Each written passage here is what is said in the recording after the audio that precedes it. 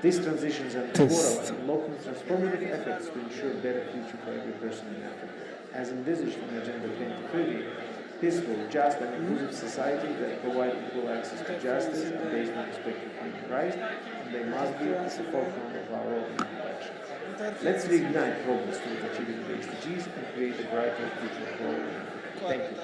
The World Food Program in Ethiopia is saving lives in emergencies and using food assistance to build a pathway to peace, stability, and prosperity for people recovering from multiple crises such as conflict, climate shocks, and disease outbreaks.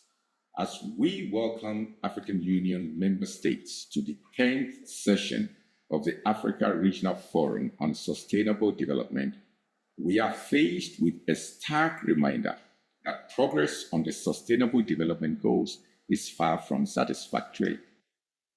We must join hands to provide sustainable, resilient, and innovative solutions that drive accelerated implementation of interventions at scale, necessary to achieve the SDGs and goals of Agenda 2063.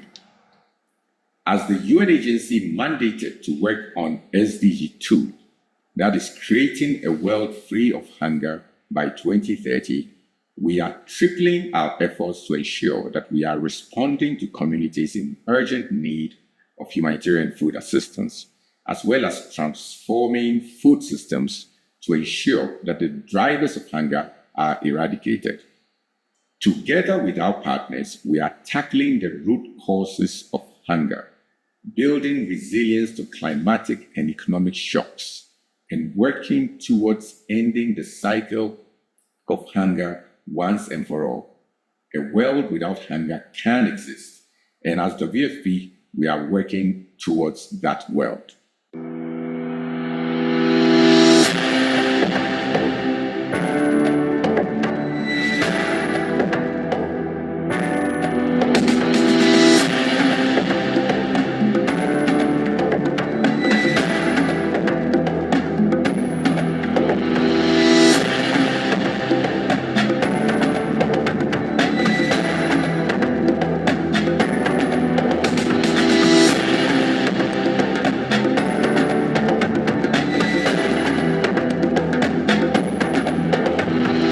Recording in progress.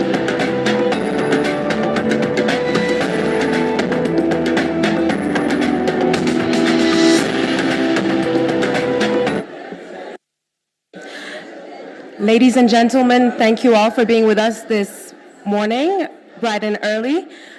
I'm please going to ask you all to start trying to find your seat as we will commence with our proceedings in a few minutes. So we want to be able to start getting seated. I see that some people are still chatting about, and that's completely understandable, but I will please urge you to try to find your seat as we will commence in a few minutes. Thank you very much.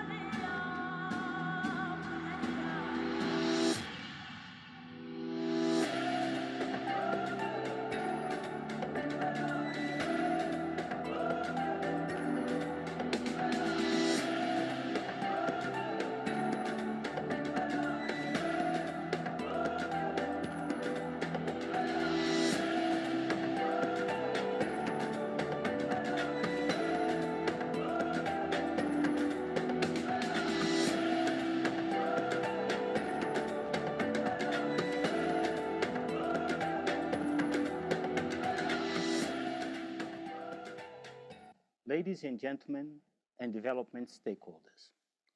On behalf of Mr. Cleve Gatete, UN Under-Secretary General and Executive Secretary of ECA, I welcome you all to Addis Ababa, Ethiopia, for the 10th session of the Africa Regional Forum on Sustained Development on the theme Reinforcing the 2030 Agenda for Sustained Development and Agenda 2063, the Africa we want of the African Union, and eradicating poverty in times of multiple crises, where stakeholders will focus on critical actions needed to eradicate poverty and deliver sustainable, resilient, and innovative solutions to achieve the goals and aspirations of the two agendas.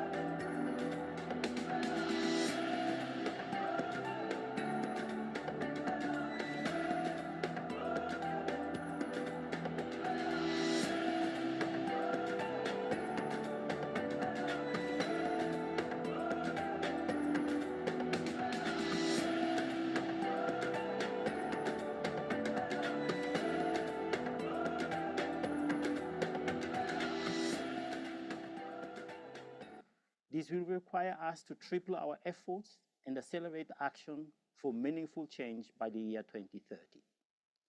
This includes a reform of the global financial architecture and addressing the SDG financing gap. Second, we can turn back the time and bring the SDGs back on track.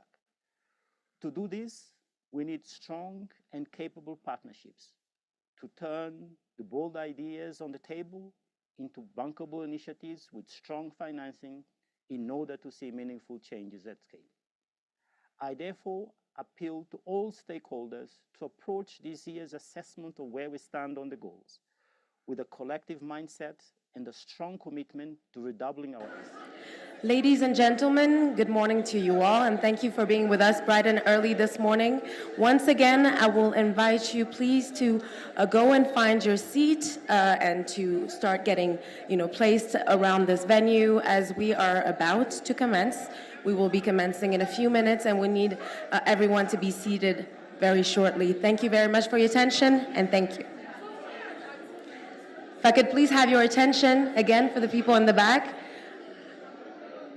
Just here urging you to please find your seat so that we can begin our proceedings. Thank you.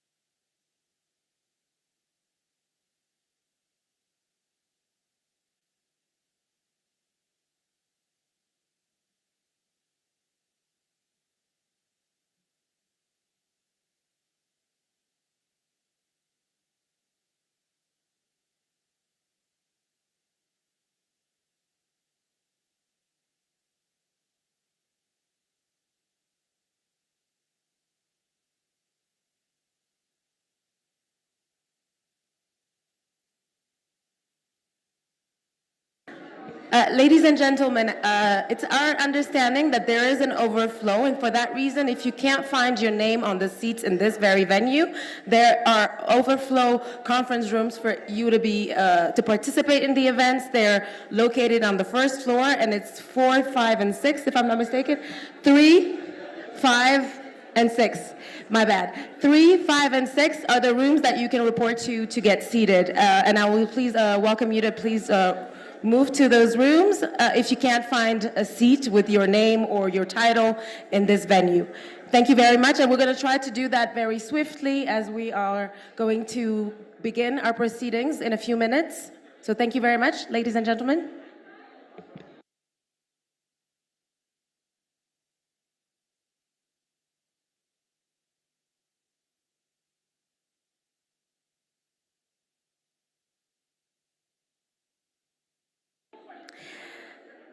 Okay, so I'm just going to correct the initial numbers I gave you. The rooms where you can report to, if you can't find your seats in this venue, are conference rooms 4, 5, and 6, and they are located on the first floor of this building. So please, ladies and gentlemen, if you haven't found a seat with your name or title in this venue, that means that you are supposed to go to these rooms that are allocated for overflow. Thank you very much for your patience, and please do report to rooms 4, 5, and 6.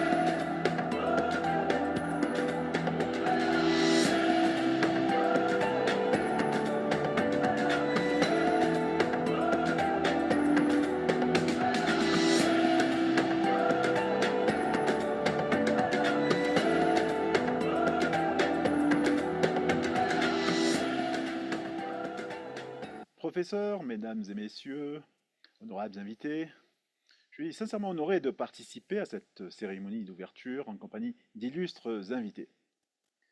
Mesdames et messieurs, l'Afrique se trouve à un carrefour où les choix que nous faisons aujourd'hui définiront en profondeur l'avenir du continent.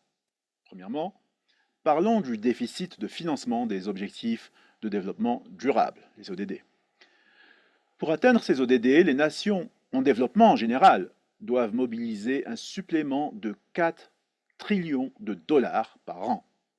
Spécifiquement pour l'Afrique, la transition vers une énergie propre, seulement une énergie propre, nécessite un investissement annuel de 190 milliards de dollars. D'ici 2030, il nous faut 500 milliards de dollars et d'ici 2050 jusqu'à 2 trillions de dollars pour améliorer l'accès à l'électricité avec une part d'énergie propre pouvant atteindre 80%.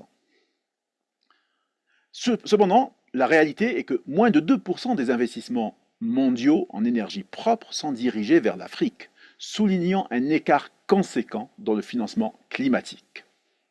Ensuite, j'aimerais aborder le fardeau croissant de la dette pour les pays africains. Les vulnérabilités liées à la dette restent élevées sur le continent. Nos nations sont souvent contraintes de choisir entre le remboursement de la dette et le financement de secteurs essentiels tels que la santé, l'éducation et les infrastructures. Le service de la dette pour les 24 nations les plus pauvres du continent devrait augmenter de 39% entre 2023 et 2024. Aujourd'hui, 21 pays africains sont soit en situation de détresse financière ou présentent un risque élevé par rapport à la dette. Avec ces quelques chiffres, on comprend aisément que les États sont dans des situations très contraignantes en matière de financement ambitieux de l'investissement. Il est donc impératif de mobiliser le capital du secteur privé et de soutenir les acteurs, les micro, petites et moyennes entreprises qui sont le moteur de nos économies. Ces acteurs génèrent de l'emploi, stimulent l'innovation et sont donc essentiels à la résilience économique. Cependant, cette mobilisation doit se faire dans le cadre d'une urgence climatique qui touche de plus en plus fortement et régulièrement le continent. La durabilité doit être au centre de cette mobilisation. Ladies and gentlemen, once again, good morning and welcome to you all. Thank you for being with us. I will again urge you to please find your seat in this venue. We're going to begin with our proceedings in a few minutes, very shortly, so we need everyone to be seated very, very shortly. And like I said earlier, if you can't find a seat with your name or your title on the seat, that means that you are meant to follow the proceedings from a different room. There are 3 conference rooms dedicated to other participants, and they are located on the first floor of this venue, of this building, and those are rooms 4, 5, and 6, located on the first floor. So if you could please report to these rooms, you will be able to watch everything on the screens as the programming goes along. So please do so as swiftly as possible because we will commence very shortly. Thank you for your understanding.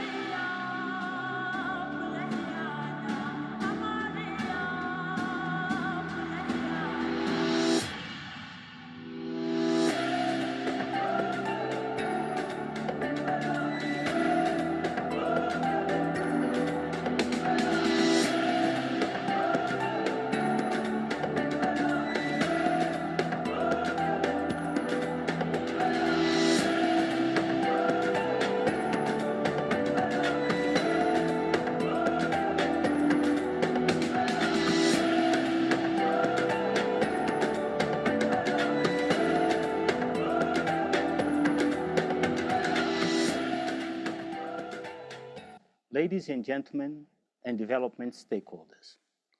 On behalf of Mr. Claver Gatete, UN Under-Secretary General and Executive Secretary of ECA, I welcome you all to Addis Ababa, Ethiopia, for the 10th session of the Africa Regional Forum on Sustained Development on the theme Reinforcing the 2030 Agenda for Sustained Development and Agenda 2063, the Africa we want of the African Union, and eradicating poverty in times of multiple crises, where stakeholders will focus on critical actions needed to eradicate poverty and deliver sustainable, resilient, and innovative solutions to achieve the goals and aspirations of the two agendas. The forum will foster peer learning and knowledge sharing. It will generate Africa's inputs to the Summit of the Future to be held in New York in September this year. As many of you know, the Summit of the Future is a timely opportunity to reinvigorate efforts to speed up implementation of the SDGs and the reform of the global financial architecture. ARFSD 10 is taking place at a time when African member states continue to face multiple crises and socioeconomic development challenges, with increasing and unsustainable debt servicing, inadequate investment towards SDG implementation, and a global financial architecture unsuitable and inadequate for the needs of the continent and beyond.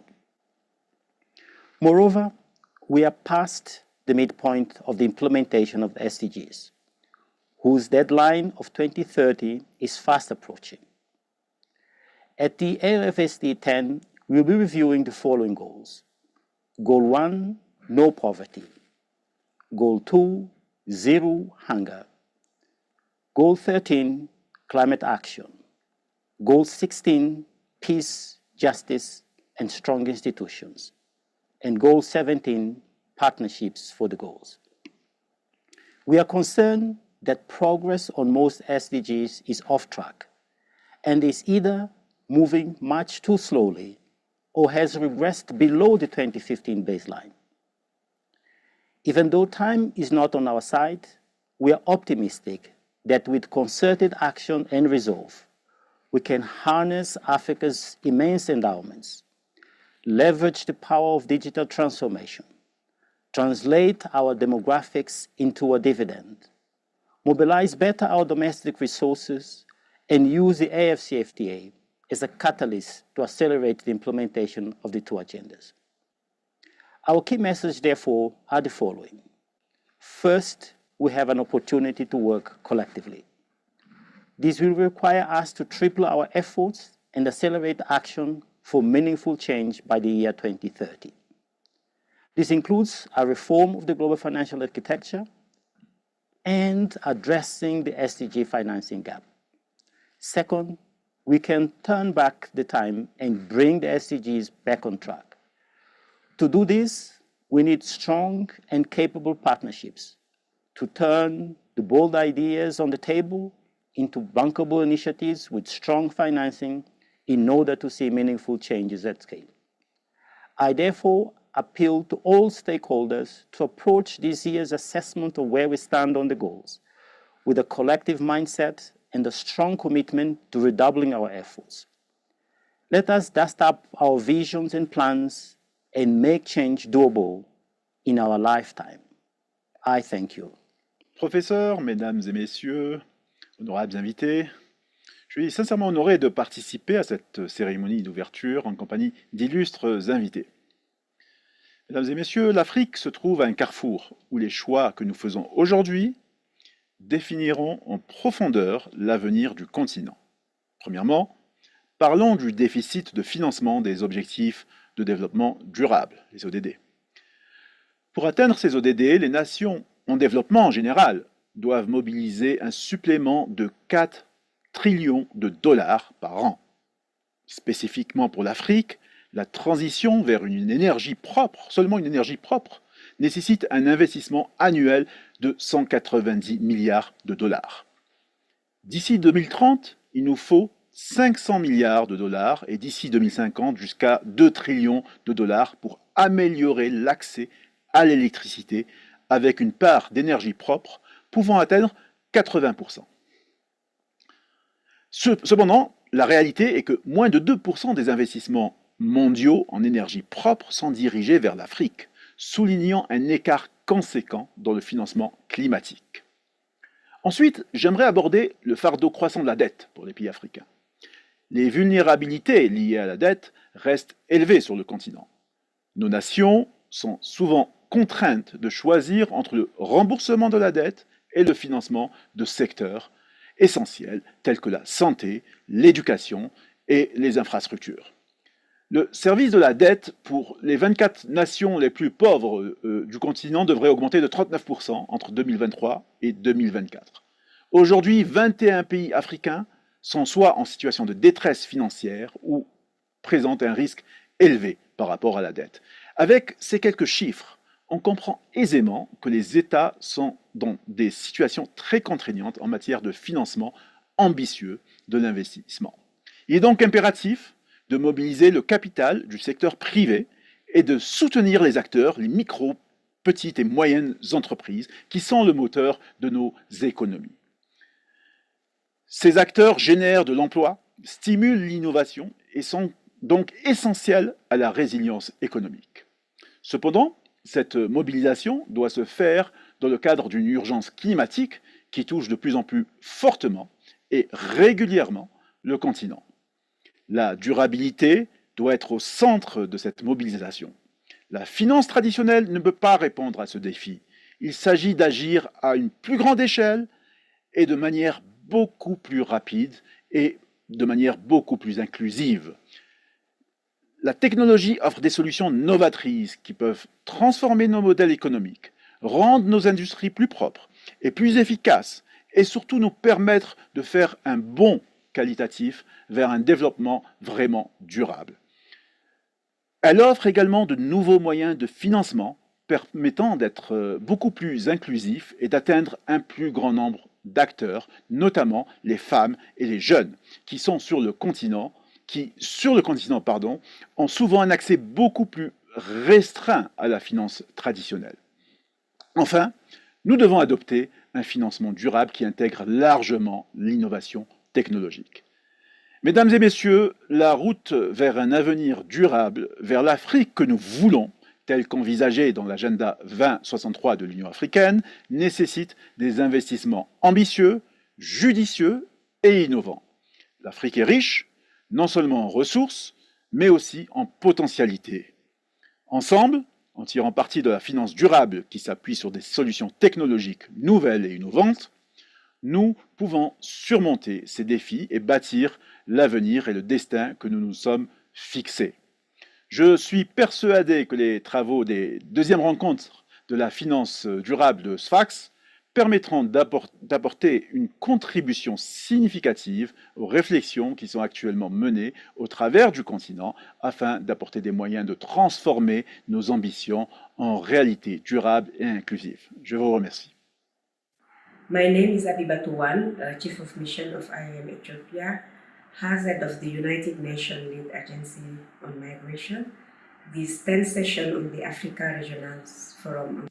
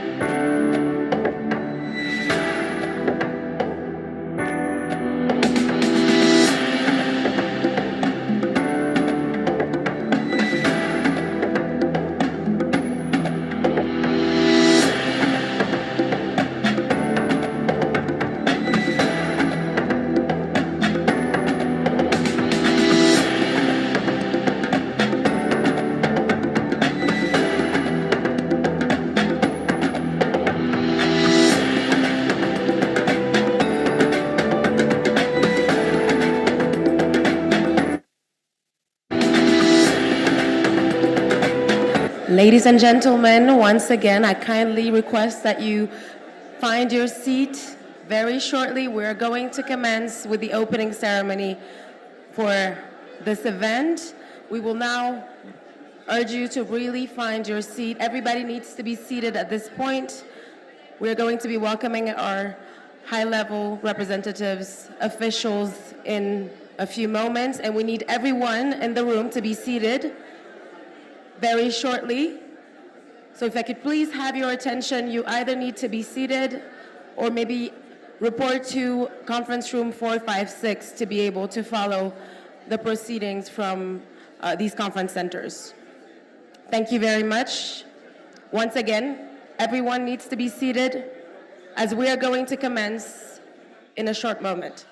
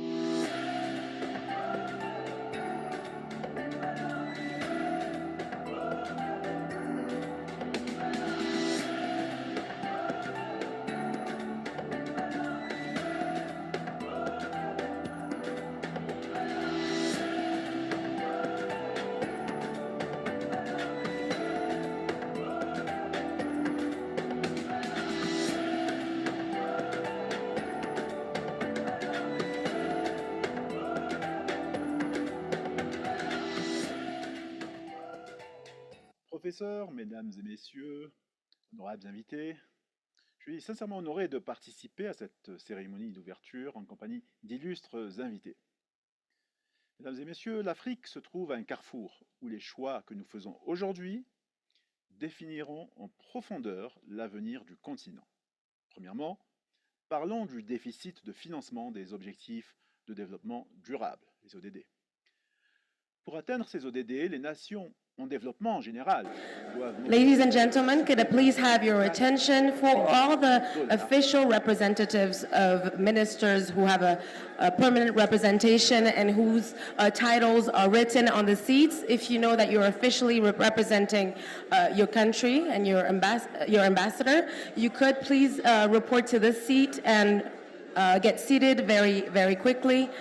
So you can just look along the first rows. There are names of the countries represented. So for all the official representatives of permanent missions, if you could please find your seat and get seated very quickly, we will be commencing shortly.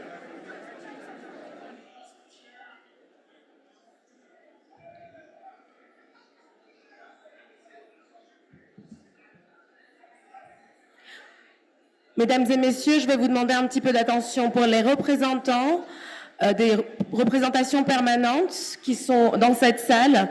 Si vous représentez officiellement vos ambassades, je vous prie s'il vous plaît de regarder donc le long des 3 premières rangées, il me semble 3-4 premières rangées de cette assemblée, de trouver votre siège, de vous installer assez rapidement. Nous allons commencer notre cérémonie d'ouverture dans quelques instants. Nous avons donc besoin d'avoir tout le monde assis dans la salle. Merci beaucoup pour votre attention.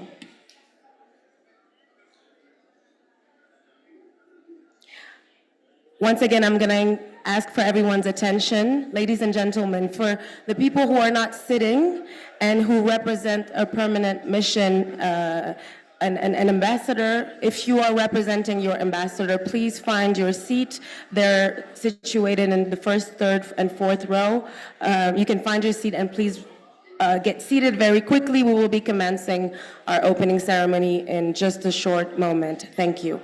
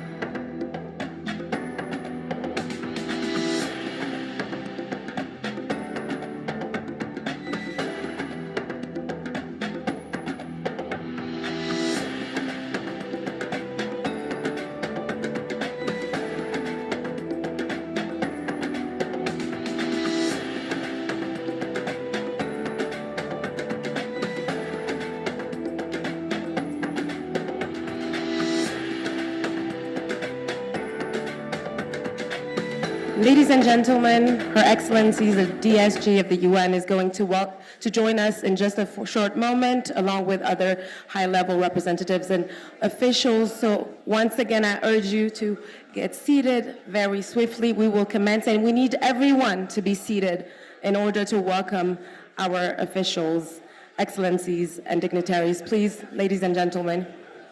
I see there are still a few people who haven't found their seats, and I urge you all to seat so we can welcome the DSG. Thank you.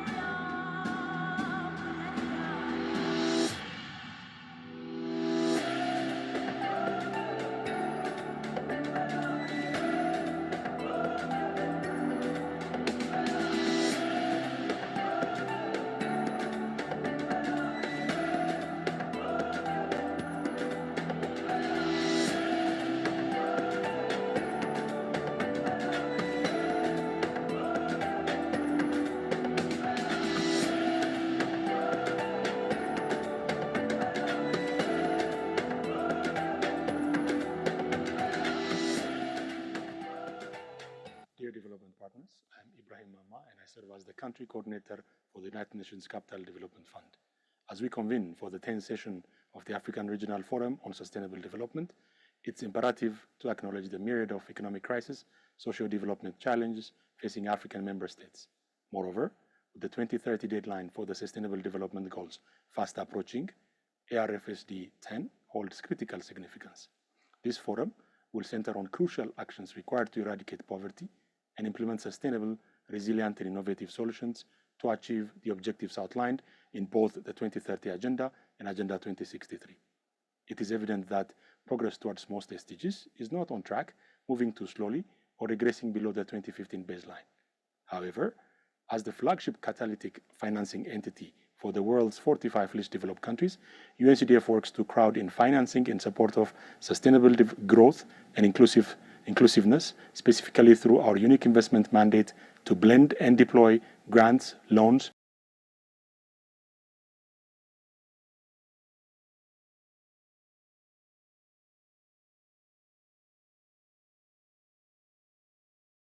stakeholders at national, regional, and global levels to ensure financial inclusion is aligned with SDG 1, no poverty, by expanding access to financial services for underserved populations. Additionally, our clean energy finance initiatives contribute to climate change mitigation efforts outlined in SDG 13 climate action by facilitating access to finance for clean energy projects. Moreover, our inclusive finance for SMEs fosters entrepreneurship and economic growth, aligning with SDG 9, industry, innovation, and infrastructure, and SDG 8, decent work and economic growth. For instance, in support of Goal 13 on climate action, we're backing the establishment of a credit risk guarantee facility in Ethiopia in collaboration with UNDP, the Development Bank of Ethiopia, and the Ministry of Water and Energy. This credit guarantee enabled 20 energy MSMEs to access $1.2 million in loans from financial institutions. Furthermore, through projects focused on access to energy, performance-based grants were provided to 2 companies to scale up the adoption of solar pay-as-you-go in rural area. By the end of 2022, these companies have managed to sell 3,000 pay-as-you-go solar products and impact over 15,000 people in off-grid areas. While we acknowledge these efforts, we are aware that more needs to be done. We are rallying action and sparing no effort on this journey. Ladies and gentlemen, the UN Deputy Secretary General is joining us in this venue, I please urge you to remain seated or find your seat as we welcome her along with other dignitaries and officials for this official ceremony, this opening ceremony that's about to commence in just a short moment. Thank you very much.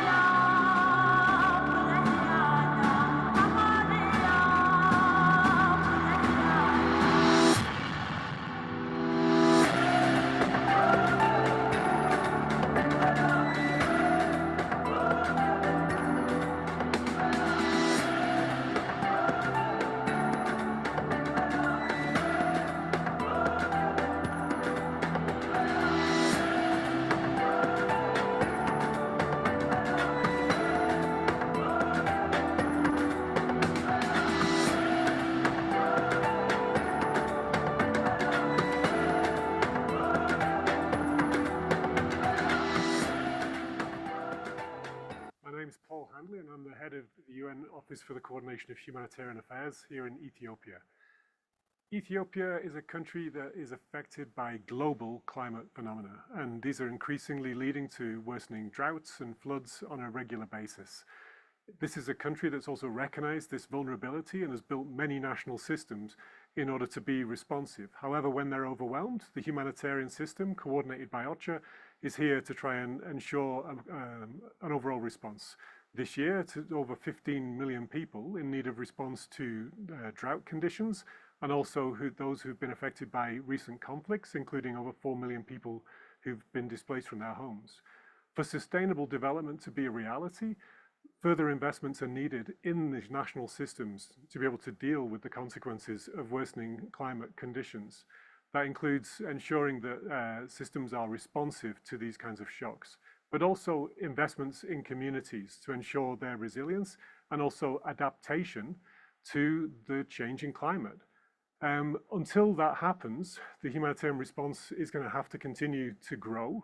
So we need further international solidarity, interagency and multi-sectoral action in order for us to minimize the need for recurrent humanitarian aid. My name is Warganesh Makonnen. As head of UNOPS multi-country office, mandated to expand implementation capacity across peace and security, humanitarian and development efforts through its project services, including infrastructure, procurement, project management, human resource, and financial management services. UNOPS supports governments, the United Nations, and other partners in achieving member states' Ladies and gentlemen, we clearly have an overflow issue, which I've mentioned a few times. We are going to commence very, very shortly. So once again, if you don't have a seat in this venue, I urge you to report to conference rooms 3, 5, and 6 on the first floor, where you can follow all the proceedings in real time, virtually. We have big screens there, and you'll be able to follow everything along. So please do so. Thank you very much. We'll be commencing very shortly.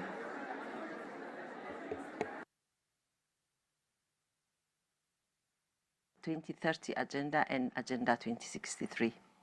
We know that progress on most SDGs is off track and is either moving much too slowly or regress below the 2015 baseline. However, the agency that is mandated to work on infrastructure, project management, procurement, HR services, and financial management, we are tripling our efforts together with stakeholders at national, regional, and global levels to ensure that Goal 1, no poverty, Goal 2, zero hunger, Goal 13, climate action, Goal 16, peace, justice, and strong institutions, and Goal 17, partnership for goals, are brought back on track at scale. For example, on Goal 13, climate action, we are talking about institutional energy through installation of solar energy to health and school facilities. We know this is not enough, but we are mobilizing action and leaving no stone unturned on this journey to rescue SDGs and get them back on track. It is doable, and this life.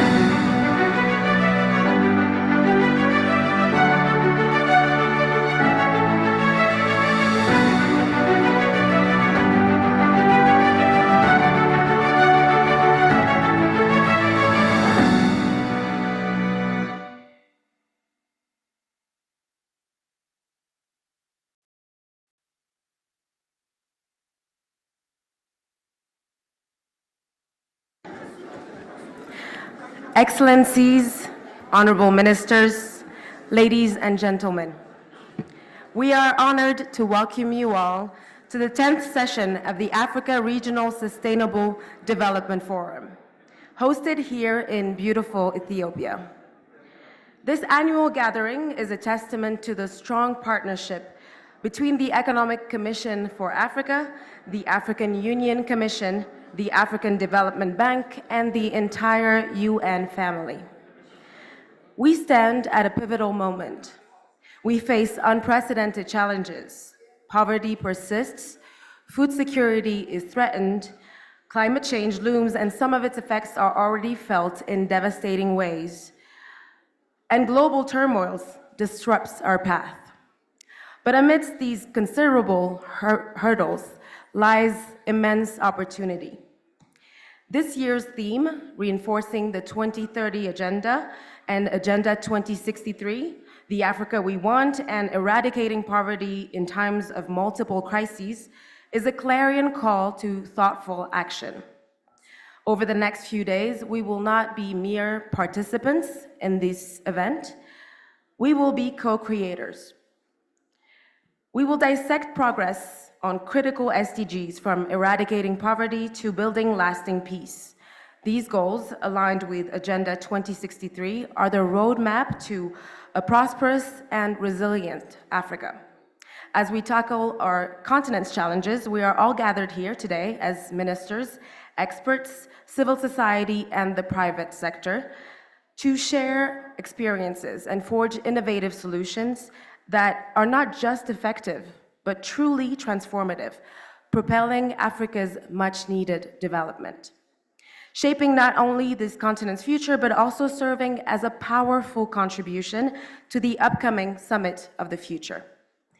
I am especially honored to acknowledge the esteemed presence of the UN Deputy Secretary General, the Prime Minister of Uganda, the Vice Prime Minister of Equatorial Guinea, the Minister of State for Planning of Ethiopia, the Minister of Hydraulics, Sanitation and the Environment of the Republic of Niger, and Chair of the Outgoing Bureau, the Executive Secretary of the Economic Commission for Africa, and the Deputy Chairperson of the African Union Commission, who grace us here with their leadership and expertise.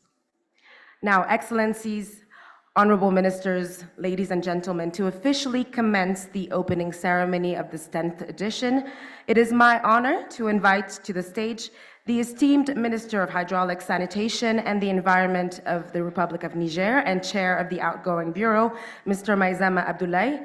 Excellence, Monsieur le Ministre Maïzama Abdoulaye, merci pour votre présence. J'ai l'honneur de vous inviter à me rejoindre sur le podium pour votre allocution d'ouverture.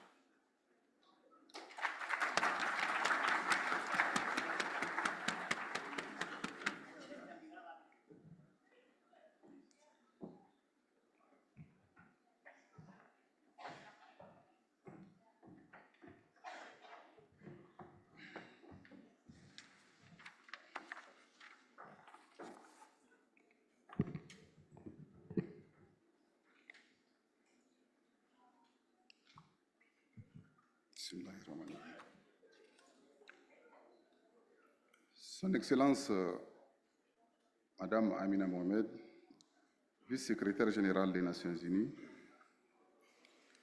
Son Excellence, Madame Robina Nabanja, Première ministre de la République de l'Ouganda,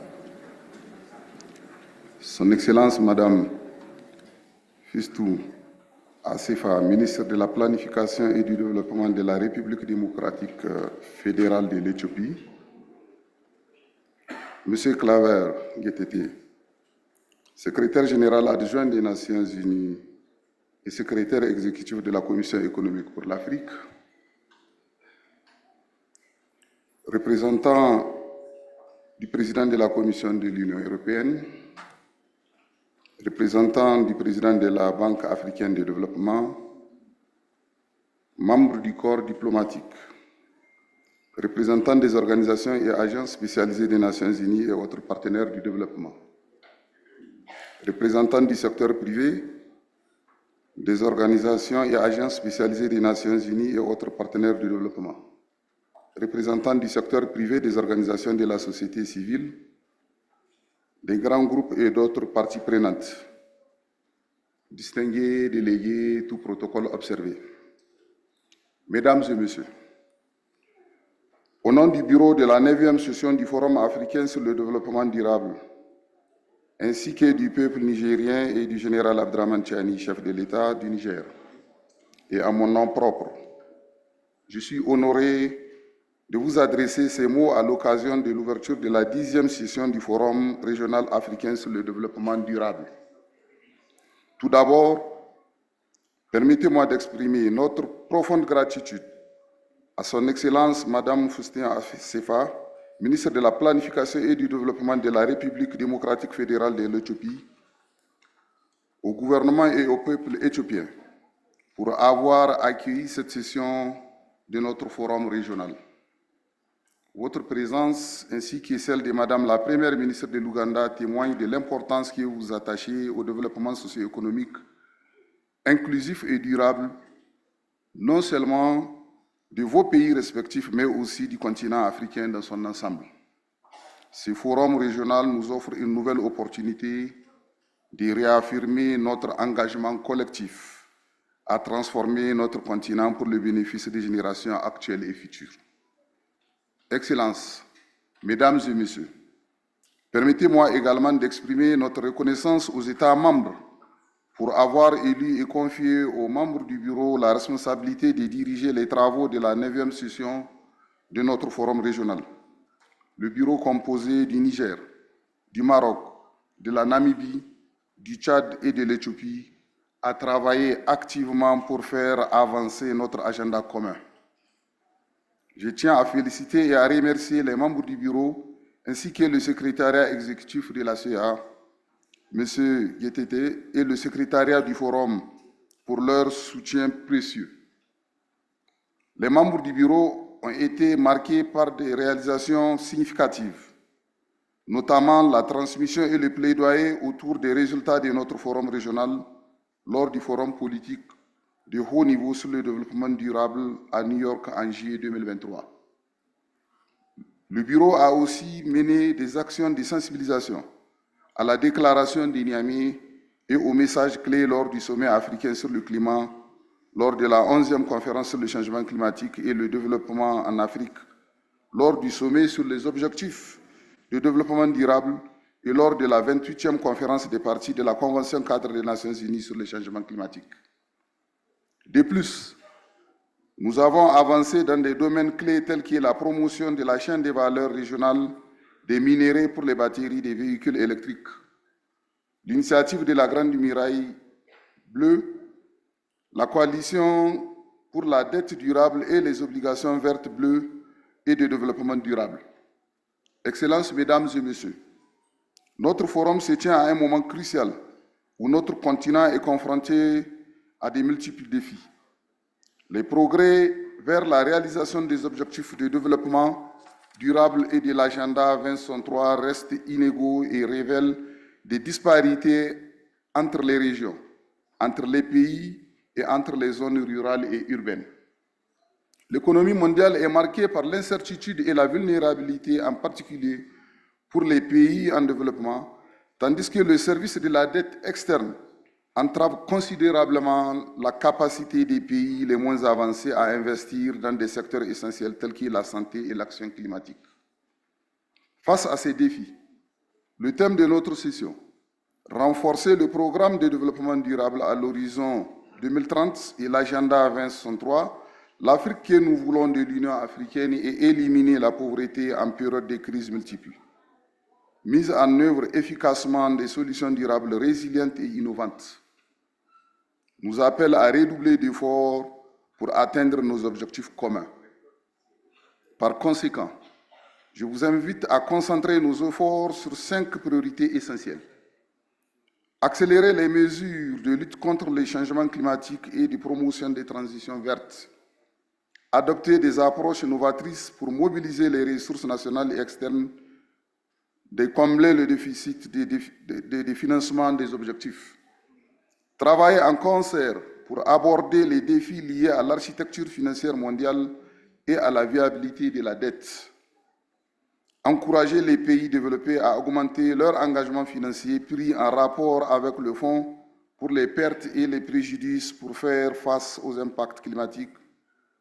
Et enfin, mettre l'accent sur l'égalité homme-femme et l'inclusion sociale. Je vous souhaite des délibérations fructueuses pendant cette session du Forum régional africain sur le développement durable et je vous remercie de votre aimable attention.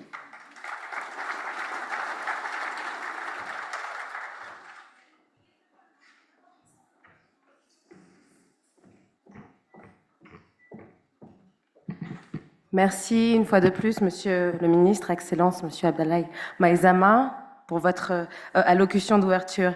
Thank you very much, Excellency, for these opening remarks. We'll now move on to our next speaker, and I will now, ladies and gentlemen, please ask you to welcome warmly the next speaker. Today we have Executive Secretary of the Economic for the Economic Commission for Africa, Mr. Claver Gatete. Please welcome him warmly, ladies and gentlemen.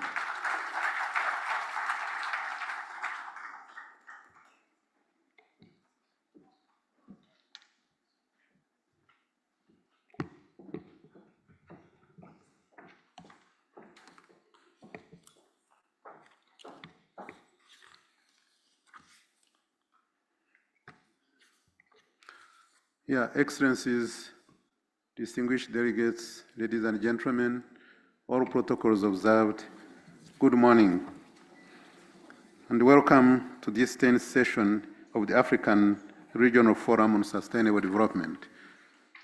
I want to start by expressing my gratitude to the government and people of Ethiopia as host of the 10th edition of this forum.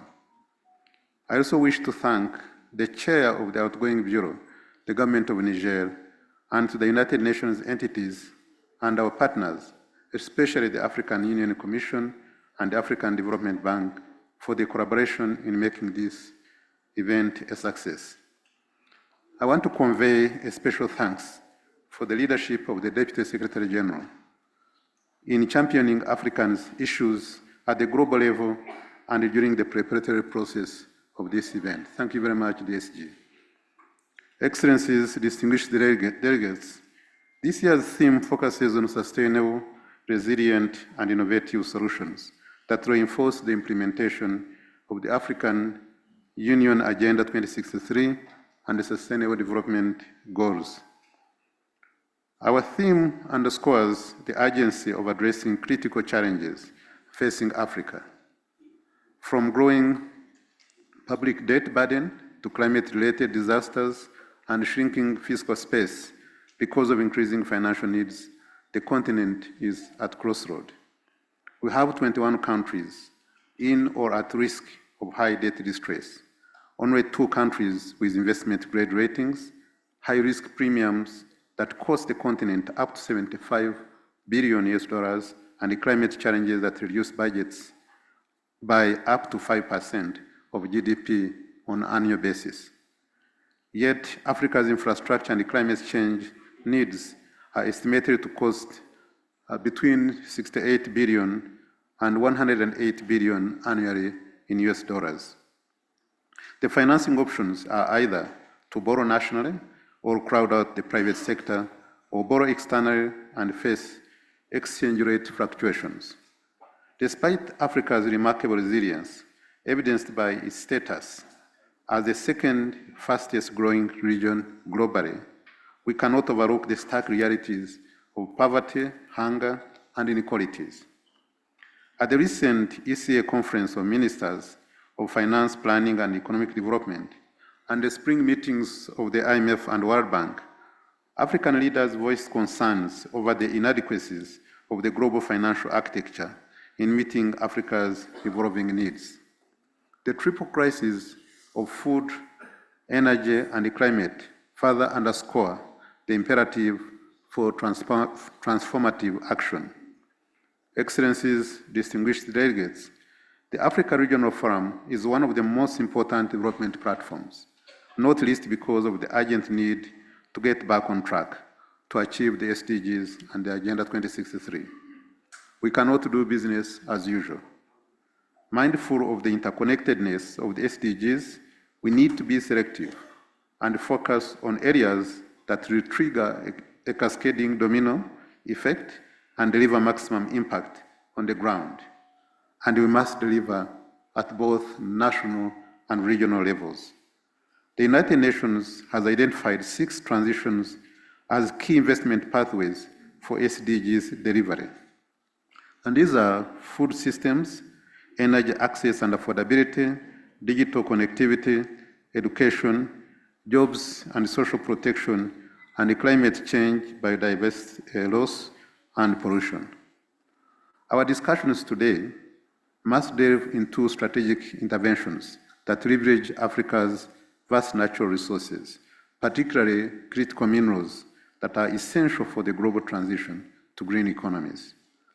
For example, recent analysis by Bloomberg estimates that the battery and electric vehicle market in Africa is expected to reach 46 trillion by the year 2052. The projected demand surge for these minerals necessitates proactive measures to harness Africa's potential wealth generation. And renewable energy stands as a backbone for sustainable development, with untapped opportunities to drive investments and promote energy security across the continent. In addition, the Africa Continental Free Trade Area presents a unique opportunity to boost agribusiness and enhance food security, a cornerstone of resilience in the face of multifaceted challenges. We must take advantage of these opportunities to turn the tide from climate disasters to climate resilience. Excellencies, distinguished delegates, collaboration remains paramount, not only among UN agencies, but also with the African Union, regional bodies, development banks, and grassroots initiatives. The Africa Regional Collaborative Platform helps us bring the regional initiatives to support UN country teams on the ground. Progress in advancing national food systems strategies in countries like South Sudan, Kenya, and Madagascar demonstrates the tangible impact of coordinated efforts at the regional and country levels. Furthermore, the African Union and United Nations partnership frameworks on development, peace, and security and humanitarian issues ensures that implementation of the SDGs go hand in hand with the Agenda 2063. It is also important to note that private sector engagement is equally critical in catalyzing transformative change, but we need to make it easier for them to do business.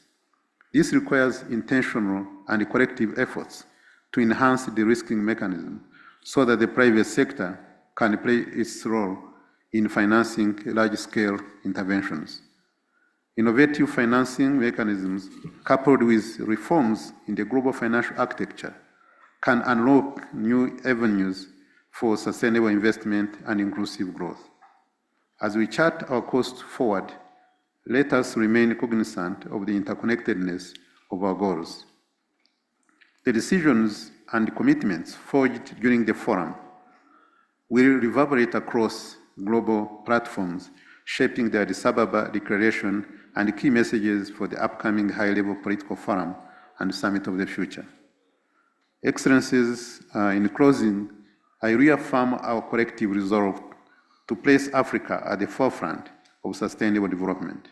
Our actions today will define the trajectory of our continent's future, ensuring that no one is left behind on the path to prosperity and resilience. The Secretary General's proposal of a $500 billion a year SDG stimulus signaled to the world that the global financial architecture system must be redesigned to leave no one behind. The inclusion of the African Union to the G20 recognizes that Africa will no longer be a rule taker, but a rule maker. Furthermore, the Global Digital Compact offers Africa the chance to level the playing field on the concentration of economic powers. Moreover, the 2025 Financing for Development Conference and World Social Summit will be a litmus test in the global rebalance towards fairness, equity, and social justice. Finally, the start of the second 10-year implementation plan of the Agenda 2063 and the midway point of the SDGs provide unique opportunities for the African Union and the United Nations to scale joint implementation. Excellencies, distinguished delegates, therefore, what forms the Addis Ababa Declaration will matter. The task before us is to demonstrate that there are no global sustainable solutions without Africa at the center. The Pact for the Future is a pact with Africa, and the entire United Nations system remains committed to working with you to deliver on the promises of leaving no one behind. I thank you very much for your kind attention.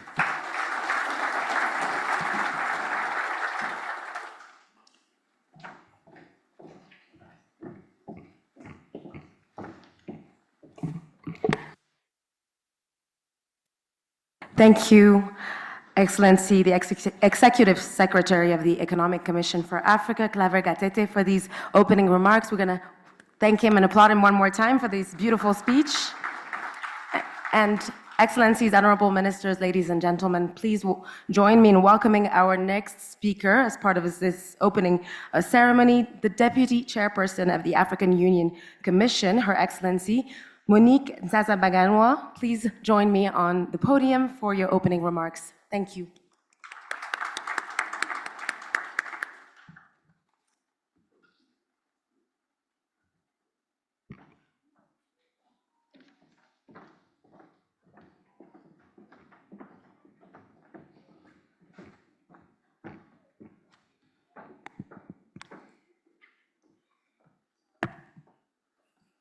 Your Excellency, Honorable Minister Maizama Blai, Chair of the Outgoing Bureau, Your Excellency, Deputy Secretary General Amina Mohammed, my dear sister, Your Excellency, our host, Minister of Planning and Development of the Federal Democratic Republic of Ethiopia, Prime Ministers here present, my dear High Sister, former President Dr. Joyce Banda, former President of Malawi, all dignitaries here present, the Executive Secretary of UNECA. Allow me to stand on already established protocol and to tell you that I'm happy to bring you greetings from the African Union Commission on behalf of His Excellency Musa Faki Mahamat and the entire Commission. We wish all the success to this important forum. Your Excellencies, you may know that here in this city of Addis Ababa, earlier this year in February, our leaders adopted the second 10-year implementation plan of the Agenda 2063.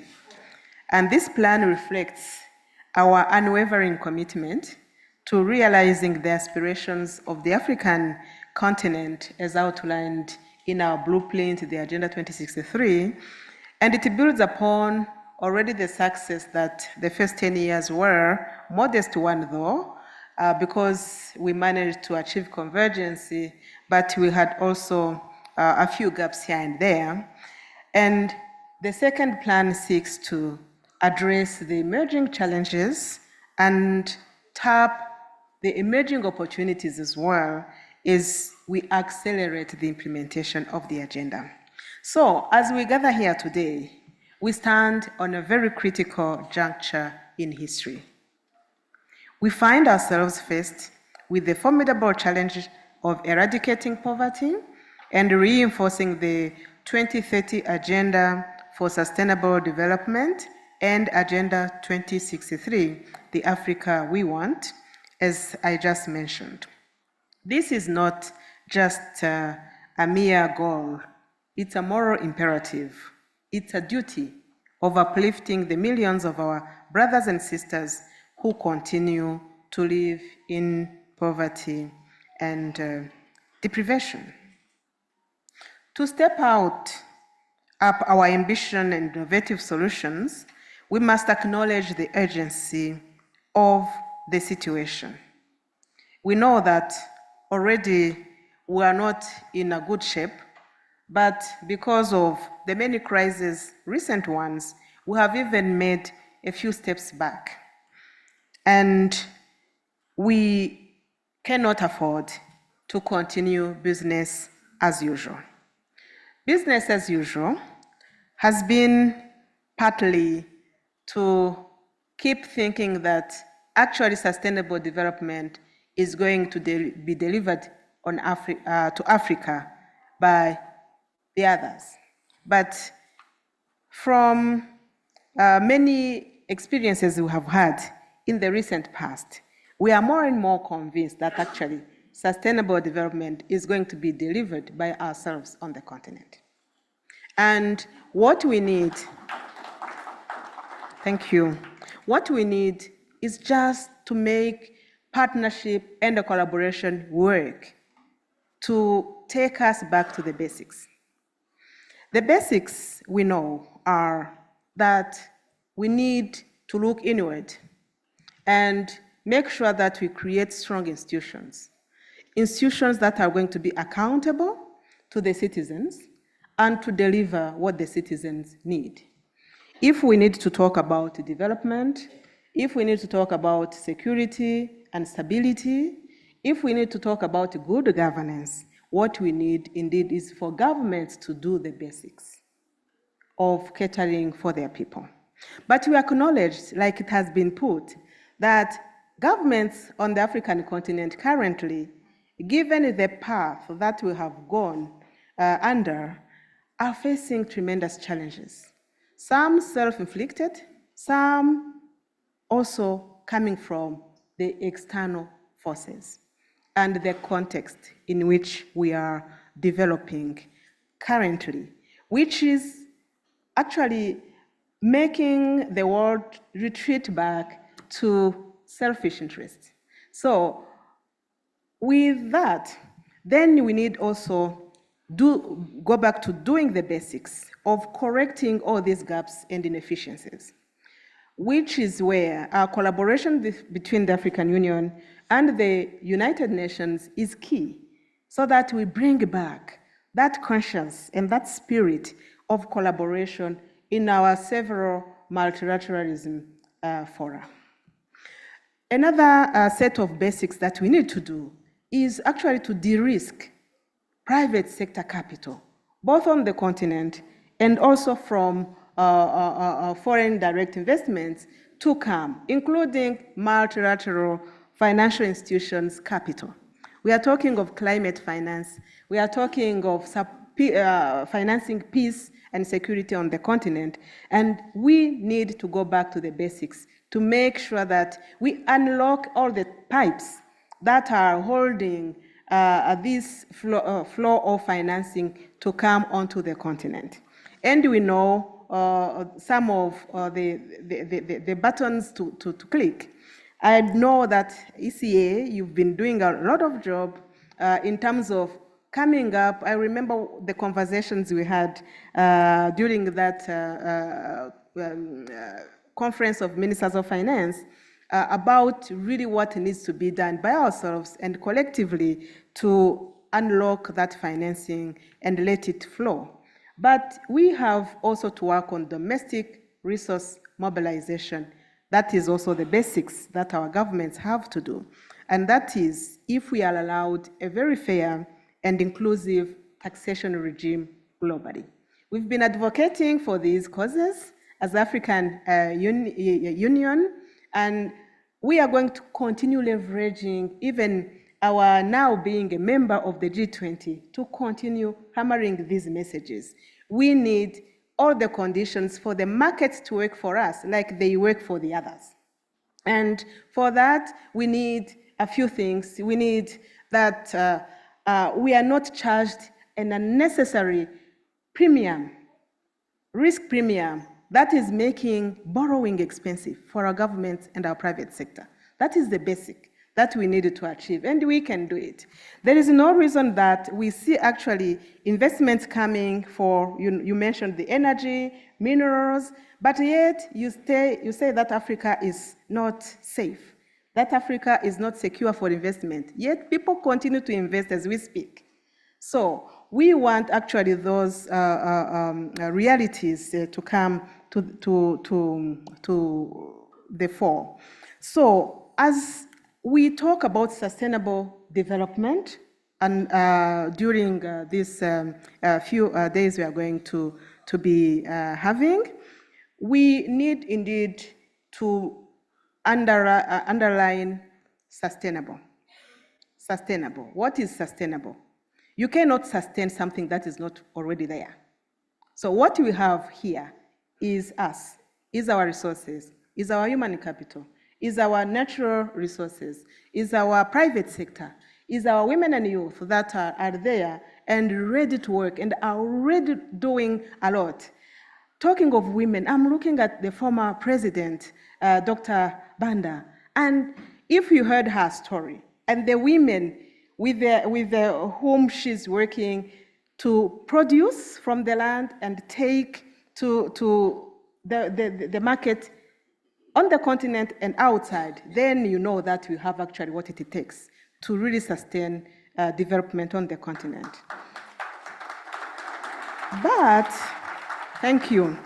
But then we were chatting and then she was telling me, my sister, the drought. And she's true.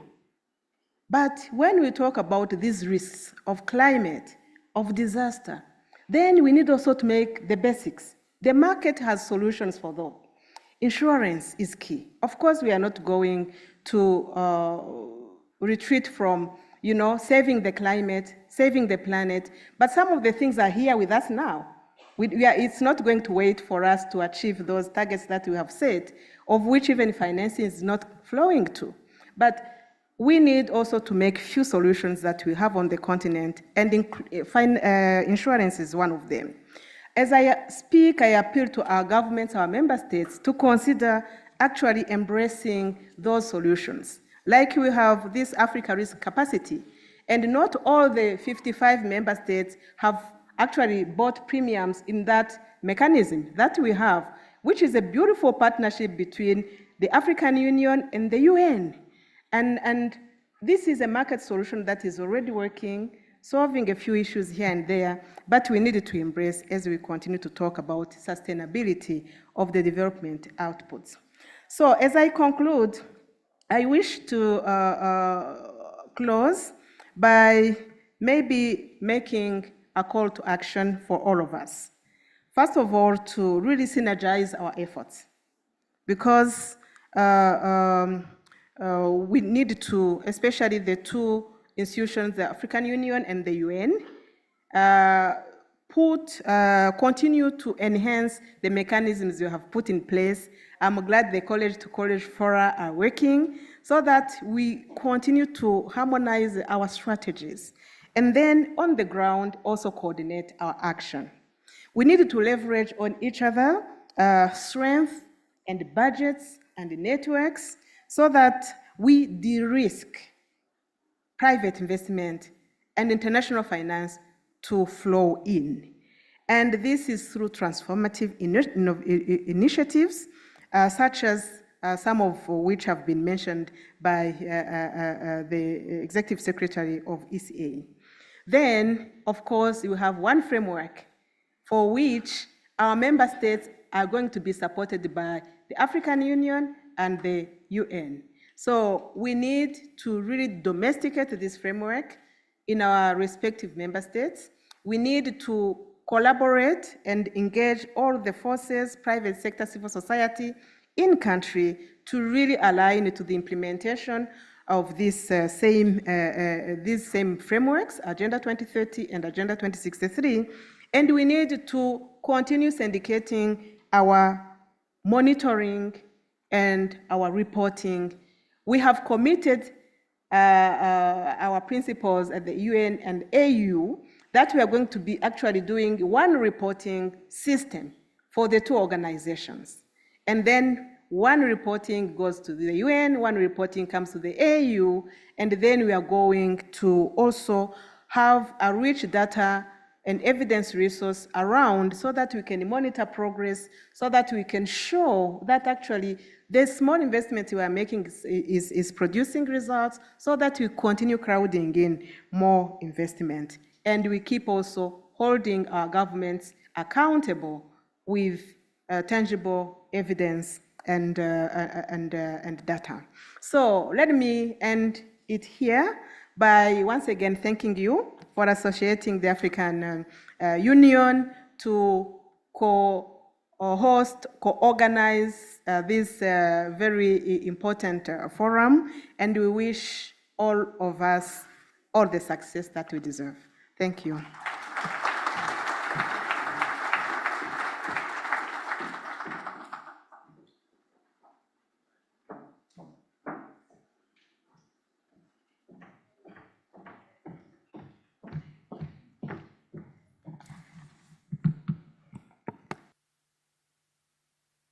Thank you again to the Deputy Chairperson of the African Union Commission for this inspiring speech, Her Excellency Monique Nzasa-Ganwa. I hope I'm saying it correctly.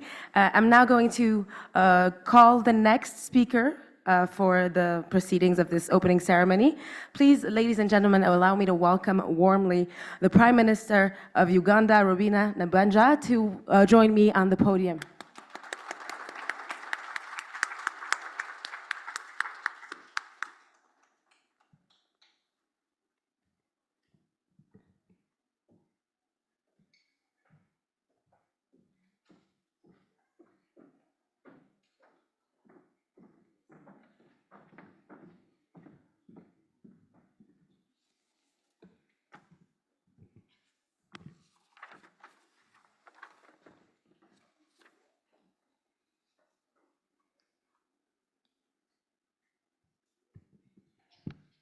the Deputy Secretary General of the United Nations, distinguished delegates, ladies and gentlemen, good morning. I bring you greetings from His Excellency President Yoweri Kaguta Museveni and the people of the Republic of Uganda.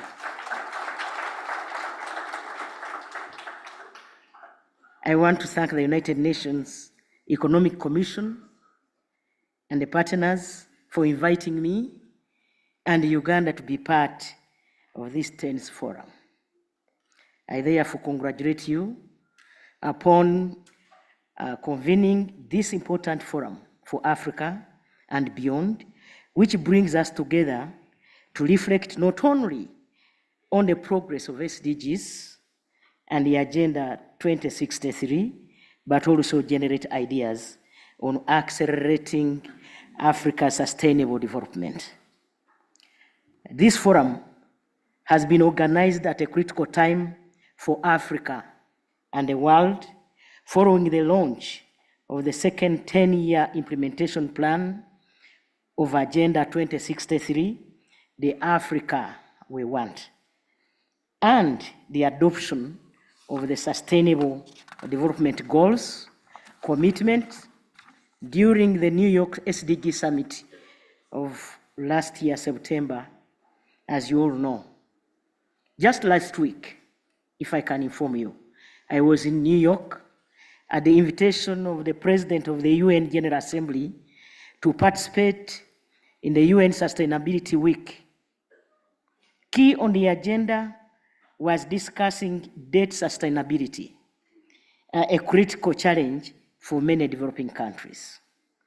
I know that many of African countries follow in the same category, and this should be an awakening call. We must stop being followers in the global discussion, but rather innovators and solution providers for many of the African challenges.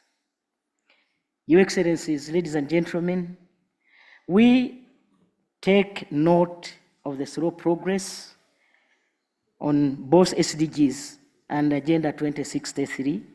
We must consciously address issues of financial or financing for these two agendas. We must, or we should, reiterate the call for the reform of the global financial architecture to ensure favorable financing terms, especially the long-term financing for developing countries, since financing is a major trigger for sustainable economic development. That notwithstanding, African government should continue to be innovative by initiating interventions that can address poverty, improve the household incomes, and other social protection programs. For instance, recently, the government of Uganda has implemented several initiatives to foster income generation and improve standards of living for all. And these include, I know some of you have this, the implementation of the parish development model, which is targeting to move the 39% of our population who are still in subsistence production to money economy. Additionally, Uganda government is implementing the Youth Livelihood Program. We have another program called EMYOGA, Women Entrepreneurship Fund, the Small Business Recovery Fund, Agricultural Credit Facility, among others. All these programs aim at leaving no one behind in the journey of sustainable development. Your Excellencies, Uganda, like many other countries, has come up with key commitments to accelerate sustainable development. And these commitments are in areas of strengthening trade financing, and investment mechanisms, climate smart agriculture, strengthening data production approaches, science, technology, and innovation as a driver for sustainable economic growth of all citizens. As such, I urge the international community to continue supporting and promoting global and country-level policy space in science, technology, and innovation. As you all know, Uganda is the chair of both non-allied movement and G77 plus China.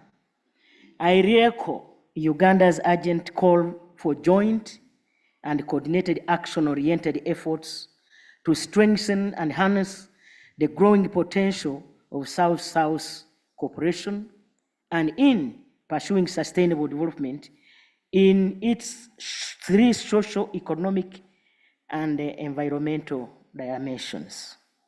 As such, and as Africa, we must remain focused to the fact that regional trade has the potential to back regional and national development, and that it can lead to greater economic and political cooperation. We must take advantage of the African continental free trade area, which is approximately 1.4 billion people. The East African Community, COMESA, ECOWAS, and to stop exporting raw materials, but add value to our materials and agricultural products and foster trading among ourselves. The earlier we did this, the better for the African people. The strengths of Africa should be used to exercise considerable influence, particularly at the UN, for effective transformation process for the better of a common future.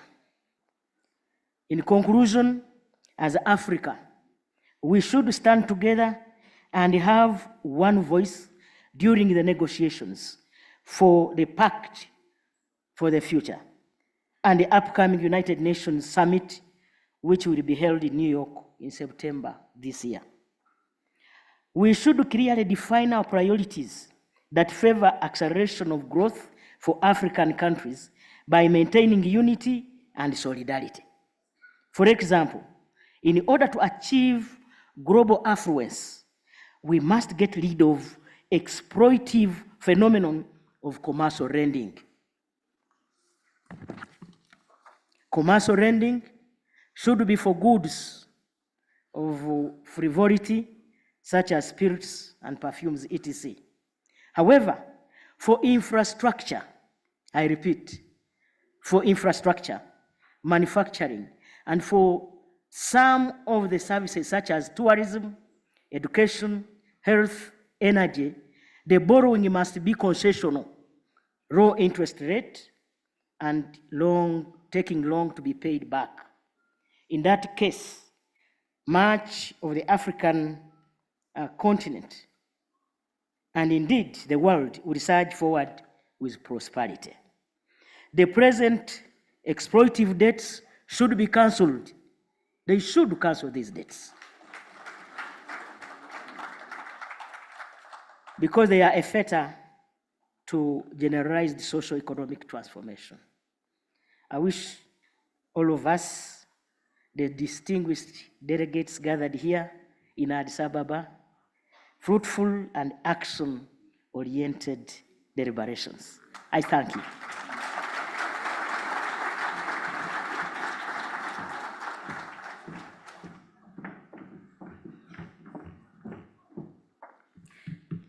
Thank you very much, Her Excellency Prime Minister of Uganda, Robina Nabanja, for this speech. Ladies and gentlemen, I will now welcome our next speaker as part of this opening ceremony.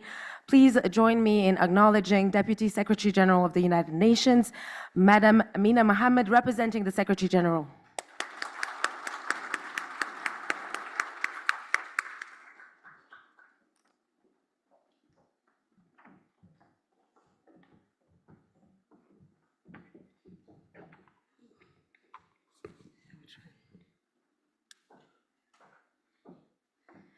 Thank you.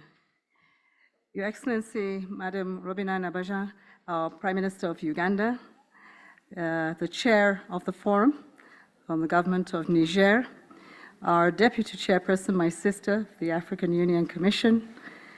I'd like to recognize Mama Joyce Banda, our former President of Malawi. Excellencies, our UN colleagues here, ladies and gentlemen. Let me begin by thanking the government and the people of Ethiopia for hosting this year's African Regional Forum on Sustainable Development, and a warm welcome, and I welcome also our Minister for National Planning and Development. I would like to thank the chair of the forum, Government Niger, for the leadership that they have shown over the past year in helping us to navigate the headwinds of development and economic prosperity for the continent.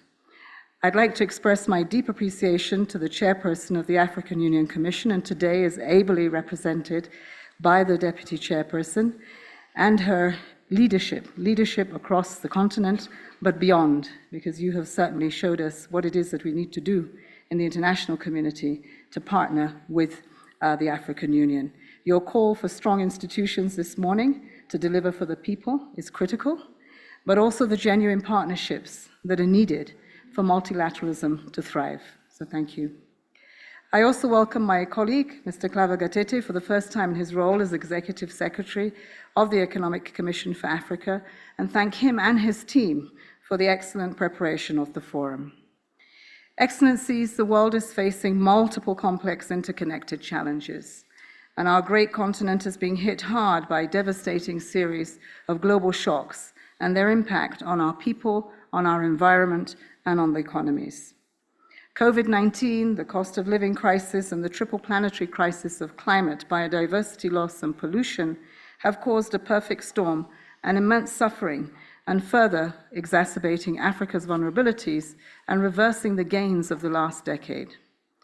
Conflicts and instability near and far are thriving, causing untold suffering and further jeopardizing the African Union's goal of silencing the guns at achieving sustainable development. Debt servicing is at an all-time high due to external shocks and is squeezing the economies on this continent dry, leaving very little fiscal space or nothing to invest in sustainable development, often at the expense of education and health services. Developing economies are exacerbated by what we would say is a new bad norm of low investment, low growth, and stalled progress on the Sustainable Development Goals. As we pass the halfway point of the SDGs and complete the first decade of implementing the African Union's 2063 agenda, our sustainable development efforts are at risk of failure. We can demonstrate some significant strides towards sustainable development gains, but they remain fragile.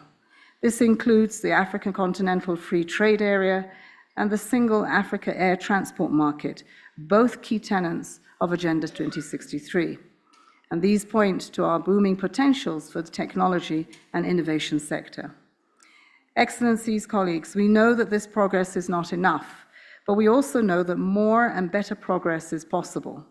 At the SDG Summit last September, governments endorsed a bold political declaration recognizing means of implementation, finance, trade, capacities, technology, as the key barrier to achieving progress. In the face of multiple crises, development countries are not accessing the finance they need at the scale and in the time with a sense of urgency. The gap is enormous. An additional $4 trillion must be invested every year to 2030 to have a chance of achieving the SDGs globally. In other words, we desperately need to increase the flow of capital. Yet today, capital into the developing world has gone into reverse. Bondholders and commercial banks have taken over $300 billion out of developing countries over the last 2 years. International financial institutions are trying to buttress countries, but have been unable to stem the tide. Net transfers from IFIs to developing countries fell by more than half last year. Excluding concessional flows, they fell to zero. This reversal of capital is partly a story of debt. Since 2010, Africa's debt increased by 183%, roughly 4 times higher than the region's growth rate in dollar terms. These debts are now maturing, obliging countries to confront heavy debt service to satisfy their creditors. Rising interest rates have now pushed debt service far higher through no fault of those who took the debt in the first place. Total debt service accounted for a staggering 47.5% of government revenue in sub-Saharan Africa last year. This has crowded out expenditure on essential services as well as investments in the continent's future. 20 out of 54 countries are at high risk or already in debt distress. With high debt service comes limited fiscal space. This is further exacerbated by years of emergency spending to respond to global shocks and little growth in revenue, reflecting slow economic growth and modest progress in growing the tax base. It is why the Secretary General has called for an SDG stimulus of at least $500 billion a year to scale up affordable long-term financing for developing countries, alongside a series of structural reforms to the very institutions and rules that make up the international financial architecture. Africa's leadership and collective voice will be essential to making the SDG stimulus a reality and taking decisive steps towards a global financial architecture that is more equitable, resilient, responsive, and accessible to everyone. Excellencies, colleagues, the political declaration is only a first step. It must be followed by concrete, ambitious, and transformative action that will put us on the path to deliver the SDGs by 2030, but also the ambitions of the continent by 2063. In this regard, it is essential that we scale up action on key transitions and investment pathways that can accelerate progress across the goals. Both regionally and nationally, we are seeing opportunities for critical transitions that can move progress. It has always been said that we don't bring enough clarity to the agenda, that we take everything and that the agenda is too ambitious. But it cannot be ambitious for a continent that has this much potential in terms of its human resource, over 70% of our youth. Allow me to highlight 4 areas in particular. First, inclusive and sustainable energy, which powers sustainable development. And let me say here, with a just transition. For a just transition requires resources. We cannot be expected to see African economies transition to a green, sustainable energy without the investments that are required. African countries are making tangible progress in securing access to sustainable energy. Access to electricity rose by nearly 10% in the last 6 years. But Africa is also home to 60% of the world's most coveted solar resources. But the continent only attracted 2% of global investments in renewable energy over the last 2 decades. This underinvestment means a continent with the potential to be a renewable energy superpower, lagging with just 1% of installed solar capacity. We are also home to a significant proportion of the minerals critical to the global renewals revolution, an immense potential source of wealth. It is worth remembering that the electric vehicles value chain is estimated to be worth nearly $60 trillion by 2050, a huge potential market for African renewables. As Africa seeks maximum benefits from this market, resource extraction must not undermine the livelihoods of the vulnerable. The Secretary General's panel on critical energy transition minerals is critical to ensure that we do not repeat the past patterns of exploitation. Finance is also vital to rolling out renewables more widely, but we need to take a systematic approach at home. Governments must set ambitious renewable energy targets to contribute to the goal of tripling renewables capacity by 2030 and shift subsidies from fossil fuels to renewables to better participate in global supply chains for critical minerals like copper, cobalt, and other materials. Rwanda's Renewable Energy Fund to tackle electricity accessibility challenges in the remote and mountainous rural areas is a good example, as are Ethiopia's policies and strategies to promote green energy use. By putting forward NDCs that usher in the energy transition, countries do have an opportunity to comprehensively address these challenges.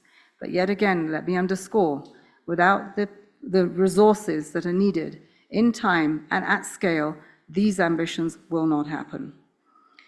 Second, sustainable food systems. After a long period of improvement, hunger has worsened substantially in Africa, around 280 million people undernourished, and an increase of 57 million people since COVID-19 pandemic.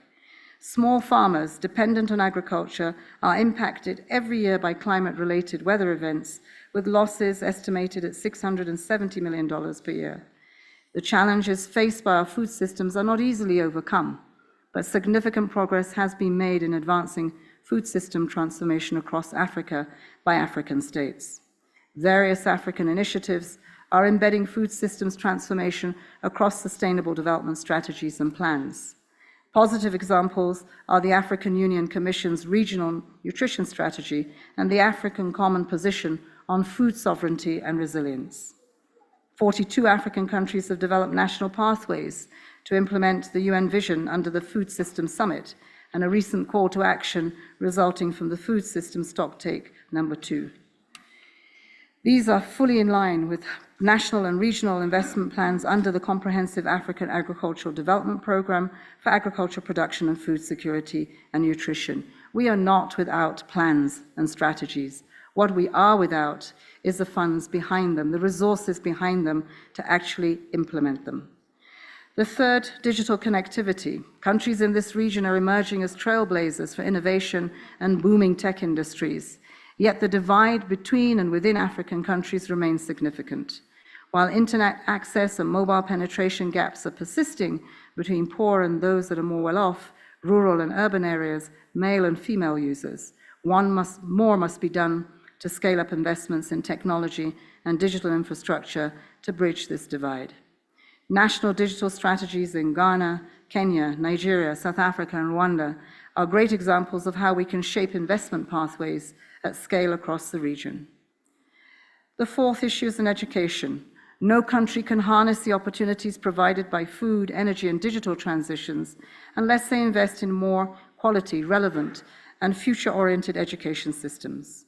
The AU's decision to make 2024 the African Year of Education and its comprehensive 10-year continental education strategy for Africa speaks to the strong recognition of this fact by African leaders. So too does the progress being made in the area of education by several countries, from Sierra Leone to Kenya to Cote d'Ivoire to Namibia. This echoes the spirit of possibility and determination that emerged again from the UN's Transforming Education Summit in 2022.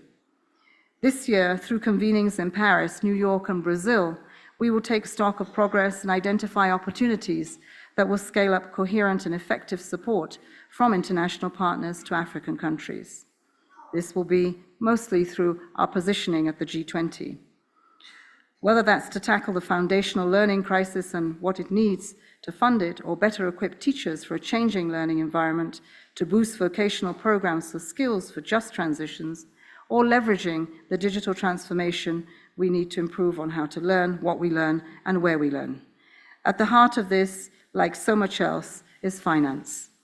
Now is the time to rethink austerity-oriented international policies, reduce debt servicing costs, and ensure a more equitable global taxation system so that African countries can do what we know they want to do, to invest more efficiently, more equitably in capacities and the skills of their people. Excellencies, across this work, the UN Development System is your partner.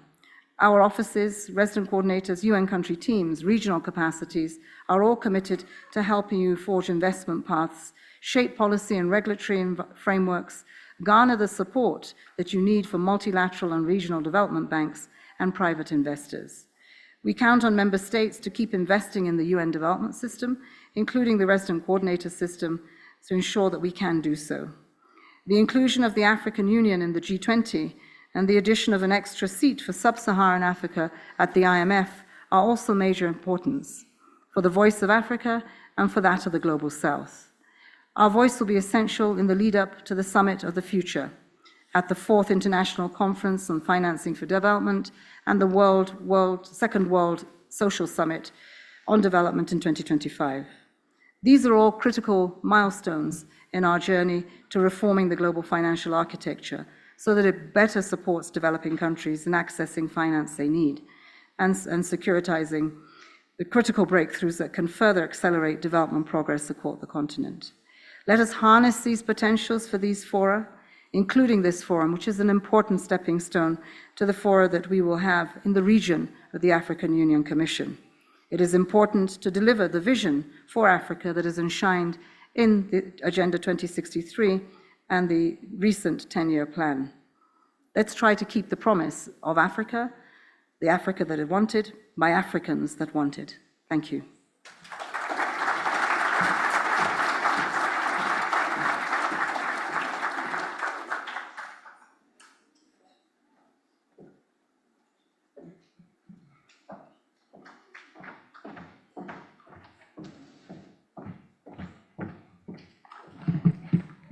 Thank you again, Madam Amina Mohammed, Deputy Secretary General of the United Nations, for this address.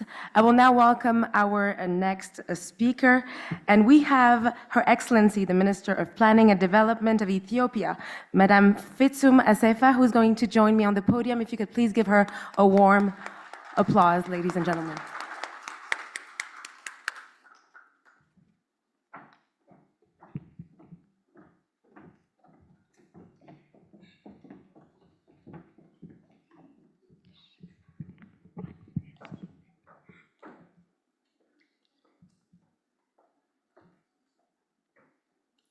Your Excellency Amina Mohammed, Deputy Secretary General of the United Nations, Your Excellency Dr. Monique, Chairperson of the Deputy Chairperson of the African Union Commission, Your Excellency Mezima Abdullahi, outgoing Chair of the Bureau, Your Excellency Clever Gate, Executive Secretary of UNECA, Your Excellencies, former Presidents, Excellency Prime Ministers, heads of delegations, ministers, ambassadors, distinguished guests, ladies and gentlemen, all protocols observed, I would like to extend greetings on behalf of Ethiopian people and government. Good morning to all of you.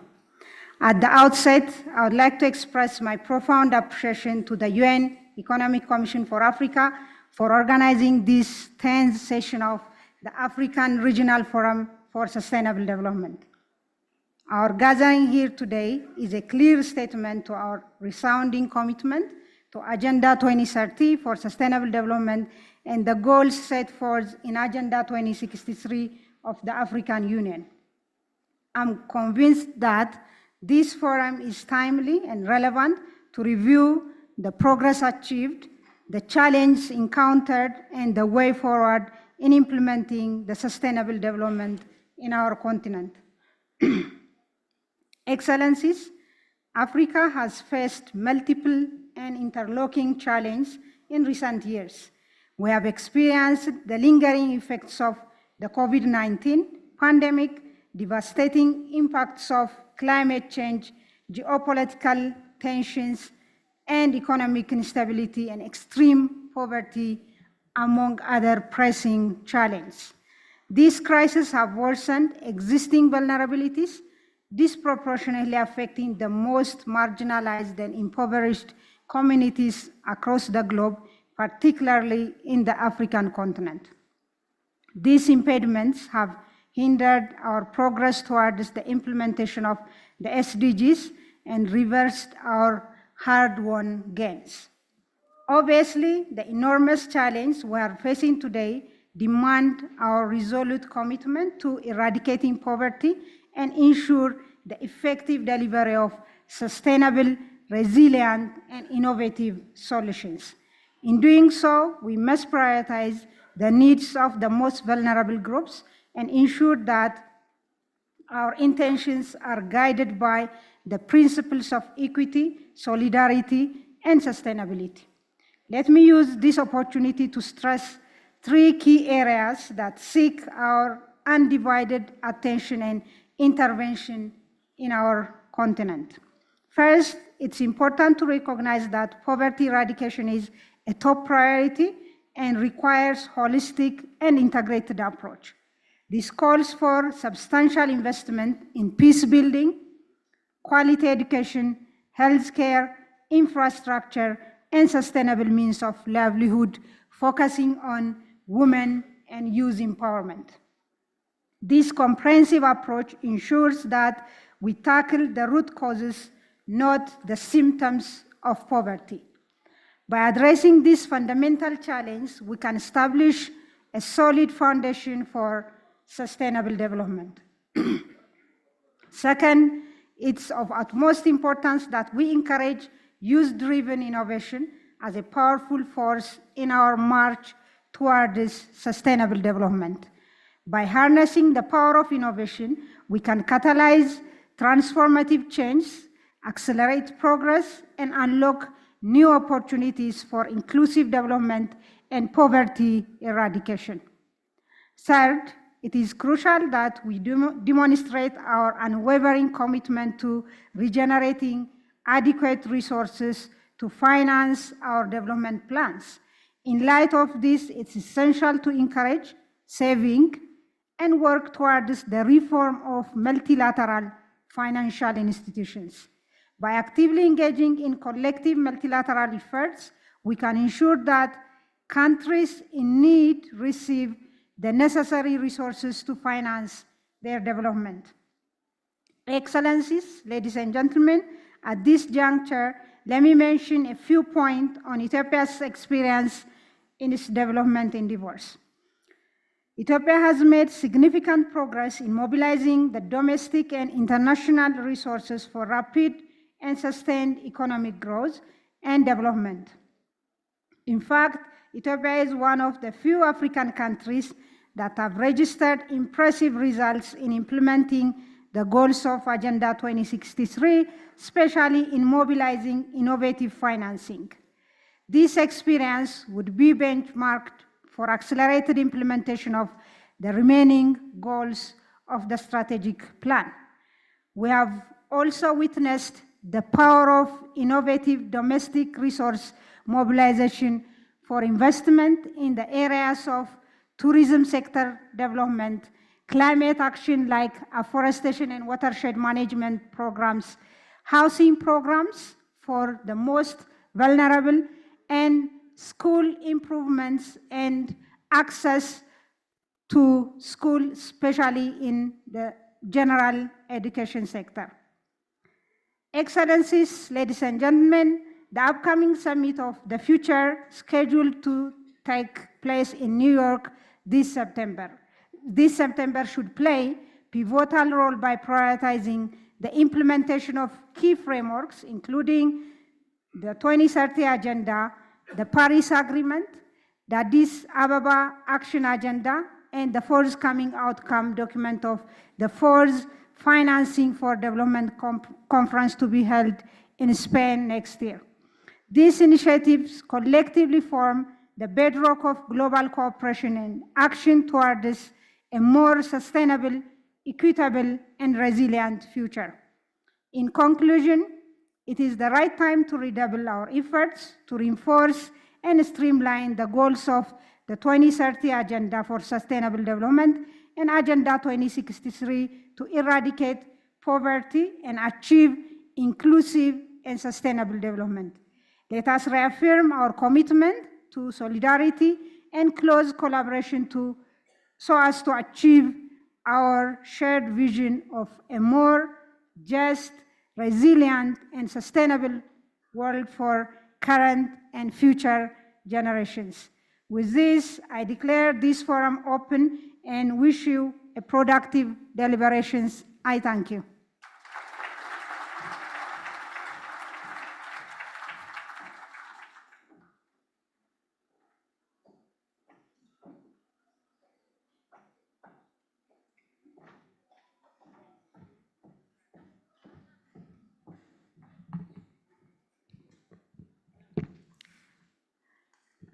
Thank you, Your Excellency, Madam Fitso Masefa, Minister of Planning and Development of Ethiopia. And this opening address marks the end of this opening ceremony. Thank you, Your Excellencies, for your esteemed presence. To commemorate this momentous occasion, I would now like to invite our esteemed dignitaries to join us for a family photo.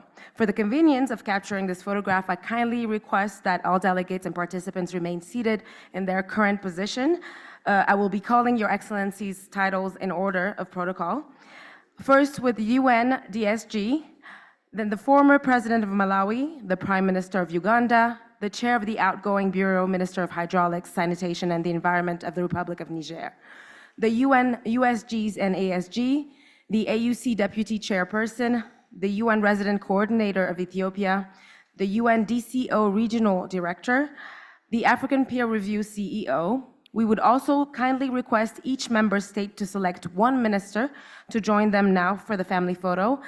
Your Excellencies, our protocol officers will be guiding you downstairs for this official family photo. And in the meantime, like I said, all delegates and participants must remain seated in this room. We'll be back here in a few minutes. Please remain seated.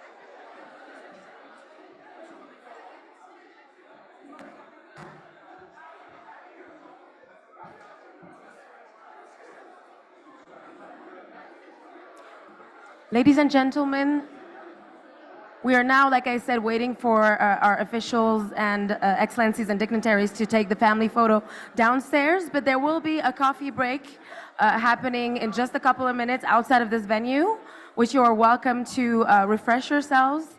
And then we will be back here in 30 minutes max to begin our first high-level panel, which I'm excited for, and that will be moderating.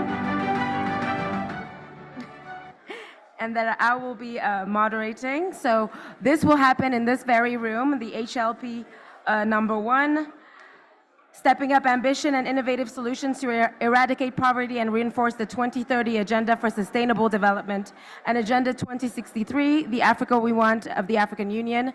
That will happen here in 30 minutes. Thank you to be back here in 30 minutes for HLP 1.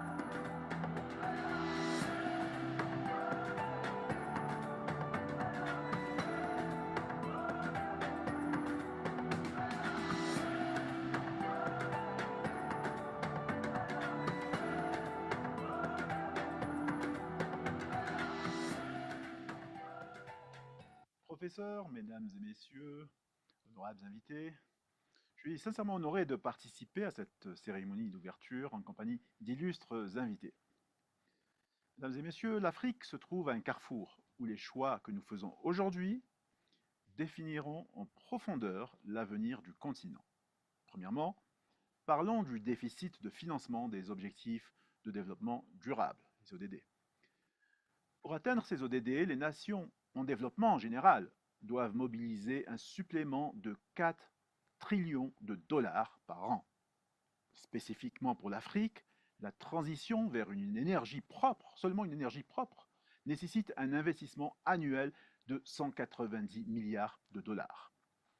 D'ici 2030, il nous faut 500 milliards de dollars et d'ici 2050 jusqu'à 2 trillions de dollars pour améliorer l'accès à l'électricité avec une part d'énergie propre pouvant atteindre 80%. Cependant, la réalité est que moins de 2% des investissements mondiaux en énergie propre sont dirigés vers l'Afrique, soulignant un écart conséquent dans le financement climatique. Ensuite, j'aimerais aborder le fardeau croissant de la dette pour les pays africains. Les vulnérabilités liées à la dette restent élevées sur le continent.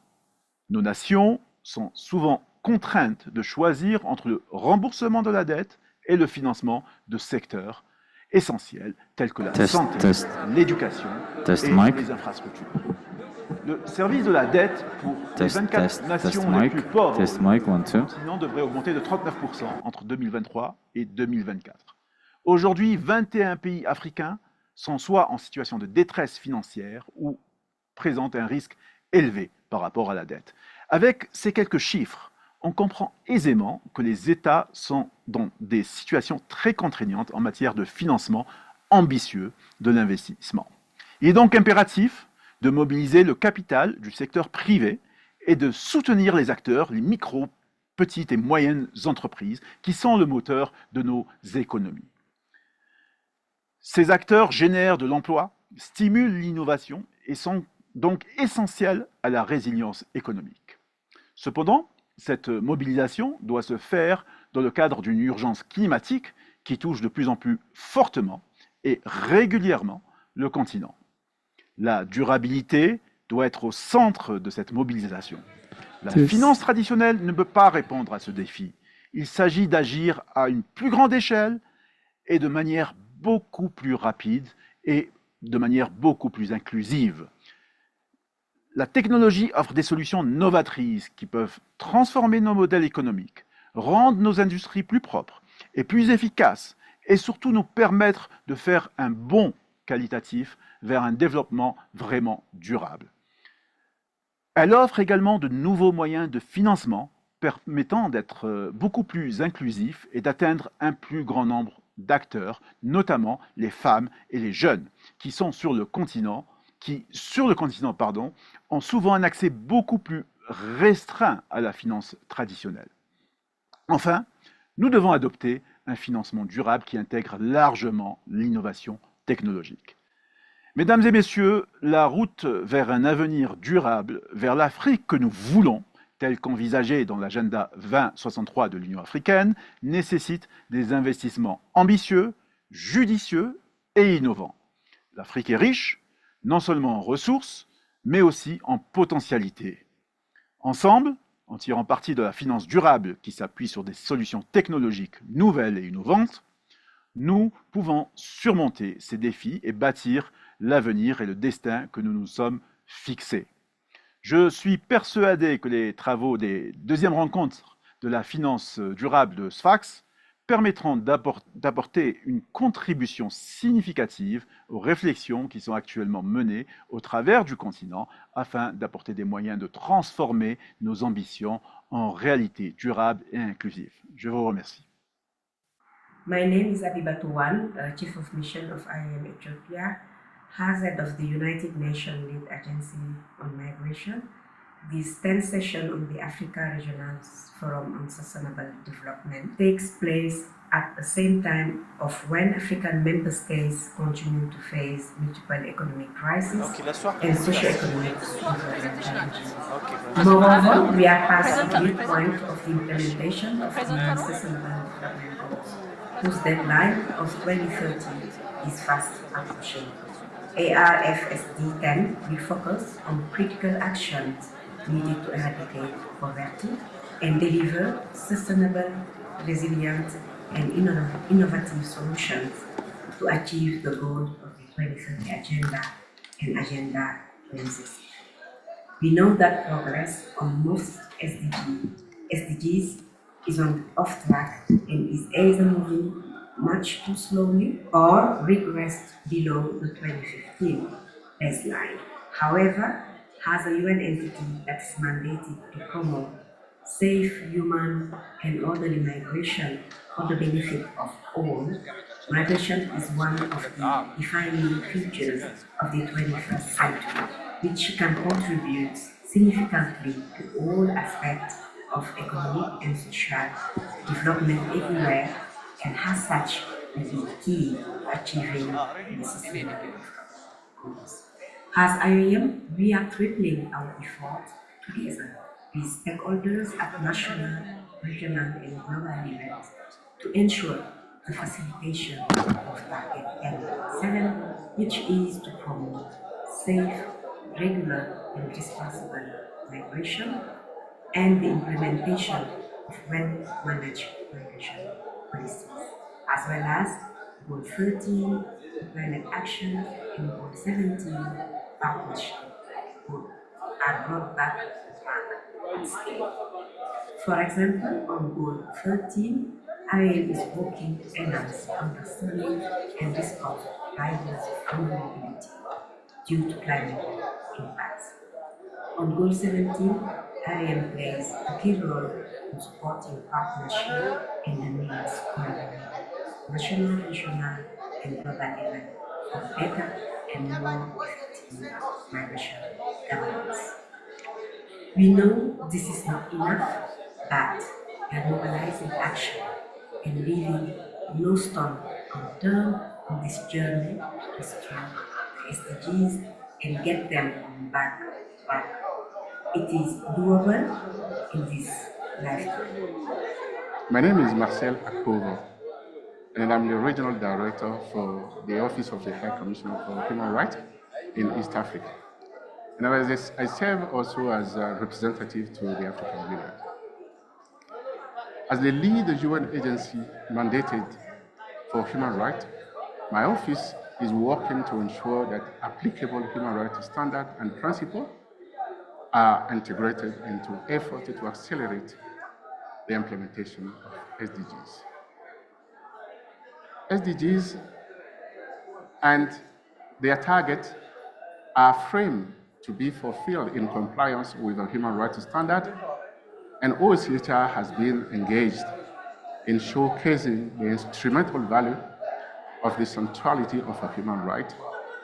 Human rights as problem-solving tool, and human rights as accelerator to SDGs, including the Cs identified as transition priorities, with catalytic effects across all SDGs. We shall continue to mainstream human rights in all SDGs and advocate for the imperative necessity of achieving the full essence of SDG 16. As the human rights commitment go unmet, violence increases, conflict evolves, inequality hampers inclusive decision-making, and corruption erodes the social fabric. We can't allow this to continue. OCHR reiterates its commitment and stands ready to deliver on that extremely important responsibility. I thank you.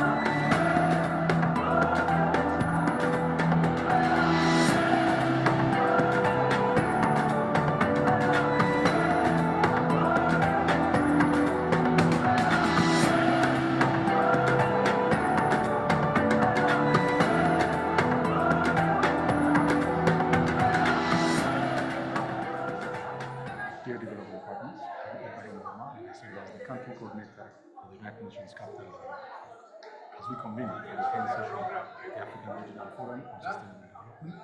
It's a narrative that we are nearing the economic crisis, social development challenges facing African member states. However, the 2030 deadline for the Sustainable Development Goals fast approaching. ARFSD 10 holds critical significance. This forum will center on crucial actions required to eradicate poverty and implement sustainable, resilient, and innovative solutions to achieve the objectives outlined in both the 2030 Agenda and Agenda 2063. It is evident that progress towards most SDGs is not on track, moving too slowly, or regressing below the 2015 baseline. However, as the flagship catalytic financing entity of the world's 45 most developed countries, UNCDF works to crowd in financing and support of sustainable growth and inclusiveness, specifically through our unique investment mandate to blend and deploy grants, loans, and guarantees, as well as provide related advisory services, which dates to its inception of UNCDF in 1966. Today, we are intensifying our efforts, collaborating with stakeholders at national, regional, and global levels to ensure financial inclusion is aligned with SDG 1 and poverty by expanding access to financial services for underserved populations. Additionally, our clean energy finance initiatives contribute to climate change mitigation efforts outlined in SDG 13 climate action by facilitating access to finance for clean energy projects. Moreover, our inclusive finance for SMEs fosters entrepreneurship and economic growth, aligning with SDG 9, industry, innovation, and infrastructure, and SDG 8, decent work and economic growth. For instance, in support of Goal 13 on climate action, we're backing the establishment of a credit risk guarantee facility in Ethiopia in collaboration with UNDP, the Development Bank of Ethiopia, and the Ministry of Water and Energy. This credit guarantee enabled 20 energy MSMEs to access $1.2 million in loans from financial institutions. Furthermore, through projects focused on access to energy, performance-based grants were provided to 2 companies to scale up the adoption of solar pay-as-you-go in rural areas. By the end of 2022, these companies have managed to sell 3,000 pay-as-you-go solar products and impact over 15,000 people in off-grid areas. While we acknowledge these efforts, we are aware that more needs to be done. We are rallying action and sparing no effort on this journey to revitalize the SDGs and steer them back on track. It is a challenging endeavor. It's achievable in this lifetime, but we can't wait any longer. We need to get to work. On behalf of UNCDF, let me say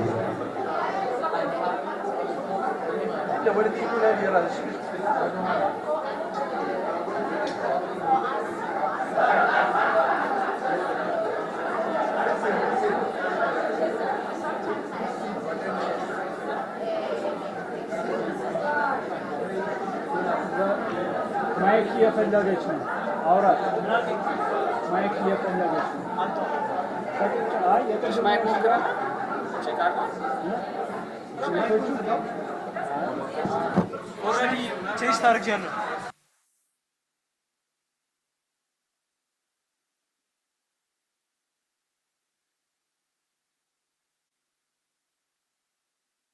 Test 1 2 test 1 2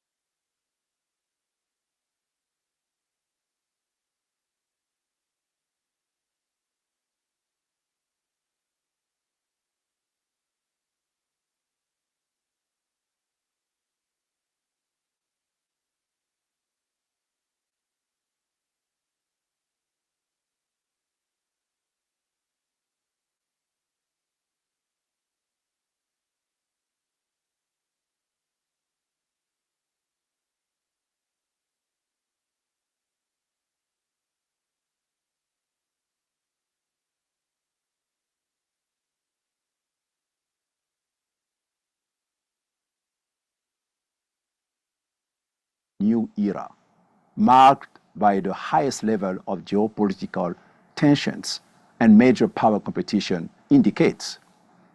Moreover, we are now beyond the halfway mark in achieving the Sustainable Development Goals, which deadline of 2030 is fast approaching. We know that progress on most SDGs is off track, and only 12% of the Sustainable Development Goals are currently on track.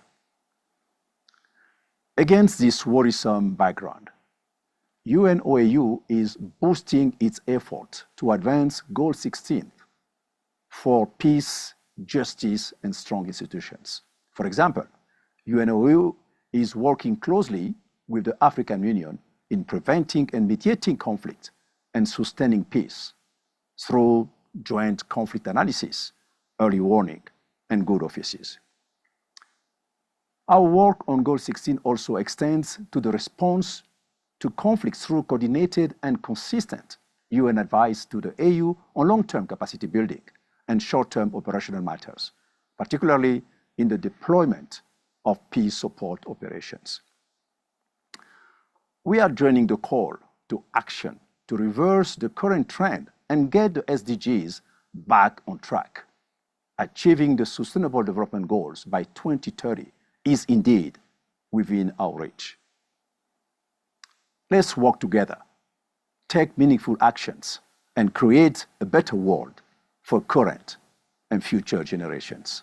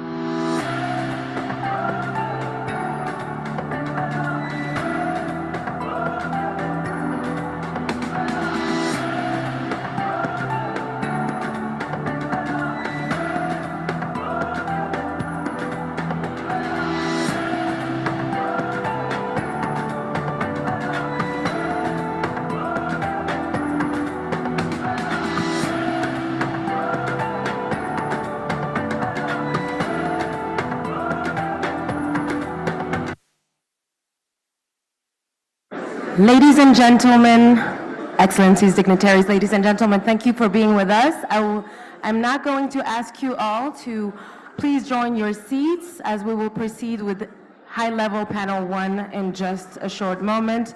Mesdames et messieurs, je vais s'il vous plaît vous inviter à rejoindre et regagner vos sièges le plus rapidement possible. Nous allons poursuivre la suite de notre programme avec au panel de haut niveau numéro 1. Once again, I'm going to please urge you all, ladies and gentlemen, to join your seat as we will resume our programming with high-level panel 1 in just a short moment.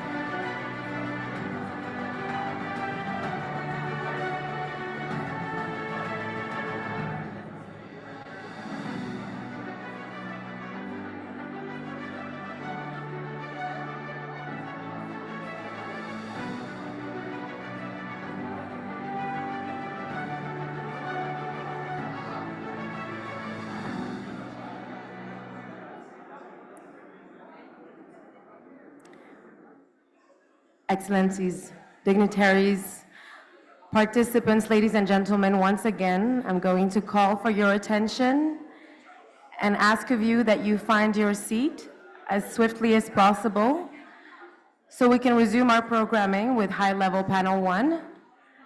Mesdames et messieurs, une fois de plus, je vais vous inviter à regagner votre siège. Nous allons avoir besoin d'un petit peu de silence dans la salle pour commencer ou continuer du moins le programme de notre 10e édition du RFSD avec le panel de haut niveau numéro 1.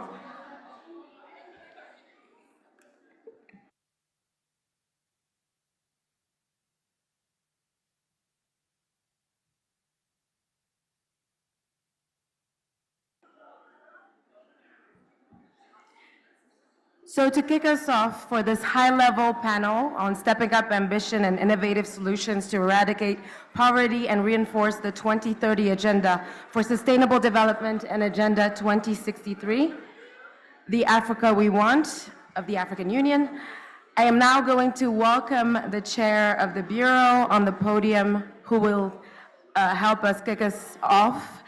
The Minister of Hydraulic Sanitation and the Environment of Niger, Chair of the Outgoing Bureau, Maïzama Abdoulaye. Monsieur le Ministre, Votre Excellence, je vous invite s'il vous plaît à me rejoindre sur le podium pour nous aider à commencer ce panel de haut niveau numéro 1. And I please urge you to welcome him with a round of applause, ladies and gentlemen.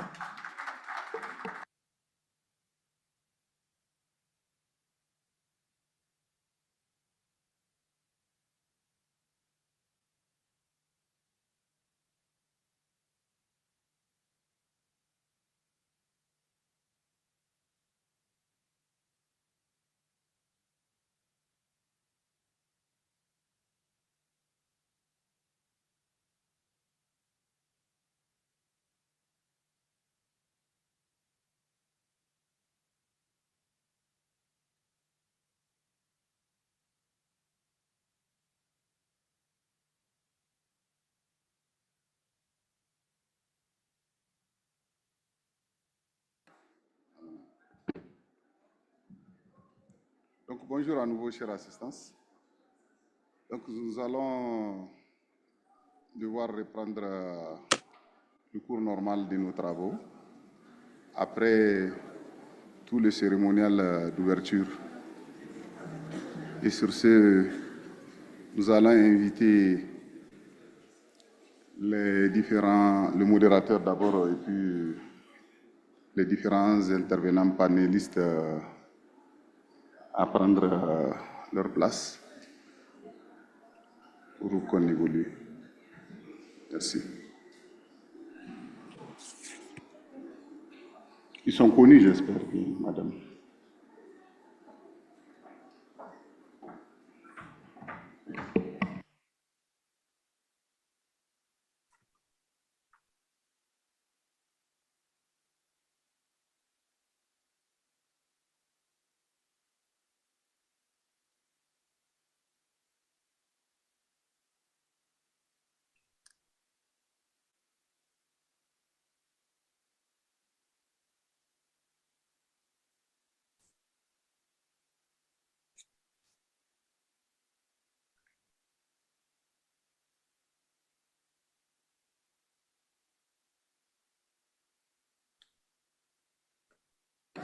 D'accord. Donc, sans plus tarder, on va demander à madame la modératrice pour l'installation des différents panélistes. C'est bon? Ok, d'accord. Merci bien.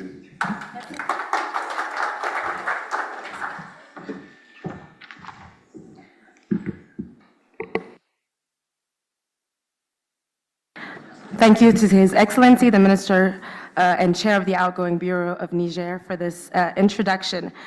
As I was saying, we're now going to commence our high-level panel number 1 on stepping up ambition and innovative solutions to eradicate poverty and reinforce the 2030 Agenda for Sustainable Development and Agenda 2063, the Africa we want. And to help us kick us off, to help us really understand where we're coming from, the background for the discussion that we're about to have, I'm going to invite the Deputy Chairperson of the African Union Commission, Madame Monique Nsanzabanganwa, to deliver, I apologize for butchering your name, please forgive me, to deliver a 15-minute keynote address to present this high-level panel. Thank you very much.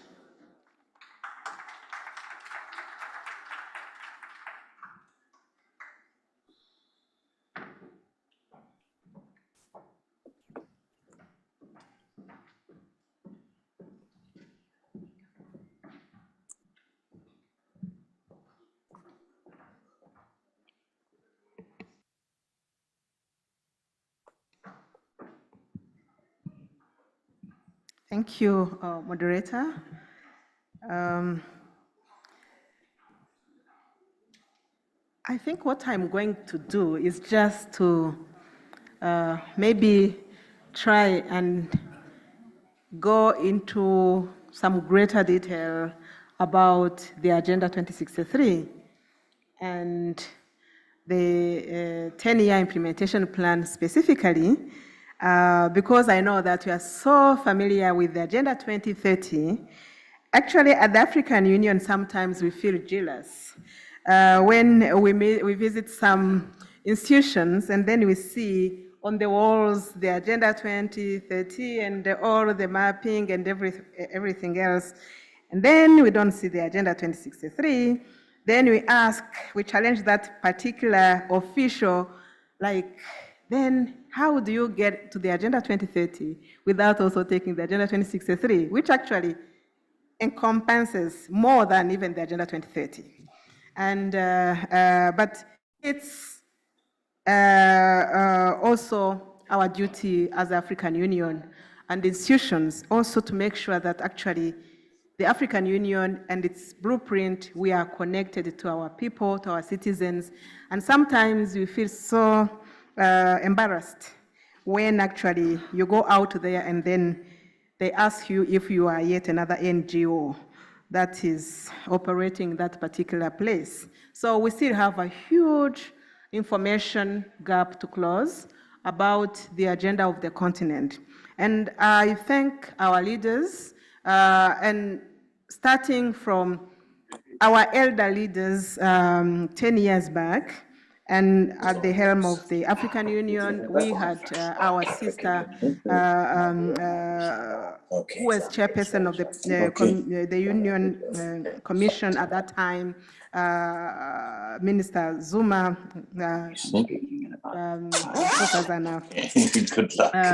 She actually led the Union to have this vision, 50 years vision, of which we have already implemented 10 years. And this is a blueprint for our member states actually to put efforts together to move together as we aspire to achieve the Africa we want, of which the vision is of integration, is one of prosperity, and is one of a peaceful Africa that is driven by its own citizens and representing a dynamic force in the global arena. This is the vision that we are all about here, and we seek to implement. So we know that this vision has 7 aspirations, and from these 7 aspirations of what kind of Africa we want by 2063, when we will be celebrating 100 years of existence of the African Union, then we said, maybe let's have like small milestones, 10 years, 10 years, 10 years, and try to achieve some milestones on that journey of the Africa we want. So together, our member states, the ministries of planning, whom I thank so much, have been on the journey with us, partnering with the African Union Commission, the African Union Development Agency, AUDA-NEPAD, the UNDP, the ECA, the ADB, and others who have formed, I would say, a task force, a working group that is, even after the adoption, still working, because we still have to make sure this agenda is well embraced, well entrenched, well domesticated, well resourced, financed, and also capabilities are built for the implementation. So we have come up with this 10-year plan, which has 7 moonshots, drawing from the 7 aspirations of the Agenda 2063. So the moonshots, and I hope that the panel is going to unpack actually how do we get there in terms of attaining these moonshots on the way to the aspirations by end of 2063. The first one is around really creating prosperity. We need to move every nation of the continent who is not yet there, and whoever is already there, they could also go higher. At least that every nation will be in middle or high income category. And this is a program that is going to bring in all that is inclusion, equity, sustainable economic growth, industrialization, agriculture, energy, and enhance climate change, and value addition of all that we are talking about on the continent. So the second moonshot is around integration. The first 10 years have given us one of the critical success stories for the continent, which is the Continental Free Trade Area. In a record time of only 5 years, this agreement has not only been implemented, a number of protocols enacted, but also trading has started. But we need to push it through really meaningful physical integration. Those infrastructure that is connecting the continent, and also free movement of people. So we are talking of issues like, how do we harness digital transformation? How do we accelerate this FCFTA even more? How do we improve connectivity on the continent? Because for the time being, we still see a lot of gaps in there, not only in terms of quantity, but also in terms of affordability and also options. So issues of really making the African market work for ourselves, and so that we can create a conducive environment to attract investments, both internal and external. Then the third moonshot is around institutions, public institutions that are very responsive to citizens' needs. And here we are talking of how do we improve accountability. How do we improve the responsiveness of these institutions? How do we strengthen social protection architecture? How do we promote good governance? How do we make sure that actually we have stronger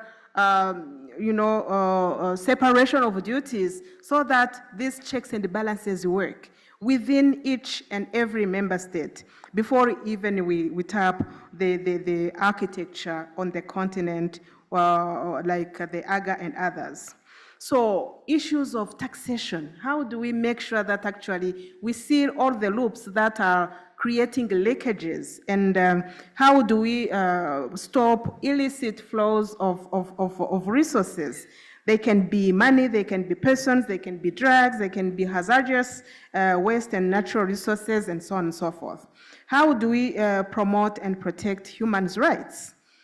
So that is for the third moonshot. Then the fourth one is around peace. Peaceful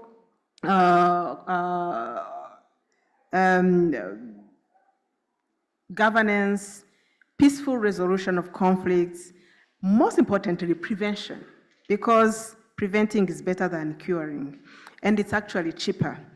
I've been on a roadshow where we are talking to the private sector about also this peace fund that we have as African Union, for which we want actually member states who have already put down an endowment of $400 million as we speak, and also want to use it to leverage private sector, leverage foundations, and so on and so forth.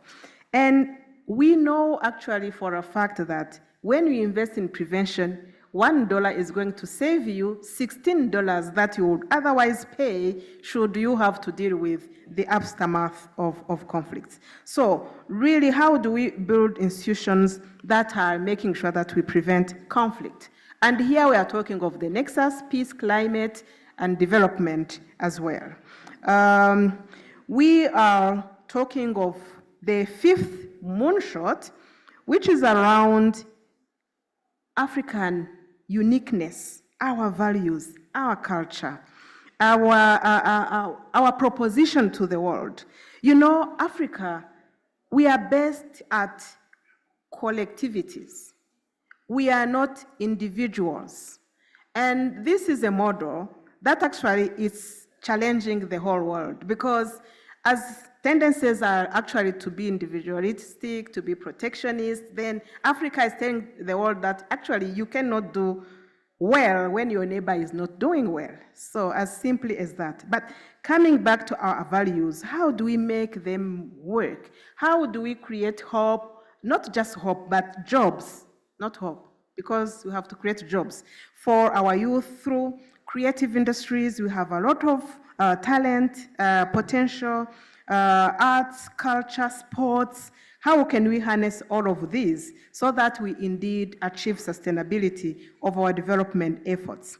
Our cultures, our diversity, our languages. At the African Union, do you know that we have 6 working languages, official languages, and you know, that's also asset in itself. How do we make it work for us?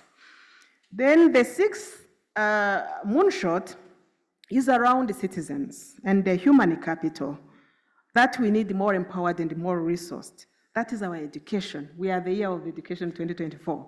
That is our health. That is our women and youth. That is promoting the citizens and engagement and agency, and so on and so forth.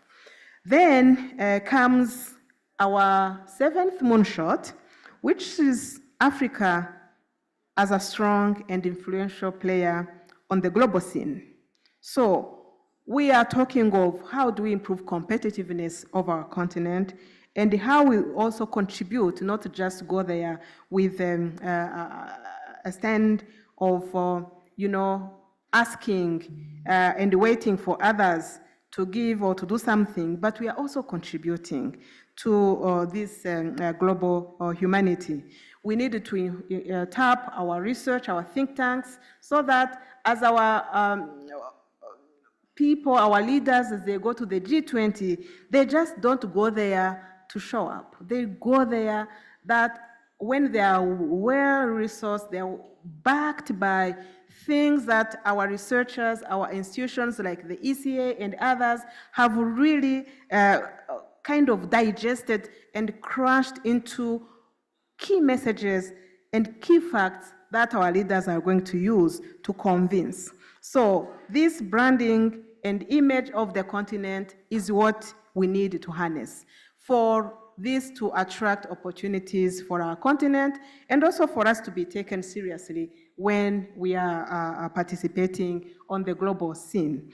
All of this, it's what you have to put in place together as especially the African Union, which is has a powerful convening power so that we can harness the messages, carry advocacy, but also attract resources that our private sector, that our women, that our SMEs, that our youth need. So this is the framework. And we thank the United Nations agencies, institutions, because they have actually recommitted and recommitted again to putting all their muscle of convening power also, but also resources and policies and information behind so that we can implement it. So we are talking of also learning from the gaps that we discovered during the first 10 years. First one was that domestication of this plan was lacking. So we need to support our member states, our ministries of planning, our technical sector ministries to mainstream this agenda and unpack it because implementation will happen in countries. We found a gap of financing, a huge one, that we need also to look inwards through domestic resource mobilization. When we took this agenda to a retreat of ministers in Kigali last year, they really recommitted to making this a priority so that we maximize the potential that we have internally. So when we engage our ministers of finance and ministers of planning and different sector ministries, our financial sector and other players, we need really to close that financing gap. Then also there was this gap in capabilities because there is a disconnect. When you talk of maybe program on agriculture, then how do we link the CADEP within our member states? CADEP is, by the way, one of our key flagship programs that are doing extremely well, It has a system of, is it a scorecard, whereby member states have committed to naming and shaming. Like if you're doing well, then the scorecard is there open. If you're struggling, then it's also open. And this is going to harness actually that we contribute to knowledge sharing and learning and emulation effects among member states. Another gap was also how do we communicate around this agenda so that it's not government's agenda but people's agenda. And closing that gap is also key because we need also to tap the civil society force that is already implementing and improving the Agenda 2063 and Agenda 2030. So I was just here to give you that framework so that as you unpack it as a panel, then you also guide us on what we should be doing together so that we can accelerate the implementation of this plan. Thank you.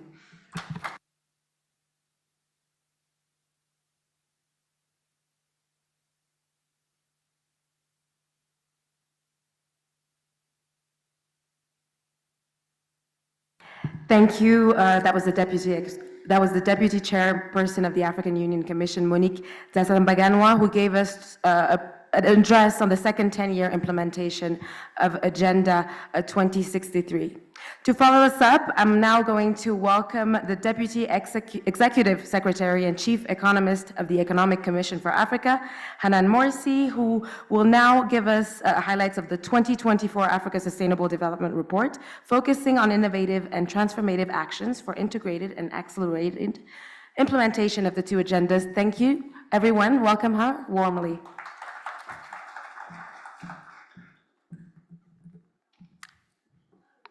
Thank you and good morning, everyone. Excellencies, all protocol observed.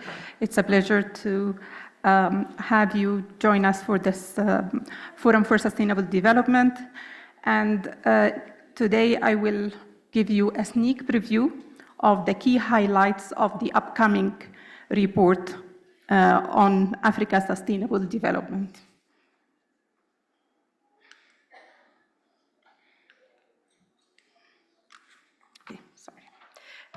So today I'll focus on 5 goals, SDG goals, and this is the first goal is the goal on ending poverty, goal 1,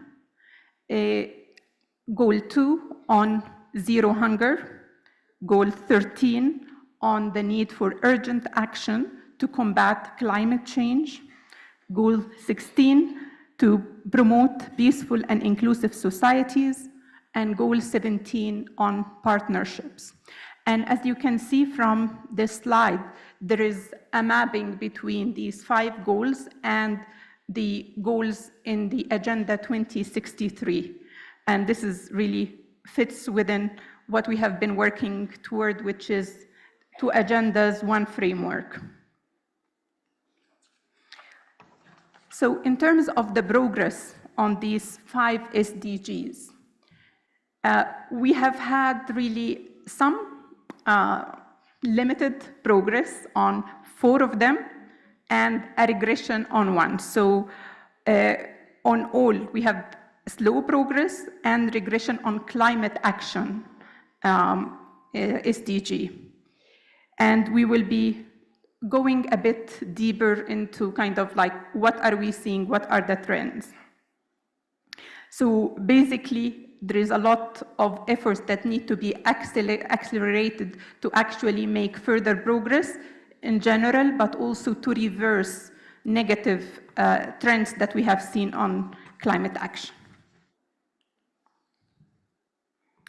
So let me start with the first goal on ending poverty. As you can see here in the chart, we have seen marginal decline in the proportion of population that is below the international poverty line of 2.15 cents a day, $2.15 a day. And as you can see, Africa's share of population that is below that line have been actually slightly going down from almost 32% in 2015 to around 30% in 2019, and this is still substantially higher than the global average. We also remain as a continent, Africa accounts for more than half of global poverty. So Africa's share is about 55% of global poverty. If we also look at the indicator in terms of national instead of international, national poverty line, the proportion of African population that is living below that has actually rose from 33% in 2013 to 38% in 2023. We also we have seen variation in terms of performance across regions. So, you know, it's not just a one story. So some regions are doing much better than others, but in terms of poverty, the regions that have the highest poverty rates are Central African region and Eastern African region. If we look in the second chart here in terms of the trends of those that are below the poverty but employed, which is very important.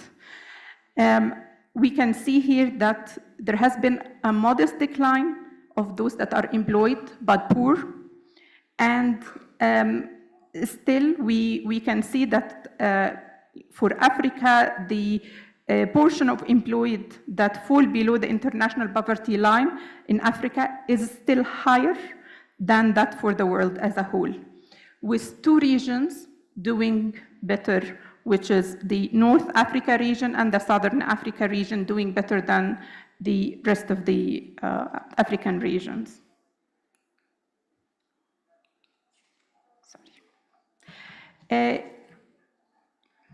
If we move to the goal 2 on zero hunger, we have seen really the prevalence of undernourished in Africa compared to the world continues to be substantially higher, and also that trend, those that as a share of population have been increasing. So the latest figures as of 2022 is about 20% of the population. That's significant. And that compares, if you compare it to almost 16% in 2015, you can see that things have been, the situation has been exacerbating in that area.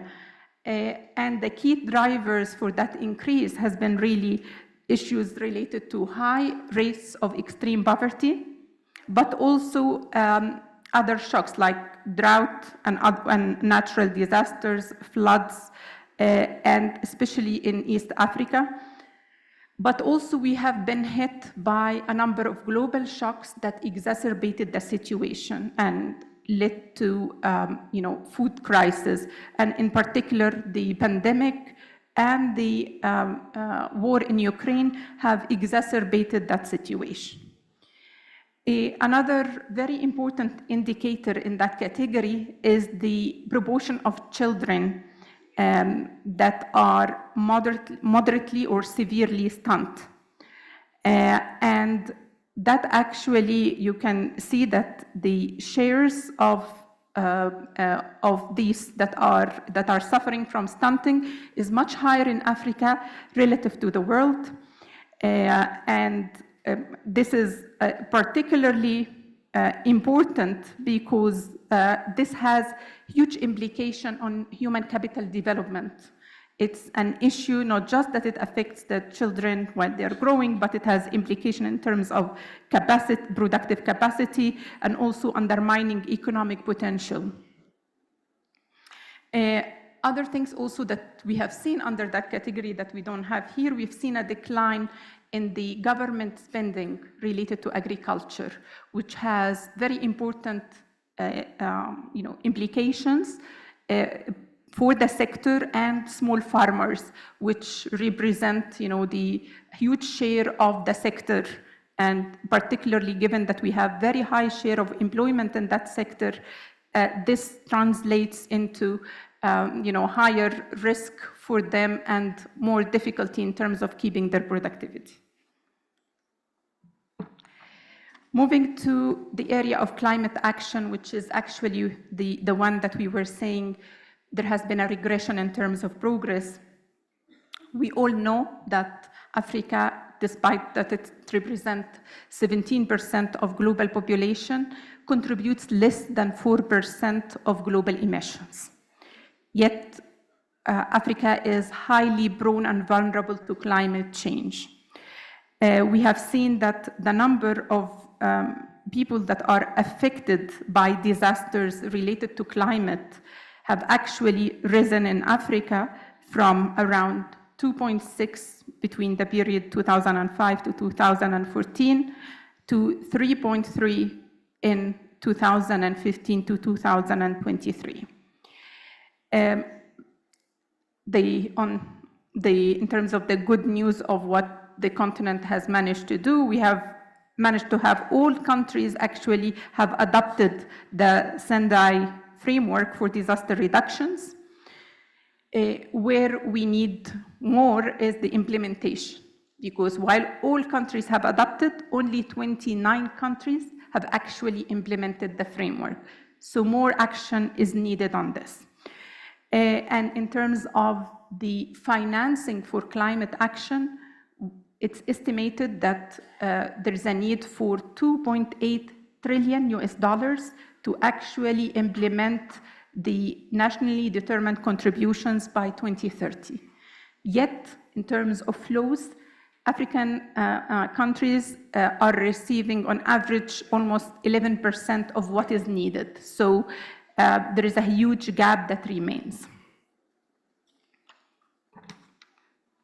And here you can see how the number of death and missing persons increasing. And actually, if whenever we get the 2023 numbers, this will be even higher than what we see here because of the number of climate shocks that we actually witnessed in that year. So this is an area where really the continent has been trying to improve issues of early warning systems and implementation of frameworks, but more is needed to actually mitigate the impact of climate shocks on the population and on the disease. Moving to the SDG indicator on peace, justice, and strong institutions, as you can see here, we have the number of homicide victims in Africa more than double the global figure.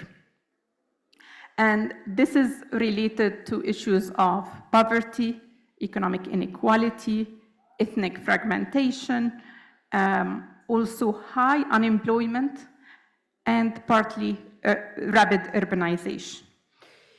If you look in terms of unsentenced detainees as a portion of overall prison population, we can also see that the figures for Africa are substantially higher than the global average.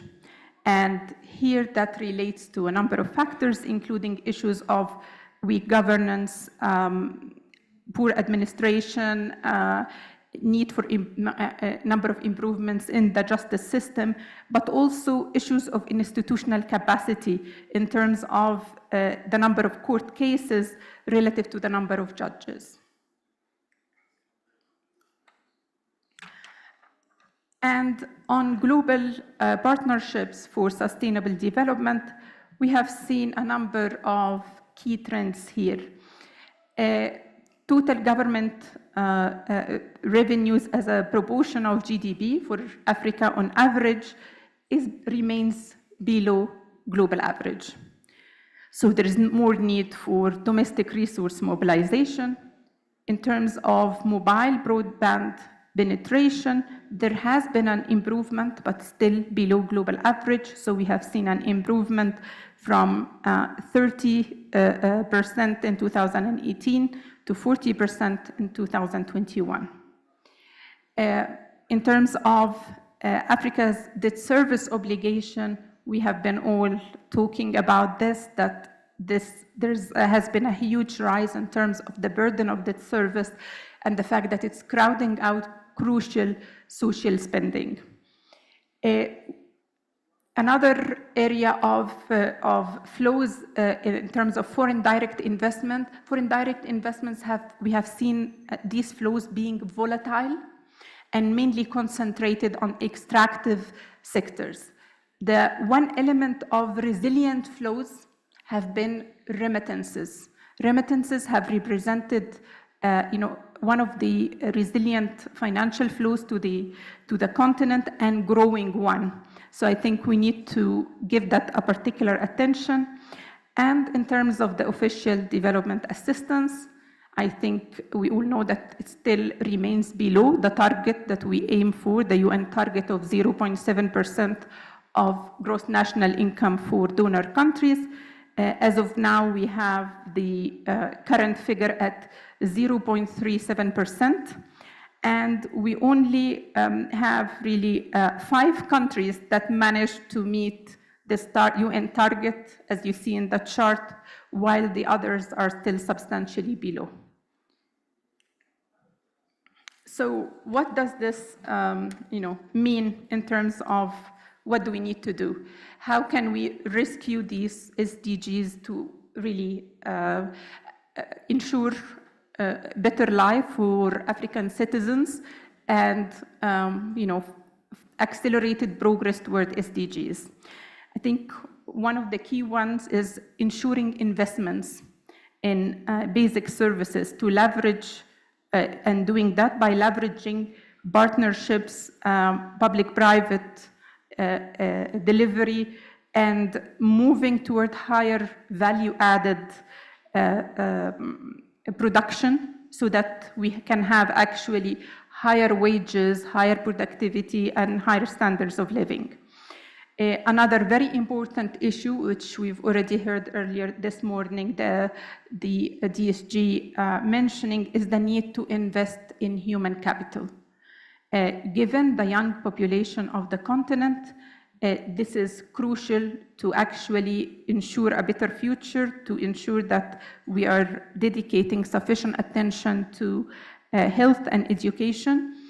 And on the agriculture side, to make sure that we're improving productivity and enhancing also the use of resilient agricultural practices. Overall, in all these elements, we need to ensure that we are actually using innovation and digitalization to leapfrog in these areas. And of course, we need to harness the huge opportunity and potential with the regional integration in the Africa Free Continental Trade Area to actually reap the benefits from this and to build regional value chains. And to also utilize the opportunity of monetizing green assets by developing carbon credit markets within the continent and ensuring that this is leveraged and monetized.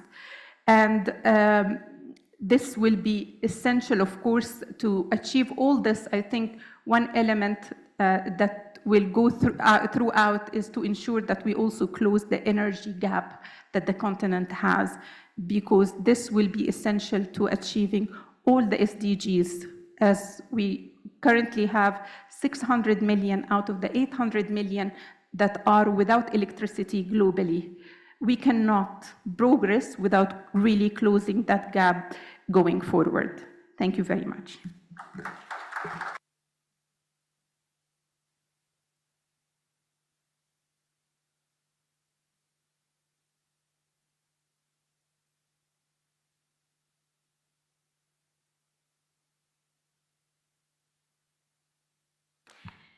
Thank you to Deputy Executive Secretary and Chief Economist of the Economic Commission for Africa, Hanan Morsi, for this presentation, which was thorough and substantive. We're now going to proceed with our high-level panel and the actual discussion. This is news to no one, and I think it's very clear from the two presentations that we just heard that Africa is far from meeting critical SDGs, namely when it comes to the issue of poverty. More generally, and we also heard that in the opening ceremony, the world is grappling with multi-level crises, a succession of disruptive shocks that have particularly weighed on the socioeconomic growth momentum of developing economy. As nations across the world are faced with conflicts and the catastrophic humanitarian crises that they result in, money is being diverted from development to peacekeeping. But SDGs remain a priority for Africa, and it's become unequivocally clear that we cannot keep a business as usual approach to achieving them and implementing them. We have to think creatively, and this challenging moment is an opportunity to offer solutions to move forward in a resilient, innovative, and sustainable way. Thankfully, we have a panel of brilliant experts who are going to offer their perspective in a high-level conversation that we hope will be candid, interactive, and enticing. And I'm just going to remind everyone that we have translation devices that are available for you if you don't speak English, but because most of the panelists will be speaking English. We also have panelists that will be speaking French in further panels, but you have translating devices that offer translations in French, English, and Arabic. And now, without further ado, I'm going to welcome our esteemed panelists, starting with the Minister of State for Planning and Development of Ethiopia, Nemera Gebeyehu. If you could just join me on the stage, and if you could please give him a round of applause, ladies and gentlemen. We also have Special Advisor to the Secretary General on Africa, Madame Cristina Duarte, who will be also speaking this high-level panel number one. Thank you. If you could give it a little bit more enthusiasm, ladies and gentlemen. With us to UNDP Assistant Administrator and Regional Director for Africa, Madame Ahuna Eziakonwa, who will also be part of this panel. We also have Executive Director of the Pan-African Climate Justice Alliance, that is Mitika Mwenda. There you go, a little bit more enthusiasm from this guy. And then finally, last but not least, he will be joining us on Zoom, if I'm not mistaken. That is Group President and Managing Director of Eastern and Southern African Trade and Development Bank, Mr. Admasu Tadese.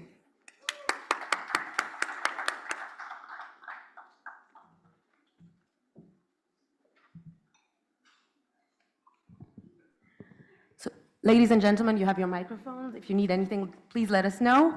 So, I think just to begin for this first ARFSD high-level panel focused on stepping up ambition and innovative solutions to eradicate poverty and reinforce the 2030 Agenda for Sustainable Development and Agenda 2063, that is the Africa we want, of the Africa Union.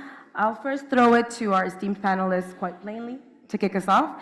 How do we make progress and implement our development agendas, and how do we do it differently and effectively? And we'll begin with you first, like.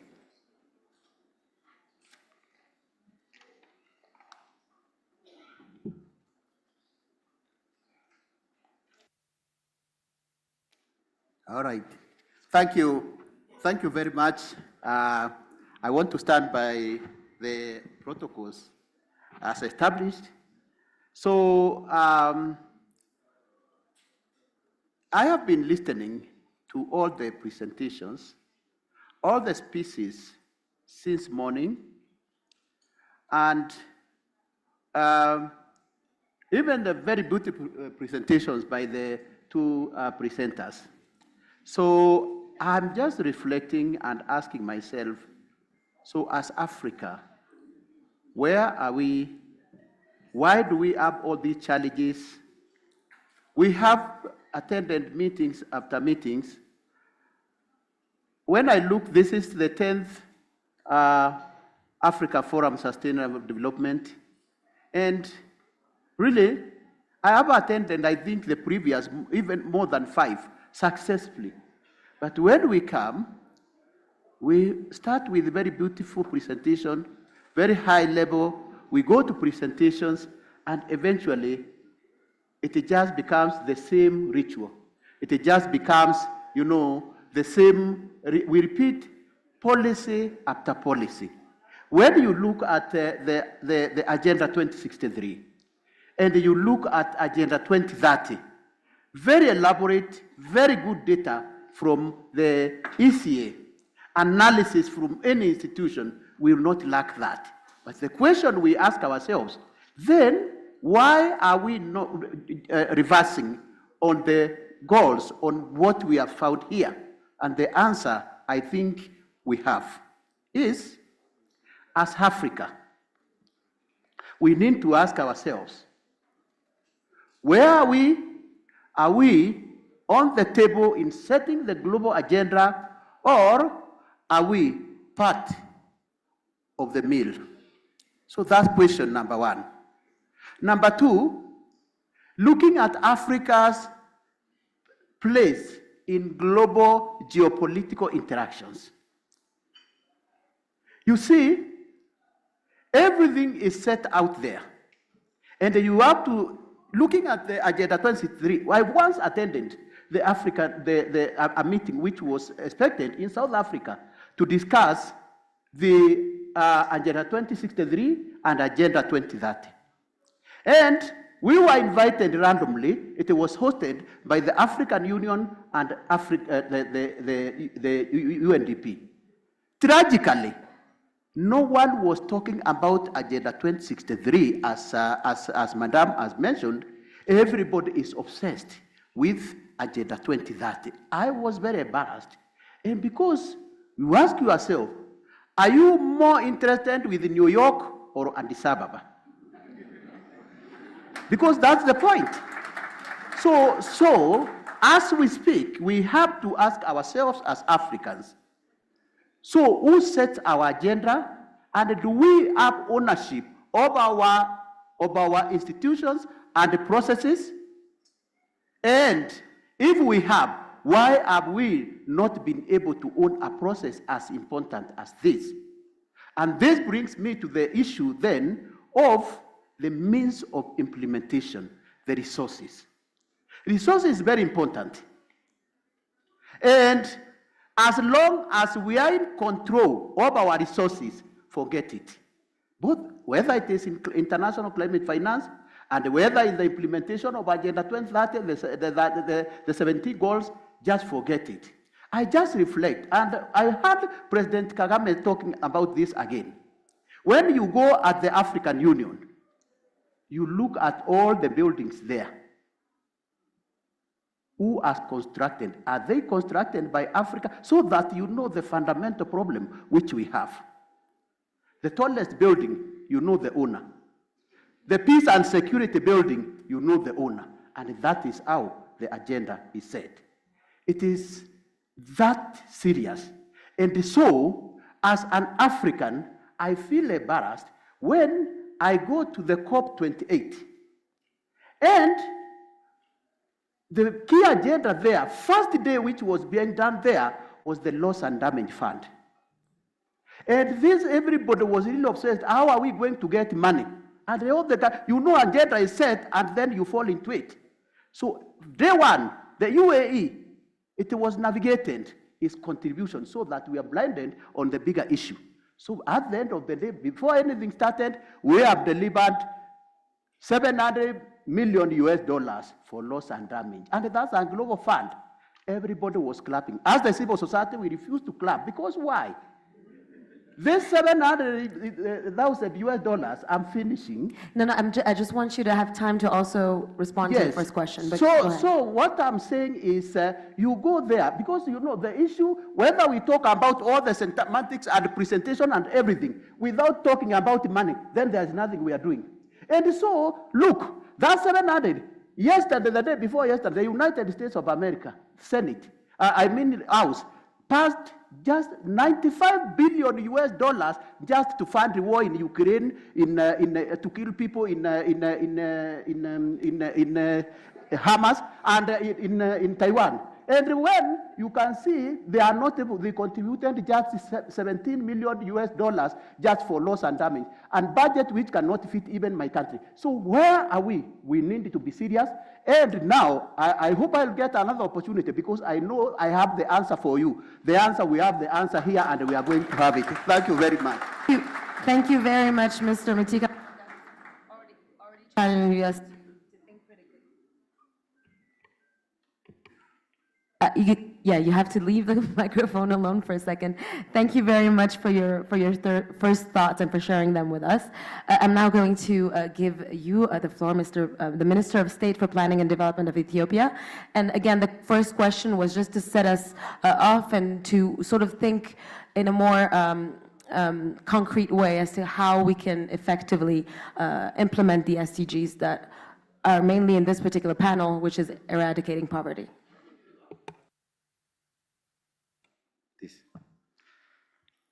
Good afternoon. I think I would like to first reflect on the point, my gentleman raised. I think sometimes it's good to be also in balance and recognize the efforts of such platforms. Yes, I do recognize that we're talking about two agendas, but pretty much really, the same substance matter. If you look into, the aspirations that the Madam Deputy Commissioner was explaining earlier, looking into the Sustainable Development Goals. Yes, so these are, pretty much the same agendas.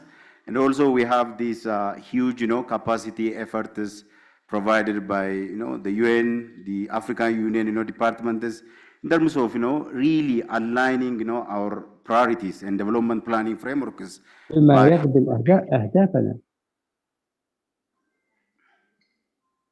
Yes. So how national initiatives are aligned, at the regional level, and also how these, national and regional levels are aligned with the global, sustainable development goals. I think we are all speaking, the same agenda, the same problem, the same issue, especially when it comes to, Africa and most of, the member states.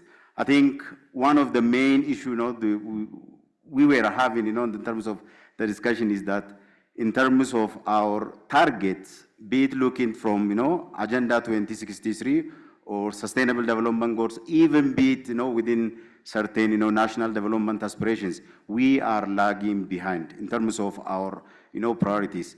If you take, the first two goals of, Sustainable Development Goals, which really aligns with the first, aspirations of the African agenda about, creating so inclusive economic growth, inclusive prosperity. These are, at the heart of this is how we are doing well with the poverty reductions, across, member states in most countries. And in terms of the factors, I think we are, on the same page in a sense that we are lagging behind, and a collective action problem is there, be it at the regional level and also global scale.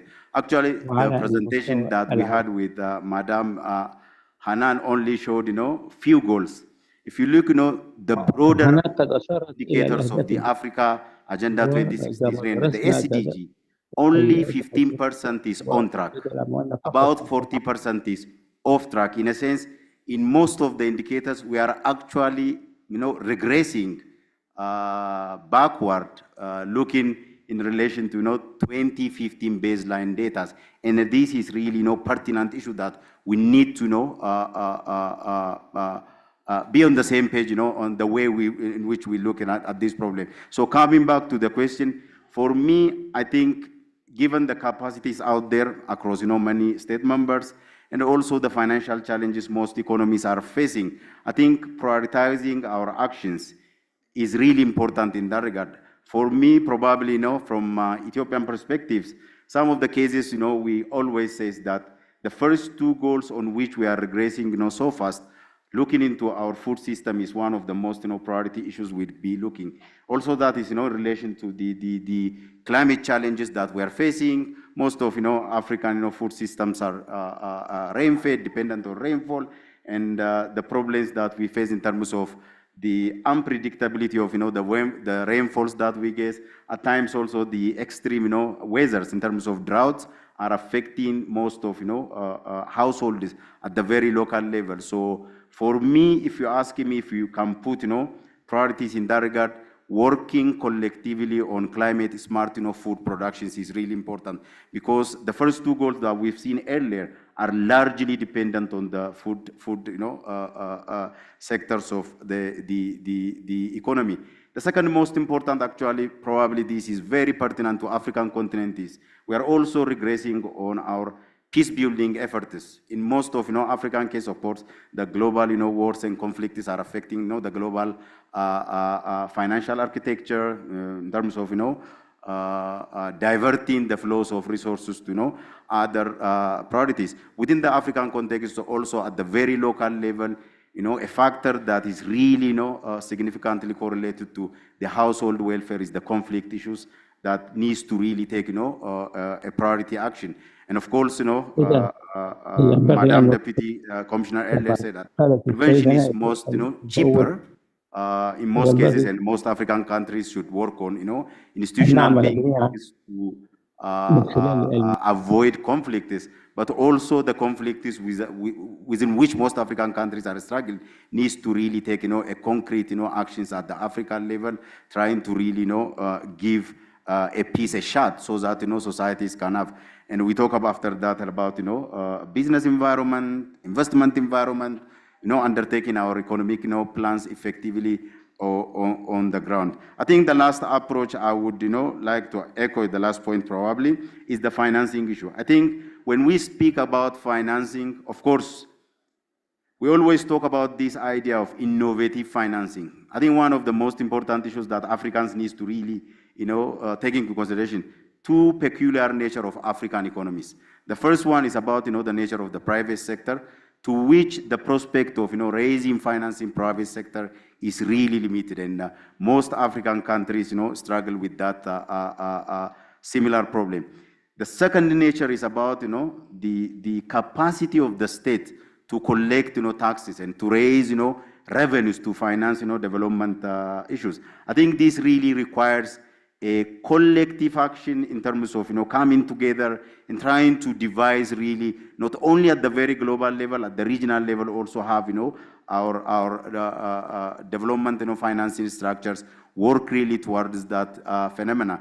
And the other disappointing aspect, of course, most of the opening remarks we had in the morning, be it from the African perspective, the UN, I think we are on the same page. The global financial architecture is not working. I was just sitting there and looking in a figure from Ethiopian context. Over the last 5 years, the debt service obligation that we had as a country is close to 10 billion. And if you see the new development finances coming to Ethiopia, is exactly the same. So the net, flows to these African economies is pretty much, becoming negligible. And talking about such, global commitments towards eradicating poverty, eradicating conflict, and achieving our two agendas really require, concretizing the actions that we put, that the gentleman also said that we often talk on so many, platforms, pledges, but concretizing these reforms is really important. And I think these three are more important in terms of, prioritizing and bringing a transformative results. Thank you. Thank you very much, Mr. Minister. You touched on several points, and you've namely addressed the issue of financing, which we'll be going into in a much more detailed way, hopefully as we advance in the conversation. I'm now going to give the floor to a UNDP, Special Advisor to the Secretary General on Africa, Madame Duarte, with the same question. I'm sorry, I'm going to have to get another microphone, but I don't think this is working. With the same question, and how do we make sure we implement both of our agendas moving forward? Good afternoon.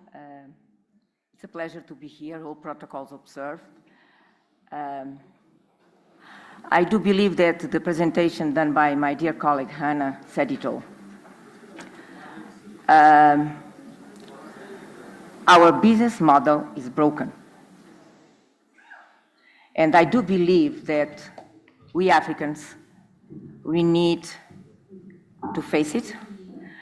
We need to call, in my opinion, for a reset, a rebooting of the policy making in Africa. Something is missing in this equation. And I'm really happy that Her Excellency, the Deputy Chairperson, in her remarks, she called for the need to review business as usual. Actually, it's a strong call that the Secretary General has been saying over and over.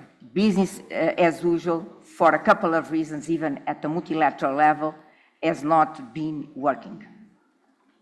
If we agree with me that there is a strong need to reset, to reboot, and to restart policymaking in Africa, I would like to bring to this exercise 4 conceptual notions that I do believe that we need to introduce in the policy-making production process in Africa. 4 conceptual notions, and these are basically my remarks. The first conceptual notion is that policy-making in Africa needs to distinguish generation of resources from mobilization of resources. These are 2 different animals. I have been saying, and this is in the report that has been recently approved by the General Assembly, Africa loses $500 billion annually. The breakdown is in the report, is there. Africa loses $500 billion annual. I've been saying that over and over in the past, I would say 1 year. We cannot lose what you don't have it. Artificial intelligence has not addressed that yet. So if Africa loses $500 billion, it's because Africa has been able to generate $500 billion. Africa has not been able to mobilize the $500 billion. So, and this distinction is important because the policy mix to address lack of generation of resources is completely different from the policy mix that we need to address, let's say, the mobilization of resources. And the difference, and the fact that Africa generates, but has not been able to mobilize what Africa generates, I do believe that at the end of the day, we do have a question of mindset that has been driving policymaking in Africa. This is the first conceptual notion that I'd like to bring. The second conceptual notion that I believe we need to factor in the policy-making production process in Africa is that Africa has a liquidity problem. Africa has not a solvability problem. And this is also an important distinction. Again, the policy mix to address liquidity issues are completely different of the policy mix required to address solvability issues. Completely different. And I will give, again, let's go back to this magic number of $500 billion. Africa loses $500 billion on an annual basis. In 2022, Africa's public external debt was $644 billion. So we have $500 billion that we lose on an annual basis, which is a flow, against a stock that is $644 billion, which gives me a payback period of 1 year, 0.2. So this tells me that, yes, there's a liquidity problem, because if you lose $500 billion, any household would have a liquidity problem. But we do not have a solvability problem, because we prove that we can generate resources. We generate and we lose them. So, and this distinction between liquidity and solvability, credit rating agencies have not been processing it. Credit rating agencies have not been making this distinction towards Africa. And this is important because in this context, so made in Africa financial solutions must combine two dimensions. The first one is the policy mix direct to deal with the basically stress situations of national treasuries, the liquidity problem. But also, we need to come up with a policy mix to unlock countries' solvency protection. The third conceptual notion that I believe we need to bring to the policymaking production process, we need to make we need to agree that acceleration is not possible without resilience. Yesterday in a VNR, we reached the midterm of 2030 agenda. We are complete off track, Anna told us, correct? We are complete off track. And it seems that you are panicked. And you start talking about it. Let's accelerate. But in the case of Africa, I have the impression, and I'm going to repeat what I said yesterday in one of the sessions, that we are in a Ferrari without tires. Can you accelerate a Ferrari without tires? I don't think so. I don't think. Because we need to also acknowledge in a very open way that we have not delivered the Millennium Development Goals, the MDGs. Africa has not delivered. So Africa has not built resilience to be ready to implement the SDGs. And Africa has not built resilience to be ready to accelerate the SDGs. And again, I go back to the policy mix. The policy mix to build resilience is completely different from the policy mix to accelerate. Completely. And I will give you an example with school feeding that I used in Cape Verde a couple of times. So, from a policy mix standpoint, we know that resilience paves the way to a policy framework for acceleration. Let's take the example of school feeding. So, during resilience, school feeding needs to be financed by ODA, as today. countries have no policy space to finance school feeding. But during the acceleration phase, school feeding cannot be financed by ODA. It should be financed by budget revenues. So the difference. The same program, but a different finance structure. During the resilience period, is ODA to come up, to scale up, but then down the road, budget revenues need to take over. Second example, very quickly, public goods, land access, water, energy, to address the non-monetary poverty. As you know, poverty has a monetary dimension and non-monetary dimension. So a non-monetary dimension is when public policies address land access, water, energy, etc. So, and of course, to address the non-monetary poverty is essentially a feature of the resilient phase. If you don't do that in the resilient phase, you will not be ready to address acceleration. But during the acceleration phase, once you have delivered resilience, your policy mix needs to change to financial inclusion, expansion trajectory, feeding middle class, market scale, a different package, a different package. The fourth conceptual notion is that in policy making, to survive, and again, I'm saying that because I did when the subprime hit Cape Verde in 2008, when the external shock hits your country and you are there to deliver, you have a short-term period to identify three things. If you don't identify these in this short-term period, I don't know if you'll be able to cope with the external shock. The first, you need to identify in your country a game changer. Second, you need to identify a driver. Third, you need to identify the enablers to activate the game changer and to unlock the driver. I do believe, and I have been saying that, allow me to repeat, the game changer in the case of Africa is the need to shift the paradigm of financing for development. As I said, Africa already finances more than 75% of its own development.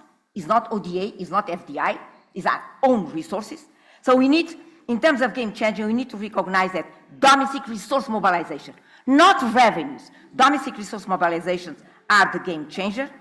Drivers, I do believe that everybody agrees that is energy. Without energy, we don't go. And enablers, as my dear colleague Hannah mentioned, as well as our Excellency, the Deputy Chairperson, are institutions, country systems, these intangible assets. And of course, digital transformation is there to help you on this. Of course, with the adoption, and this is the last part of my statement, with the adoption of these four conceptual notions into the policy-making production process in Africa, I do believe that we can get ready to start challenge the global narrative on Africa's debt. This is a short-term homework. We need to challenge the global narrative on Africa's debt, particularly if we factor the conceptual notion 1 and 2. And I will finish with the following sentence. Yes, Africa is in debt distress. Everybody agrees. But Africa is not in debt distress because as over-debted. No. Please do not accept this narrative. Africa is in debt distress because Africa does not control its own economic and financial flows, which is different. And I ask to myself, the debt to GDP ratio, 65%, 70%. But you need to build everything from A to Z. We have nothing. But only 7%. Let's compare to Japan. Japan has built everything. You dream Japanese. And the ratio in Japan is 200%. How come I have to build everything in my country, in my continent, and I'm over debt, and Japan has built everything with it 200%, is not over debt? You need to work hard to convince me of that. So I do believe that Yes, we are in debt distress, but we are not because we are over-debted, but because we do not control our economic and financial flows. And this brings me that, take into account that in the past 40 years, Africa has undergone approximately 320 sovereign debt restructuring exercise. 320 sovereign debt restructuring exercise.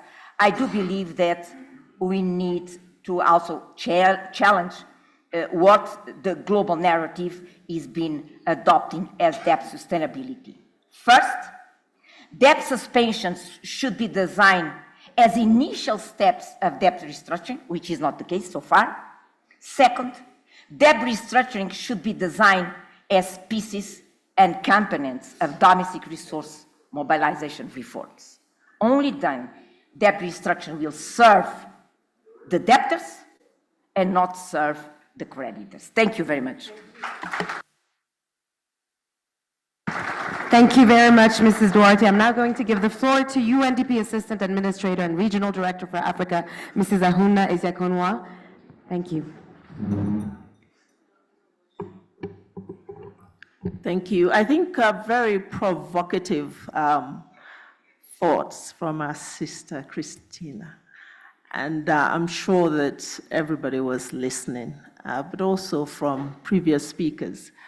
And how do I build on what has been said so far? So our brother at the end there asked a question. He posed the question, is Africa in the room as a negotiator at the seat or the meal?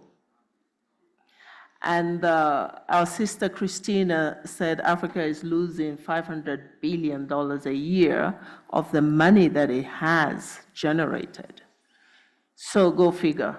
Does that make Africa, somebody's eating, and it's not Africa that's eating.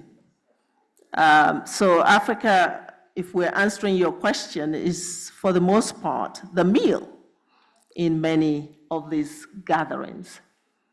And how is that reflected in present day calculations? She talked a lot about the financials. I'm going to focus a little bit on the human dimension.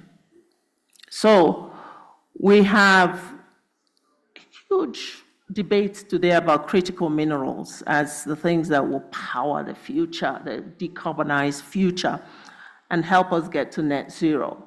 Where are most of those minerals found? In Africa. What is the discussion today? It's about rail lines that will cut across these junctures where you find the minerals and be able to get them extracted and transported to the countries where value will then be added to them and they will be processed for use for electric vehicles and others. Where is the value created? What is left behind for those who host these minerals?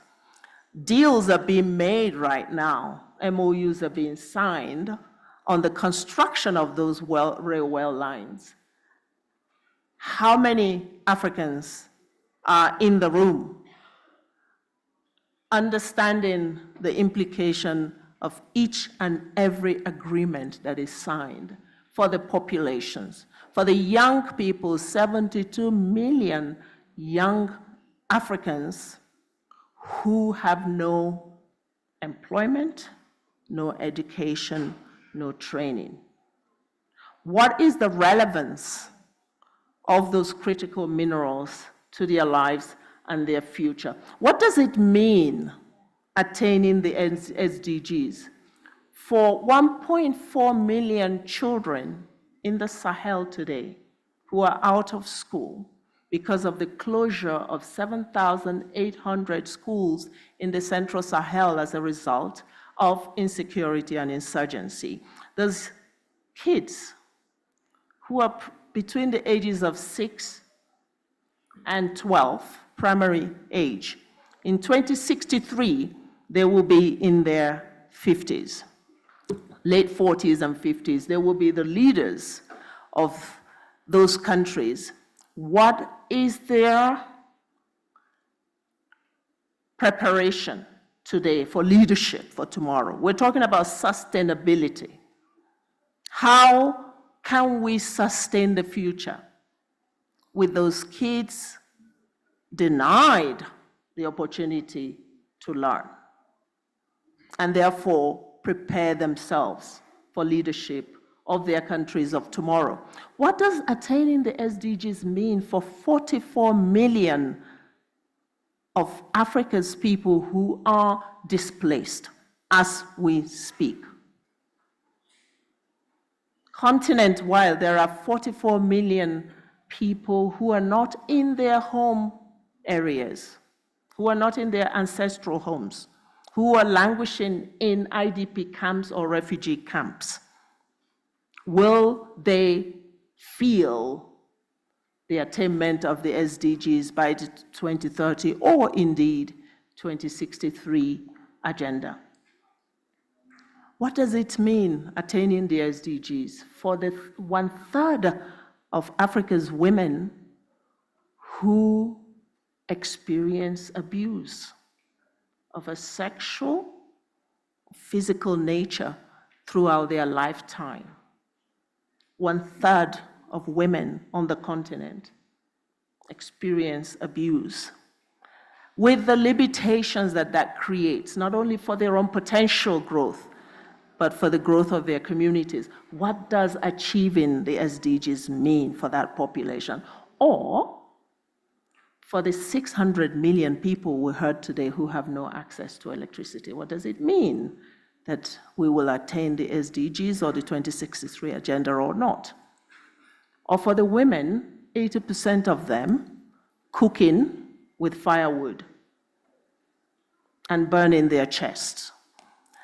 And I think beyond these questions about the humanity behind the numbers is the question of how we are applying the lens of the SDGs over the continent of Africa, as if we have the same template everywhere, right? So we're in Ethiopia, over 100 million people, several ethnic groups and configurations, land-linked. What would it mean for Ethiopia? What is Ethiopia's pathway to 2030 and 2063 compared to Cape Verde? 500,000 or so people, neighborhood of Addis, ocean, large ocean country, we call them small island developing states, largely stable with good governance over the years, sustained. I don't think Cape Verde has ever experienced conflict or a war. What is Cape Verde's pathway to 2030, 2063? And I was talking to the resident coordinator earlier who said, sounds like a small country, but it has 9 islands. So if you have a water establishment here, you need 9. You need to think of 9 of them. What are the constraints in Cape Verde compared to Ethiopia or Nigeria? Eswatini, under 1 million people. You would say small country, good infrastructure, a monarch. What is their pathway to the SDGs compared to Sudan? Have we thought about countries in crisis, protracted or acute? What is their SDG journey? So I think in responding to that question, I just come up with more questions. That the way that we are approaching this is really, if you ask me, it's a bit dumb because and it's all of us here indicted, we're looking at this continent as if it were one thing on the same track, and we're all kind of following, running on the same path and journey. I think we need to disaggregate. We need to stop looking at Africa with one template. We need to look at the diversity of the continent, with all its uniqueness, with all the dynamics and structural differences that exist, but even economic differences and realities, and social cultural context, and ask ourselves, how do we apply a lens of the SDGs and the 2063 based on these contextual realities? That what Eswatini needs to get there might be different from what Uganda needs to get there. And once we have that reflection, I think we can begin to construct in real times what needs to happen in each place.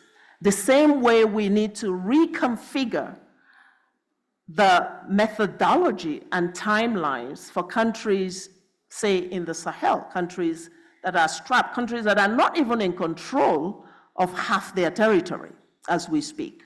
You cannot imagine that our pathways that we're deploying would have the same application in those places. So we have to rethink, what does the SDG achievement or 2063 mean for Burkina Faso? Yeah, thank you. Thank you also very much, Ms. Ahuna Ezeakonwa, for these remarks and for reminding us that when we speak of SDGs, we speak of people, and like you said, a diverse set of people across a diverse continent. We don't have much time, unfortunately. It's always the way that these kinds of conversations go. I'm going to throw the same question to the last panelist that's with us. He's on Zoom and he can hopefully hear me. Group President and Managing Director, Eastern and Southern African Trade and Development Bank, Admasu Tadesse. If you can hear me, we're just setting up this conversation around eradicating poverty and implementing SDGs, and hearing from your perspective, how can we implement these SDGs and accelerate them?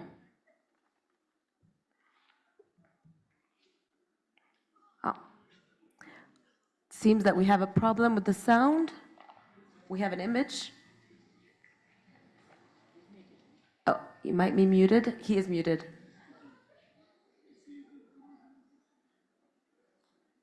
He's muted. You are muted. I don't know if it's coming from your side. Okay, it's not his side. Can we try to fix it from our side, please? Can you speak, Mr. Tadesse? He's speaking, he's trying.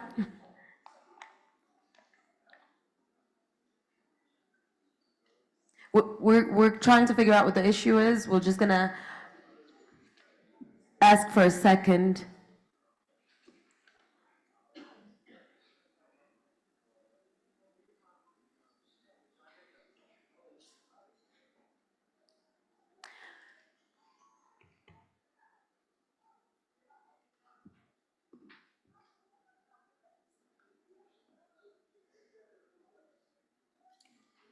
In the meantime, in the interest of time, I'm so sorry, Mr. Tadesse. We'll get back to you in a minute as soon as we sort out this technical difficulties. But because we only have... Oh, he's here.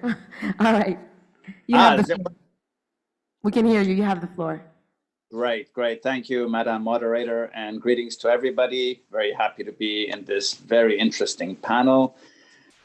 I guess I'm going to take Ahuna's approach and just build on the very interesting conversation that's been taking place. My first reaction, of course, is that the diagnostics, the perspectives are truly profound and indeed very provocative. My angle I'd like to take is maybe what we should perhaps do is disaggregate the approach, as I think Ahuna again mentioned. There's a geographic disaggregation. What I like to do sometimes is identify the spaces where we have more control to do what we can do within our own immediate environments versus the very complicated issues that, of course, requires advocacy and policy engagement, but not always very easy to get movement on the ground. So what I found very interesting was the comment that Dr. Monique made in her opening remarks around experience with CADIP and the scorecards. And what I found so interesting about that particular remark was how we've begun to find our way into robust implementation, because the truth is, I think as speakers have alluded to, the know what is not the problem. I think Africa has gotten to a level of sophistication, of knowing very well what the issues are, what the problems are, the diagnostics. I think to some extent, I would say it's a half story here where we have a little bit of know-how, but our big problem is know how to do, right? So we're very good at the analytics and the diagnostics. And I think the scorecarding approach to experience with CADP is the way to go. And I think the bottom line in all of this, I find, of course, as a financier myself, is that, we've got to learn to accept that the storms will continue to rage. And as they continue to rage with shocks and crises, we have to learn to walk in the rain and run in the rain.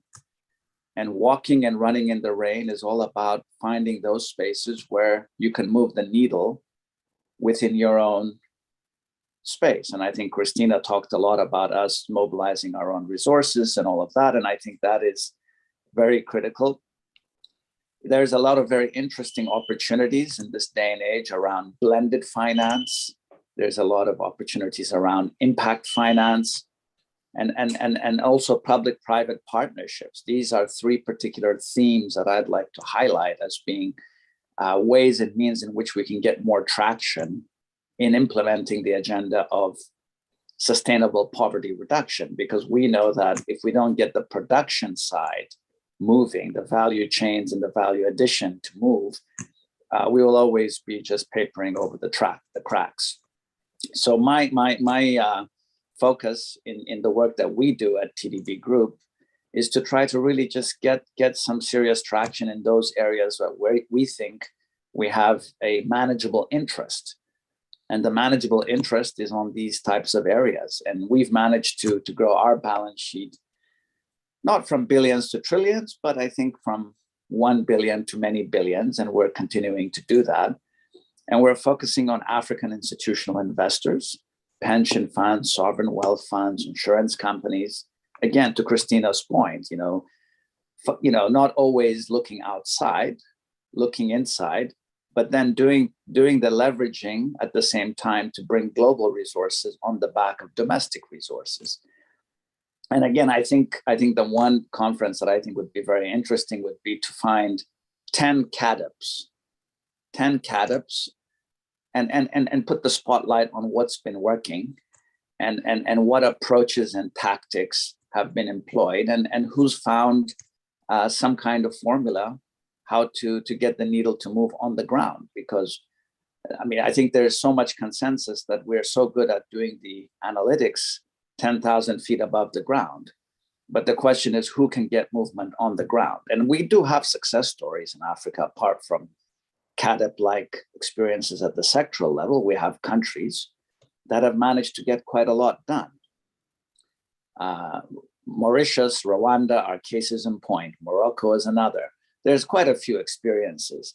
And I think it would be very interesting just to highlight what is it that these countries have done that's within their manageable interest, where they're learning how to walk and run in the rain despite the paradoxes, the contradictions, and the multiple shocks that are always coming our way.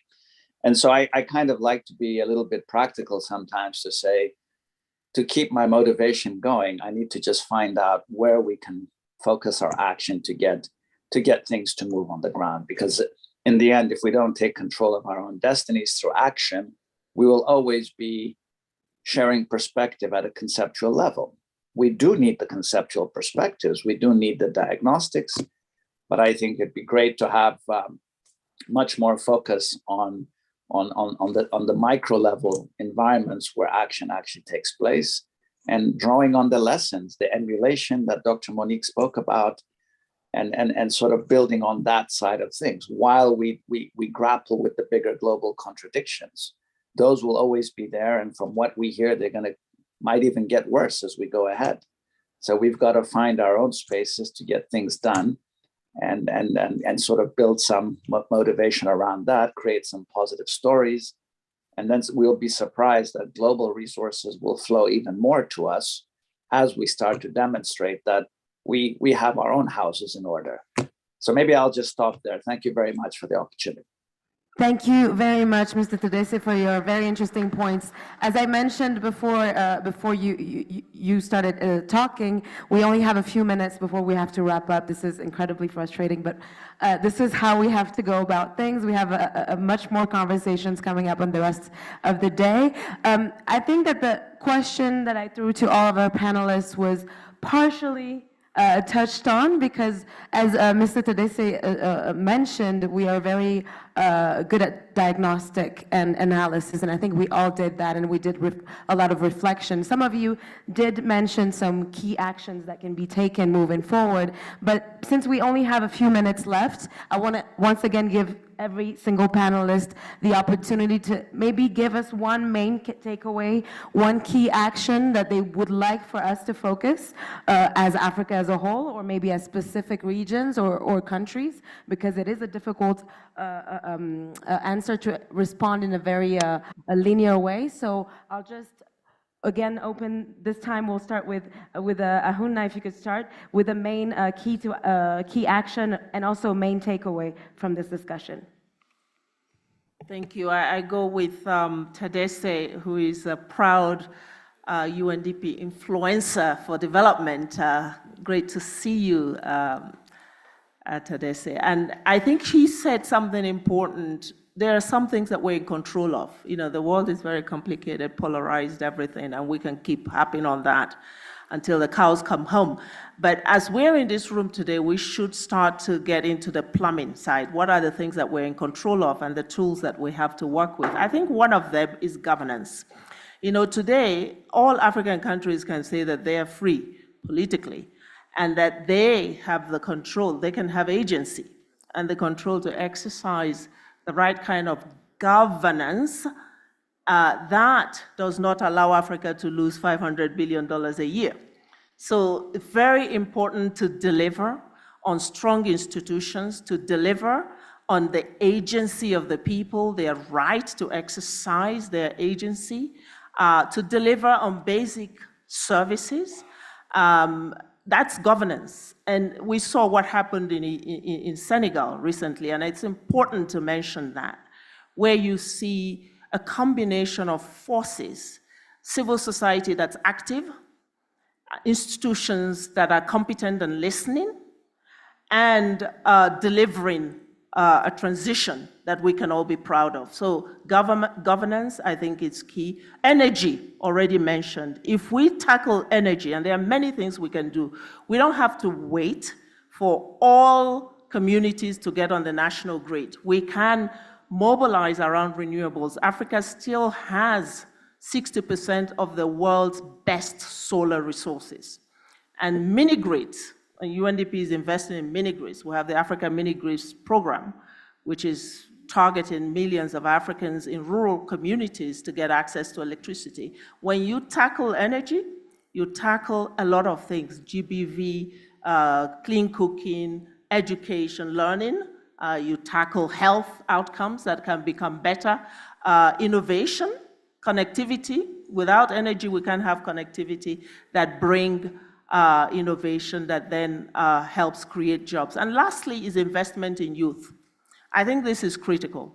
Youngest region in the world, we are ignoring young people as if they are a marginal issue that we just need to tackle because they are time bomb waiting to explode. They are an ally for the kind of development we're looking for, and UNDP is betting on them with a new program that we're calling Timbuktu to spark a startup revolution on the continent, because here is where we're seeing the talent of young Africans able to transform the development landscape in terms of challenges in all sectors.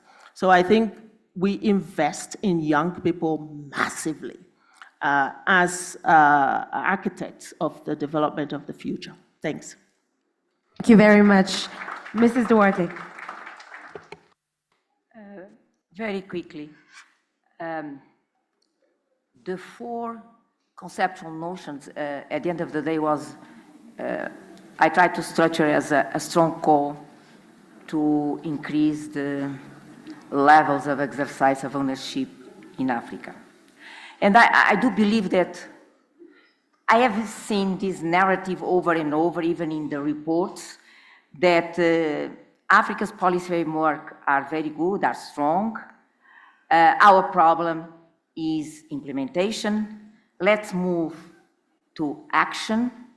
And sometimes trying to explain the lack of implementation with technicalities or the absence of technicalities. I personally have some difficulty in accepting this explanation. Please allow me, and my apologies up front. We need to understand why we have not been delivering. And it's not a lack of technicalities, it's not. There are solutions that have been in the shelves for more than 20 years. I can give you one. Azikuda, UNCTAD, to tackle trade mispricing. How much we lose on an annual basis on trade mispricing in Africa? $60 billion. The technicality is there. The solution has been in the shelf. What is the missing piece? And allow me to give an example of food systems that I had the opportunity to say yesterday. Why you have been unable to unlock a process of food systems transformation in Africa, and today has become a paradox. We are rich in agricultural resources, but in food insecurity. Why? Because I do believe that, and please, if I'm wrong, I'm completely open to different opinions. I do believe that until now, policy making on food systems in Africa have not featured, in my opinion, a very small but important feature. Food systems today in Africa have a geopolitical dimension. What is that? It's simple. By 2050, the world will have more 2.5 billion people that needs to be fed. What is the continent best place to be in that equation? Africa. So food systems transformation goes beyond the African continent as a geopolitical dimension. If we don't factor it in the design of our policy making, in 10 years we'll be talking about food systems transformation. So I do believe that we need to understand, and I want to mention, what is the constellation of external factors and internal factors. So when we design our mixed policies, we should directly hit the point. Thank you. Very much for your thoughts. I'm going now to throw it to you, Mr. Minister of State for Planning and Development. I think it's really difficult to speak after these, great speakers. And I think one of the things I can draw, from the conversations we had, the issue of really prioritizing, what could Africa really influence? Of course, given the heterogeneities between, African states. The first most important thing to me as a policymaker is what can an African states using their own agency could influence is the most priority. In that regard, I think we can talk, of course, the food system, transformation, as much as it is, external influences, the global financial structure, the trade structure is affecting that. I think the farmers at stake could really, require that. And I think focusing on food, focusing on those, basic infrastructures that, our agency, our own, individual agency could influence is really important. Of course, most of all the goals and aspirations that we speak are equally important. Technology is important, energy is important, health and education is important, food is important, all, goals are important, but what can we really influence to bring, a transformative goal is, is an important, dimension to it. The second most important, I think, such platforms should recognize for African states is looking into the multilateral approach of strengthening, collective action to influence regional and global, financial actors that we speak, because most of the external influences are outside Africa's reach, outside most of, developing economies, and what kind of multilateral, platform should we really aspire as African nations to really, bring those changes. But, things that can influence in our own context should also really get, attention, policy attention and development planning attention in that regard. Thank you. Thank you. So Yeah, so I started on very negative note, and also, as usual, with the lamentations. So I'll be now positive. And one, I speak from where His Excellency has left. Where we stand now in the global geopolitical interactions, Africa is like that very beautiful girl who is being, enticed from several areas. And now it is our time now to decide which way do we want to go. And this is it. I want to believe that were it not for the BRICS, the emergence of the BRICS, Africa would not be invited to be the 21st member of the G20. That's a fact. And so, in that tug of war, in really enticing this very beautiful girl, we can take advantage of that and say we want the reform of global international financial architecture, and that will be delivered. I think that is positive, and that's the answer. Number two is about our resources. The transition to low carbon, climate resilient future is inevitable. And this being the case, Amina Mohammed mentioned that we have 46 trillion worth of resources, critical minerals, lithium, copper, and all this coltan, and all these which are driving the new technology on renewables. Call it solar energy, call it the electric vehicles, call them, wind power. We have those resources to drive the future. How do we add value on those resources so that they can create a job for the millions of youths who are no jobs, and those others? So we have an opportunity. We have institutions, African Free Trade Area agreement, and all those. So why can't we really rise to the occasion and believe in our institutions? The most important thing, which we do not have, is that we are very good in establishing institutions. We are very good in setting policies, setting strategies, everything. What we lack is implementation. And we have resources to do that. And in terms of energy, we are very happy. But imagine, in the last 2 days, we launched a campaign, 630 campaign. And we are inviting, I'm very happy, UNDP is in this, and all of us, we have several initiatives on energy. And how do we ensure that we ensure the 630 million people in Africa who have no energy get it? And I think because for the interest of time, I think we are going to build those partnerships with UNDP and those other allies. And I believe that through that, we are going to bequeath the future to the future generation, which we are going to make them happy. We need three things. One, how do we address the question of sustainability, human well-being, and environment, because all of them are interconnected. Once we arrive on that, I believe we are going to provide solution to the world. I think the solution to the world, all these difficult geopolitical problems are going to be solved by Africa. Thank you very much. thank you very much for this optimistic note. And one more panelist to finish us off, Mr. Admasu Tadese, if you can hear me. Just one key action.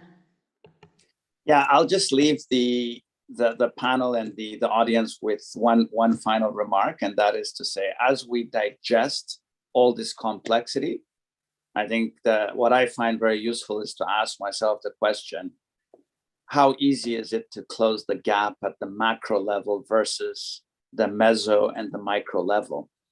And the bottom line is we have a lot more room to maneuver at the micro and meso level as opposed to the big macro level, because the macro level gaps are not there for lack of knowledge. We have all these contradictions and gaps at the big macro level because of interests and design. So it's not about knowledge. So that's why I like to focus at the meso and micro level in the continent, because there at least the gaps that we face, we have a better chance of closing them, right? So, I mean, I work on the ground. I've been working in this industry for 25 years. There's a great deal that we need to do on the ground. And we've seen examples of countries that have managed to deal with the gaps at the micro and meso level, the institutional level. I think we have a lot of institutions that exist. We have a lot of policies that have been, designed, and they do reflect best practice and all of that. But in reality, this thing of implementation, it's not just talk, right? I think Africans, we know, our Achilles heel. Our Achilles heel is we really need to be better organized and better disciplined at the level of the spaces that we have a better chance of controlling. The other spaces are very important as well. I don't belittle the need for advocacy and engagement at a much larger level. But I think we need to be cognizant that we shouldn't assume it's for lack of knowledge. It's not because of that. I think those of us who've seen the biggest generation of global resources in the past 4 years, it was the special drawing rights of the IMF, where $65 billion were created overnight. And ask yourself how much of that was allocated to Africa. It's a structural problem. Everybody's talked about reallocating these resources, but there's no reallocation. So I kind of like to be humble and say to myself, it's not for lack of knowledge at that level. It's just there's no will. There's no will, and you can't move the needle very easily. Of course, you can advocate, and there may be opportunities that opens up to ease things a bit. But in the final analysis, the premium is on executing at home and at least closing the gaps where you have a chance of doing that. Thanks. Thank you very much for your closing remarks. And that will wrap up HLP 1, which was focused on stepping up ambition and innovative solutions to eradicate poverty and reinforce the 2 agendas that we are talking about as part of this forum. Thank you so much to our brilliant and esteemed panelists, the Minister of State for Planning and Development of Ethiopia, the Special Advisor to the Secretary General on Africa, Mrs. Duarte, the UNDP Assistant Administrator and Regional Director for Africa, Mrs. Ahuna Iziakonwa, the Executive Director for Pan-African Climate Justice Alliance, Mr. Mitika Mwenda, and the Group President and Managing Director of Eastern and Southern African Trade and Development Bank, Mr. Admasu Tadese. Thank you all for your presence here, and thank you all for your attention. We are now going to give the floor to Dr. Nassim Ulman, Acting Director, Technology, Climate Change, and Natural Resource Management Division at UN, the Economic Commission for Africa.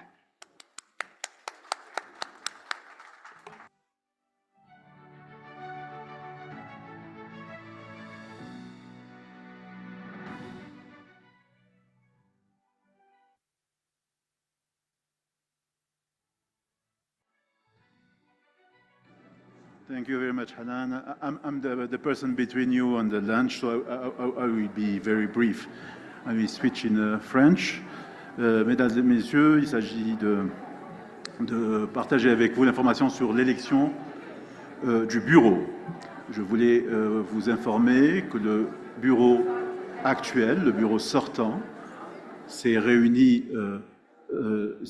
en ligne et a enclenché des consultations avec les différentes sous-régions. Les membres du bureau actuel étant président le Niger, premier vice-président le Maroc, deuxième vice-président la Namibie, troisième vice-président le Tchad et le rapporteur étant l'Éthiopie. Donc le bureau s'était réuni et a enclenché des consultations.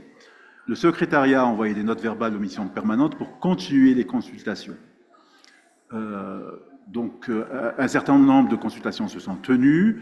Nous avons des suggestions par sous-région. Aussi, il est demandé aux États membres, notamment aux représentants des États membres, lors du déjeuner, il y a 5 tables qui sont réservées par sous-région, qu'ils s'assoient ensemble pour mettre à profit le déjeuner afin de pouvoir finaliser les consultations. Le principe de glissement des rôles des vice-présidences est un principe historique du forum. C'est-à-dire que pour le bureau entrant, la présidence sera assurée par la région Afrique du Nord. La première vice-présidence sera l'Afrique australe, deuxième vice-présidence Afrique centrale, troisième vice-présidence Afrique de l'Est, et rapporteur sera l'Afrique de l'Ouest. Donc, à ce stade des consultations qui ont commencé, pour l'Afrique du Nord, nous avons eu une candidature de la Mauritanie. Pour l'Afrique australe, la Namibie s'est portée candidate. Pour l'Afrique centrale, nous n'avons pas encore enregistré de candidature. Pour l'Afrique de l'Est, nous avons reçu une proposition de l'Ouganda. Et pour l'Afrique de l'Ouest, également, le Niger s'est porté candidat, sachant que dans ce cas précis, il est de tradition que le président passe l'année suivante comme rapporteur. Ce n'est pas automatique, mais en tout cas, on remercie le Niger de s'être proposé aussi pour cela. Donc, je vous invite à mettre à profit le déjeuner. Il y a 5 tables où vous verrez les signes par votre sous-région. Soyez représentés par au moins une personne de votre pays. Nous invitons particulièrement les membres du bureau sortant à être à ces tables-là pour pouvoir faciliter la finalisation de ces consultations.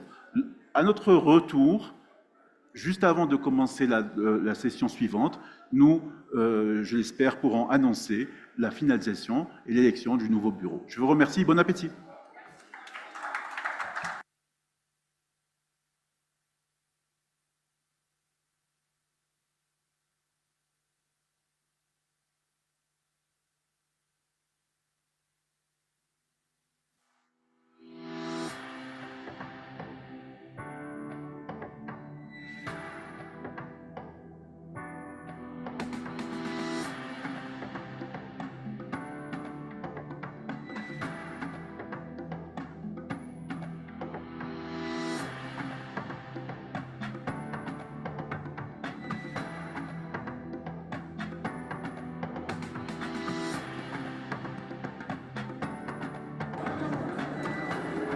Mesdames et messieurs, ladies and gentlemen, for the lunch, please, you have the VIP room there. So the colleagues will guide you for the VIP lunch is on my right, is there. And there are the other places that also are prepared. Mahasna, you want to add? 2:30, yes. And we please come back here at 2:30. We count on you to be here at 2:30. La salle de restauration pour les VIP se trouve sur ma droite au fond. Vous allez être guidés. Merci d'être de retour à 2h30 précises. Merci.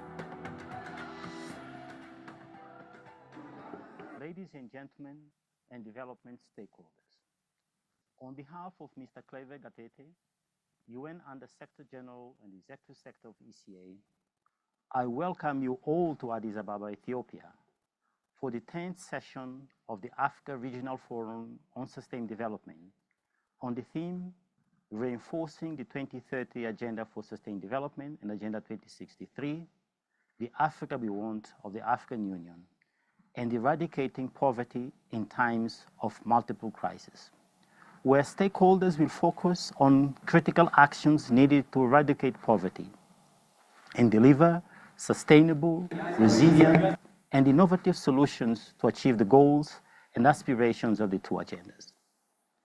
The forum will foster peer learning and knowledge sharing. It will generate Africa's inputs to the Summit of the Future to be held in New York in September this year. As many of you know, the Summit of the Future is a timely opportunity to reinvigorate efforts to speed up implementation of the SDGs and the reform of the global financial architecture. ARFSD 10 is taking place at a time when African member states continue to face multiple crises and socioeconomic development challenges, with increasing and unsustainable debt servicing, inadequate investment towards SDG implementation, and a global financial architecture unsuitable and inadequate for the needs of the continent and beyond. Moreover, we are past the midpoint of the implementation of the SDGs, whose deadline of 2030 is fast approaching. At the AFSD 10, we'll be reviewing the following goals.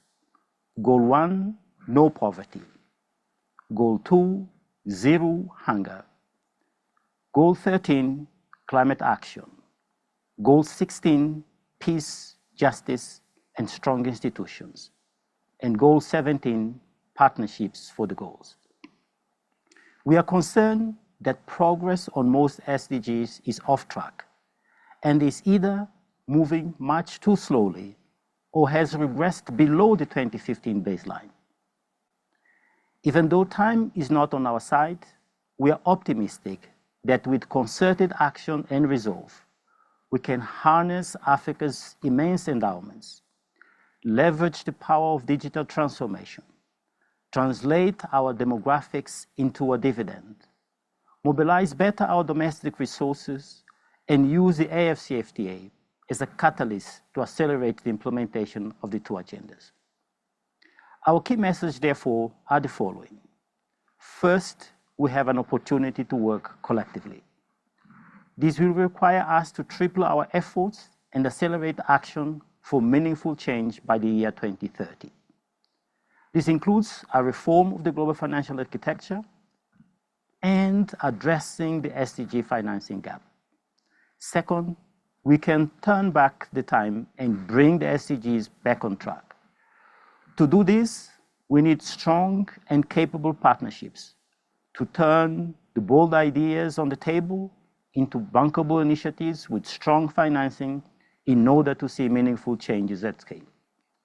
I therefore appeal to all stakeholders to approach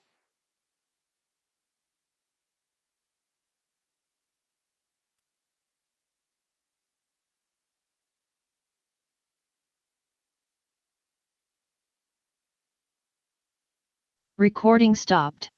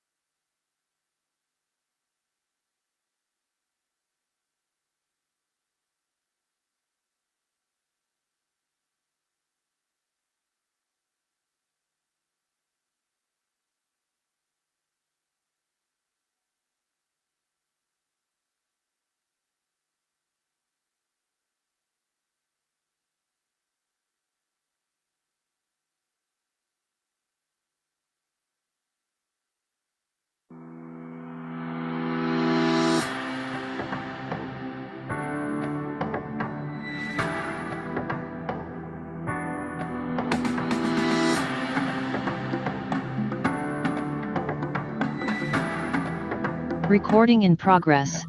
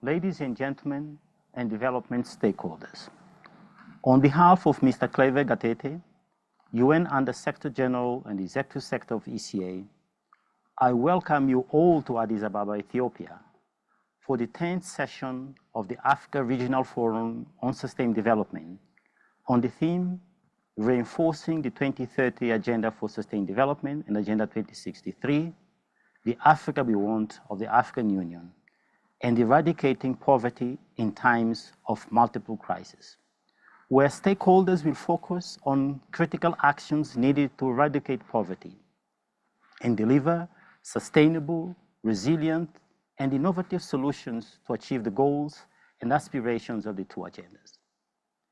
The forum will foster peer learning and knowledge sharing. It will generate Africa's inputs to the Summit of the Future, to be held in New York in September this year. As many of you know, the Summit of the Future is a timely opportunity to reinvigorate efforts to speed up implementation of the SDGs and the reform of the global financial architecture. AFSD 10 is taking place at a time when African member states continue to face multiple crises and socioeconomic development challenges, with increasing and unsustainable debt servicing, inadequate investment towards SDG implementation, and a global financial architecture unsuitable and inadequate for the needs of the continent and beyond. Moreover, we are past the midpoint of the implementation of the SDGs, whose deadline of 2030 is fast approaching. At the AFSD 10, we'll be reviewing the following goals. Goal 1, no poverty. Goal 2, zero hunger. Goal 13, climate action. Goal 16, peace, justice, and strong institutions. And Goal 17, partnerships for the goals.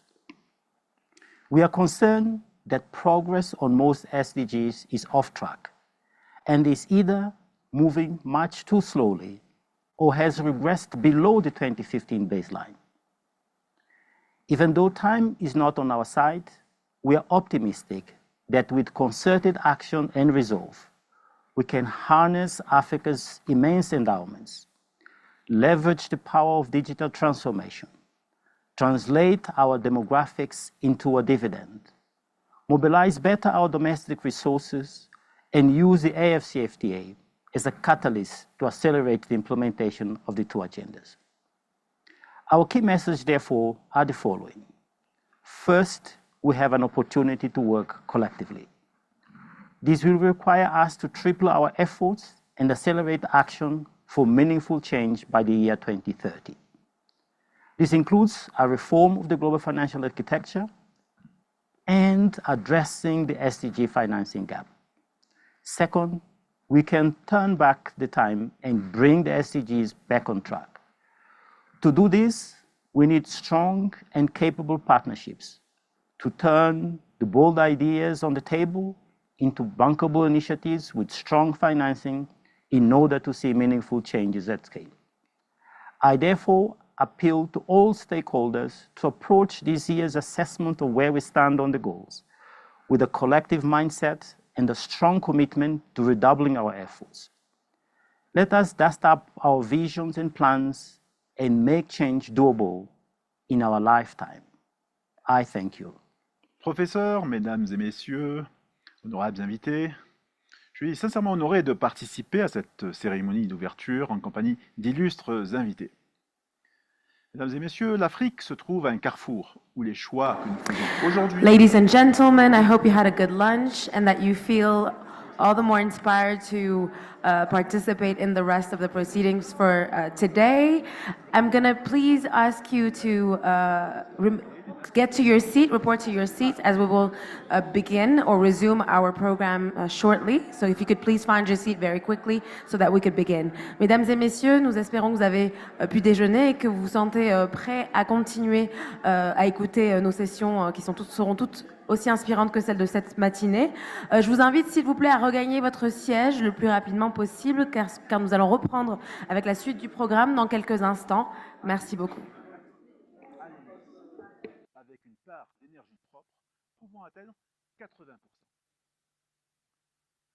Cependant, la réalité est que moins de 2% des investissements mondiaux en énergie propre sont dirigés vers l'Afrique, soulignant un écart conséquent dans le financement climatique. Ensuite, j'aimerais aborder le fardeau croissant de la dette pour les pays africains. Les vulnérabilités liées à la dette restent élevées sur le continent. Nos nations sont souvent contraintes de choisir entre le remboursement de la dette et le financement.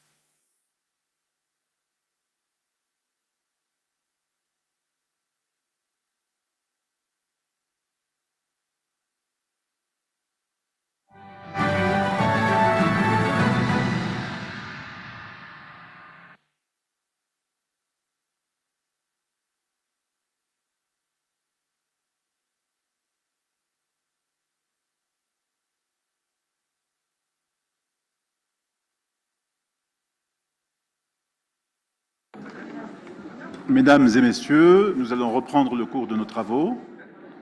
Donc, il s'agit des questions organisationnelles et qui correspondent au point 3 de l'ordre du jour relatif à l'élection du bureau.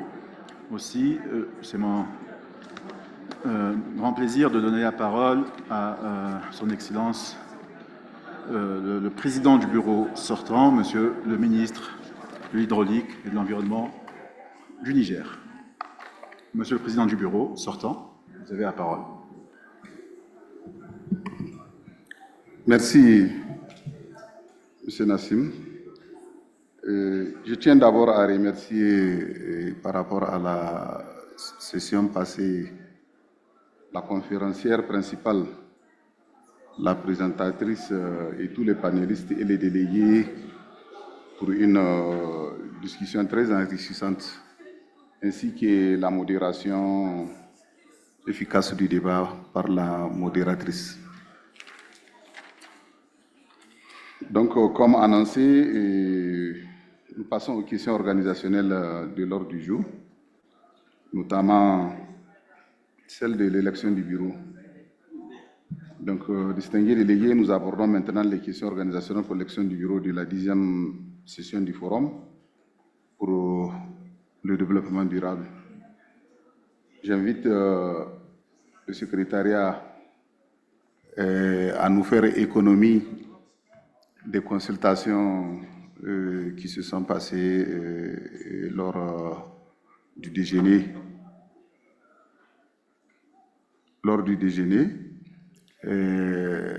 Comme annoncé, donc avant le déjeuner, il y avait eu des candidatures, il y avait eu des propositions aussi.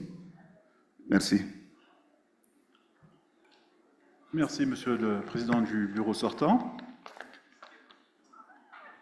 Donc, suite aux consultations qui ont eu lieu au préalable avant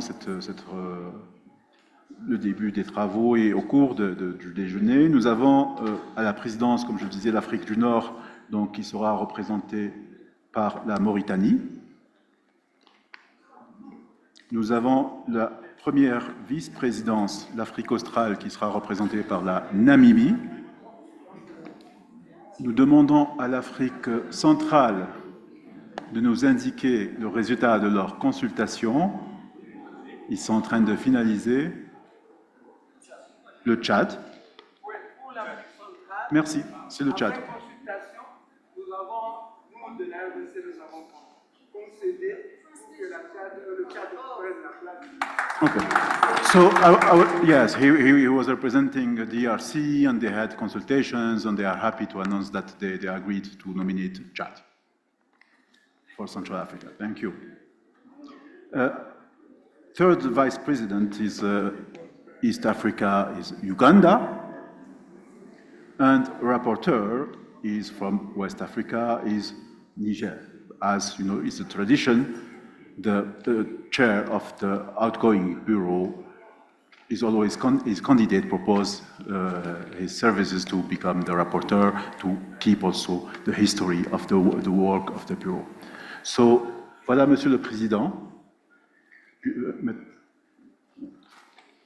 Merci. Donc,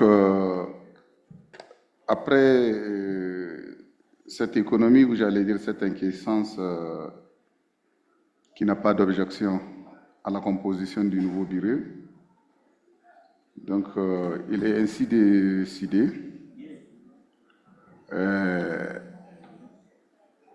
C'est maintenant donc un honneur et un privilège, en tout cas pour moi, d'inviter Son Excellence M. Mamoudou Niang, ministre de l'Éducation supérieure et de la Recherche scientifique de la Mauritanie,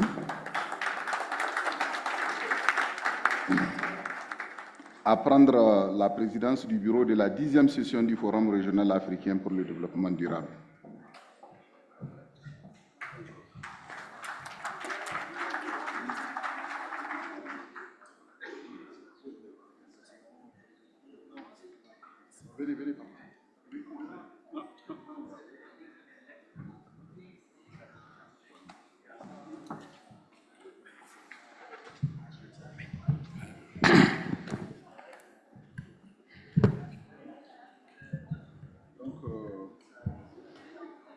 Cependant, donc, avant de donner la parole au président de la 10e conférence, permettez-moi de saisir cette occasion au nom de tous les collègues du bureau de la 9e forum pour exprimer ma gratitude à la Commission économique pour l'Afrique pour le soutien qui nous a été apporté pendant notre mandat.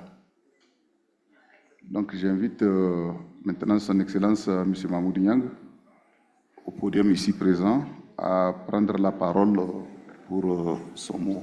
Merci bien. Bismillahirrahmanirrahim, merci. Madame, Messieurs les ministres, Madame, Messieurs les ambassadeurs, Madame, Messieurs les honorables invités, En élisant la Mauritanie pour présider le 10e Forum régional africain pour le développement durable, vous faites honneur à mon pays et marquez encore une fois les égards que l'Afrique entière a pour son Excellence, le président Mohamed Ould Cheikh Ghazouani, président de la République, président de l'Union africaine, à travers la déclaration qui représente mon pays à ces présentes assises. J'exprime donc, au nom de la République islamique de Mauritanie, au nom du nouveau président, son Excellence Abdel Salem Ould Mohamed Salah, ministre mauritanien des Affaires économiques et du développement durable, et à mon nom personnel, toute la gratitude et la reconnaissance de mon pays à mes pairs ici présents. Je remercie et félicite également le bureau sortant et son président, son Excellence, Maïzama Abdoulaye, ministre de l'Hydraulique, de l'Assainissement et de l'Environnement du Niger pour le travail accompli. Mesdames, Messieurs, en matière de développement durable de l'Afrique, l'enjeu principal pour le continent est de réussir dans un monde en pleine mutation et peu stable, d'éradiquer la pauvreté et d'assurer la prospérité des Africains. Il s'agit en effet d'atteindre les objectifs pas de pauvreté, faim zéro, bonne santé, bien-être pour tous les Africains, égalité totale entre les sexes, industrialisation équitable et innovation et infrastructures structurantes pour tous les pays d'Afrique. La mise en œuvre de ces objectifs à l'horizon 2030 dans le cadre de l'agenda 2063, ce que l'Afrique veut, est soumise d'une part à l'engagement collectif de travailler ensemble à la maîtrise par nos États des paramètres de développement, à la souveraineté sur nos ressources propres et sur nos politiques nationales et continentales et à la préservation de notre environnement, de tous les facteurs qui les menacent et surtout de l'impact nuisible de la pollution qui nous frappe d'ailleurs. Consciente de cela, la Mauritanie est dans le cadre d'une stratégie de croissance accélérée et de prospérité partagée 2030, SCAP, qu'elle met en œuvre depuis 2016, s'emploie activement à promouvoir une croissance forte, durable et inclusive, à développer le capital humain, à assurer l'accès aux services sociaux de base et à renforcer la gouvernance dans toutes ses dimensions. La SCAP, qui est dotée de plans d'action quinquennaux, intègre tous les objectifs de l'agenda 2063. Mesdames, Messieurs, le présent forum sera pour mon pays l'occasion d'enrichir son expérience en matière de développement durable, en la conjuguant à celle des autres pays du continent. Je l'ai dit avant-hier au forum sur la science, la technologie et l'innovation, le développement durable de l'Afrique est tributaire du niveau de collaboration et de coordination entre nos États et de la détermination avec laquelle ceux-ci envisagent chacun à part et tous ensemble leur accession à la souveraineté industrielle, scientifique et technologique. Nous arriverons à cela en mutualisant nos moyens et nos expériences, en impliquant nos diasporas respectives dans la réflexion sur la maîtrise par le continent de son avenir et en utilisant le progrès des sciences et des technologies nouvelles pour le développement durable partagé de notre continent.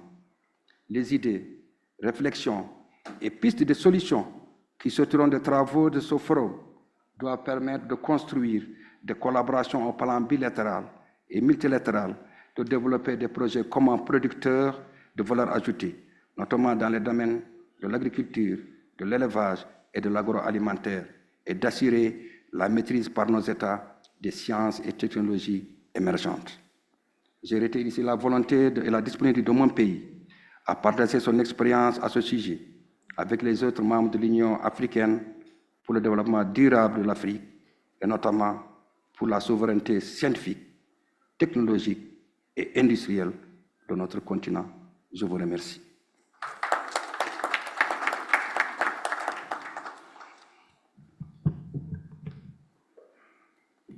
Merci, Monsieur le Président du bureau entrant du 10e FRAD. Ainsi se termine ce point 3 de l'ordre du jour. Donc nous allons maintenant pouvoir passer à à la session suivante sur le sommet du futur. Merci.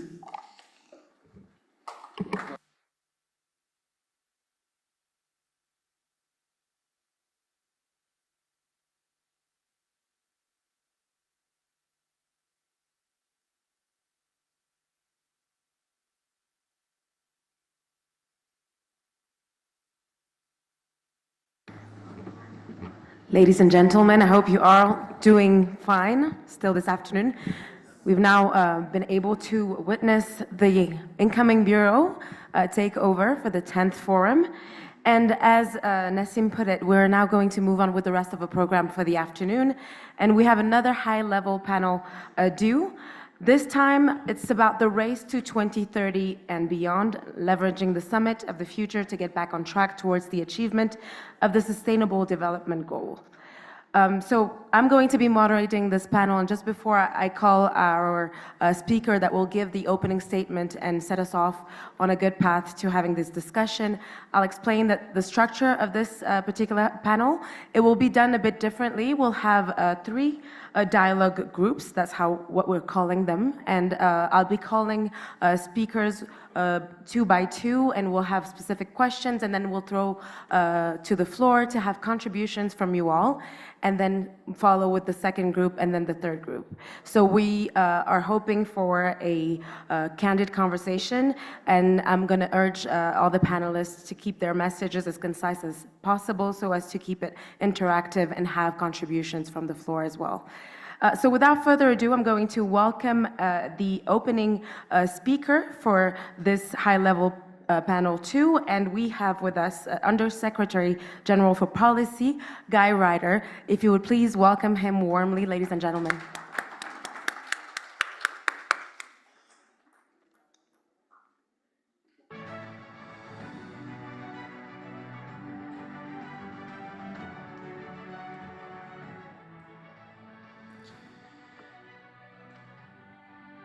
Ministers, Executive Secretary, Excellencies, colleagues of the United Nations system, ladies and gentlemen, thank you for this opportunity to say a few words in introduction to the panel which is to follow, and to give you perhaps some background concerning where we stand today in respect of the Summit of the Future. And I have to say that this exchange is extremely timely. Day for day, we stand at 5 months away from the Summit of the Future that will convene in New York in September. And without going back into the history of this summit, suffice to recall that the summit was first proposed by the Secretary General in his seminal report of 2021, entitled Our Common Agenda. And in that report, the Secretary General puts forward the idea of the need to redynamize, to modernize our unilateral system, to render the United Nations fit for purpose to meet the challenges of today and of tomorrow, foremost amongst them, of course, the unfinished business of the 2030 Sustainable Development Agenda and the 2063 Agenda. And I think it's worth recalling that in his report back in 2021, the Secretary General suggested that in the light of our current circumstances, the world stood at a crossroads which could lead either to break down or break through. And there is a very real sense in which the Summit of the Future in September will determine to a significant extent whether, from the multilateral perspective, we take the road of breakthrough or remain on a trajectory which in all too many respects looks like leading us to break down. Now, the General Assembly decided to accept the Secretary General's proposal for a Summit of the Future, and in the course of last year, the General Assembly decided on what the output from the summit should be. And in September last year, the General Assembly decided that the summit should adopt a pact for the future. And it also set out the main structures and issues which this pact should address. And let me very quickly take you through the 5 subjects, the 5 chapters that will be contained in the Pact for the Future, which is currently under negotiation in New York. Well, the first chapter, and you won't be surprised in this regard, relates to sustainable development and significantly the financing of sustainable development, a recognition indeed that halfway through the journey to 2030, we are badly off track. Only some 15% of targets are currently on track. And so one outcome of the Summit of the Future must be to accelerate and to improve our record of achievement in delivering on the Sustainable Development Goals. So sustainable development and significantly financing of sustainable development. I will come back to that in a moment. It's also in this chapter that we will find reference to climate and climate change. We are, of course, well aware that climate action has its own negotiation and action track in the COP process, COP29 taking place this year in Azerbaijan, but it is important that this first chapter of the Pact also contain important language on climate action. The second of the 5 chapters is to be devoted to international peace and security. And in this regard, the Secretary General has put to member states an ambitious new agenda for peace, an agenda of action which would cover, in the words of the Secretary General, the full continuum of peace, dealing initially with the root causes of conflict, with prevention and prevention strategies, moving on to peace building, peacekeeping, peace enforcement, going on to deal with emerging new domains of conflict, and they are numerous and they are dangerous. The relevance, I believe, of this chapter of the Pact, peace and security, I think, to the continent of Africa is evident. So much of the United Nations toolkit on peace and security is being put to the test in this continent with the results which you can all appreciate for yourselves. So the second chapter will be on peace and security. The third chapter is on science, technology, innovation, and digital cooperation. A very complex and very important and topical area of concern.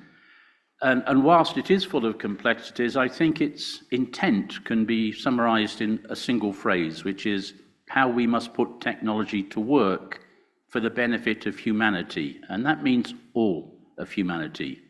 Nowhere else has the theme of leaving nobody behind seemed so apposite, because I think we're all aware that extraordinary and transformative technological change in recent years has benefited some, but often excluded others. And so we have to deal with the problems of the digital divide, which can all too easily become something even worse, particularly as the applications of artificial intelligence come on tap. So this chapter of the Pact for the Future will deal with issues of connectivity, will deal with issues of capabilities building, particularly in the developing world. It will deal with the very real risks and downside of technological innovation, work out how we must make sure that human rights are respected online in the same way as they are offline, and all of this will be contained in an annex to the main body of the Pact, this annex to be called a Global Digital Compact. And let me, between parentheses, just add in regard to this chapter that the governance of artificial intelligence is acquiring rapidly priority importance in these discussions, but it should not be an exclusive priority. We are all aware of the rapid coming on tap of artificial intelligence applications, but it would be unfortunate, indeed it would be wrong, for artificial intelligence to crowd out all the very many other aspects of the governance of new technologies in the way that I have described. The fourth chapter of the Pact for the Future will deal with youth and future generations. two related but distinct ideas. Youth, our young people today, of course, require attention for two reasons. One, the Secretary General is convinced that we must upgrade qualitatively the manner in which young people participate in decision-making processes, both in their own countries and in the United Nations system. And he has put out a number of proposals of how this qualitative change can be brought about. In a word, the aim here is to render youth participation in decision-making more meaningful. Over recent years, we have multiplied the opportunities for young people to come to the United Nations, but they are asking us whether their participation is, and excuse my blunt language, purely tokenistic, it makes us feel good, or does it actually have consequences, do some good? So the word meaningful before youth participation is fundamentally important. We will, of course, also be addressing in the Pact the major social and economic issues facing young people, I think particularly of youth unemployment, education, and social protection. And here again, the resonance with African circumstances is very strong. We are all aware that in contrast to some other regions in the world, Africa has the benefit, the dividend of a youth bulge, of a youthful population. It is important that that youth dividend is made a reality. Standing in the same chapter as youth is the issue of future generations. This is different. This is not about the 1.9 billion young people in the world today. It is about the 10 billion people as yet unborn who will be born before the end of the century. And the question to be answered is how our policy making and decision making today will take proper account of the rights and interests of future generations. And to this purpose, the intention is, and it's the second annex to the Pact, to adopt a declaration on future generations. Ladies and gentlemen, the fifth and the last chapter in the Pact for the Future is entitled Transforming Global Governance. And this covers a broad range of issues, all of which I think respond to the imperative that the Secretary General identifies of ensuring that our governance structures in the UN system reflect the realities of today's world and are capable of addressing those challenges of the world. He points out, and does it quite bluntly, that some of the major instruments of governance reflect not the world of today, but the world of 1945, when the United Nations was created, and when the United Nations had 51 member states, not the 193 member states of today. We have a major updating of governance to do. You will think, I am sure, immediately of the issue of Security Council reform, and rightly so. But a great deal of the discussion under this chapter, I think, and today's proceedings reflect why, will be a consideration of the international financial architecture. We heard in the opening session today many speakers referring to the shortcomings, inadequacies, and unfairness of the international financial architecture as currently constituted, and the need for major reforms. The Secretary General has been outspoken in making the case for these reforms, and the debate in this area is perhaps one of the hottest that we have on the road to the Summit of the Future. Will we be looking at the governance processes inside the International Monetary Fund and the World Bank, or does that belong in another place? Can we make a difference on the debt architecture, the treatment of debt today, in a situation where so many countries, including on the African continent, are under the burden of unfair and unsustainable debt levels?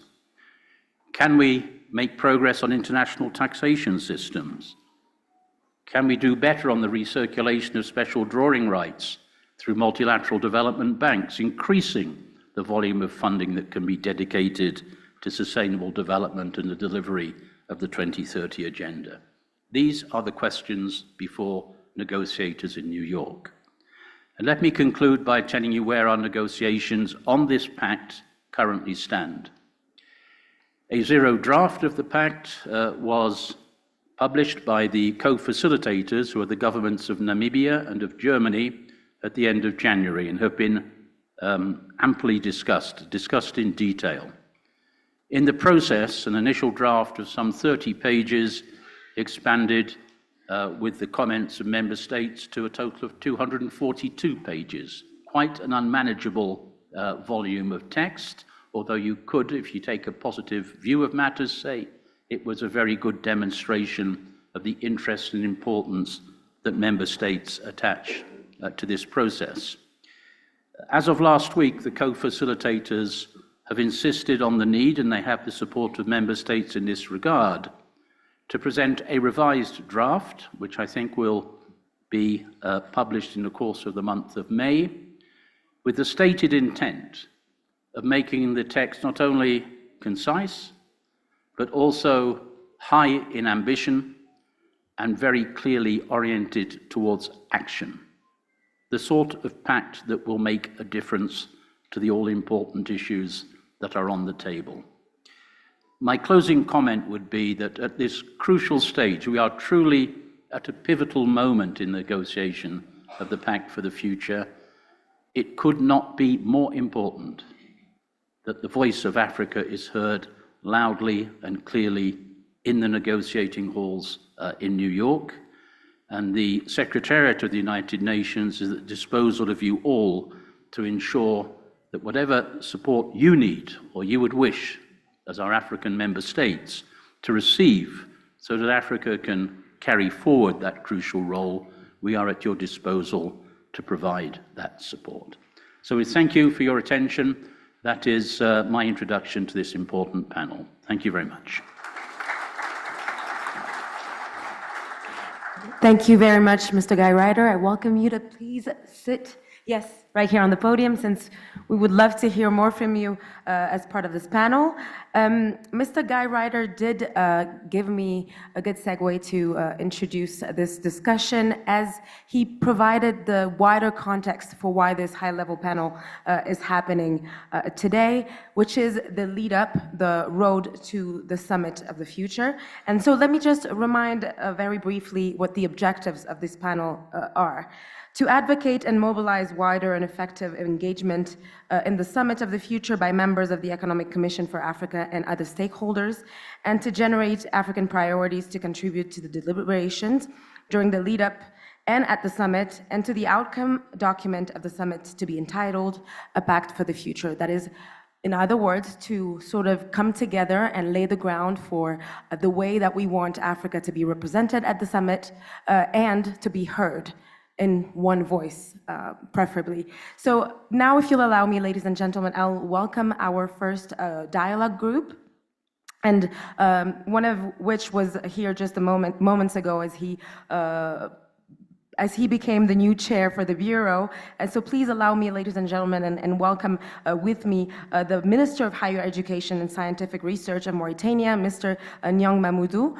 Monsieur Nyang Mamoudou, le ministre de l'Éducation supérieure et de la Recherche de la République islamique de Mauritanie. Je vous invite donc à me rejoindre pour le premier groupe de discussion de ce panel.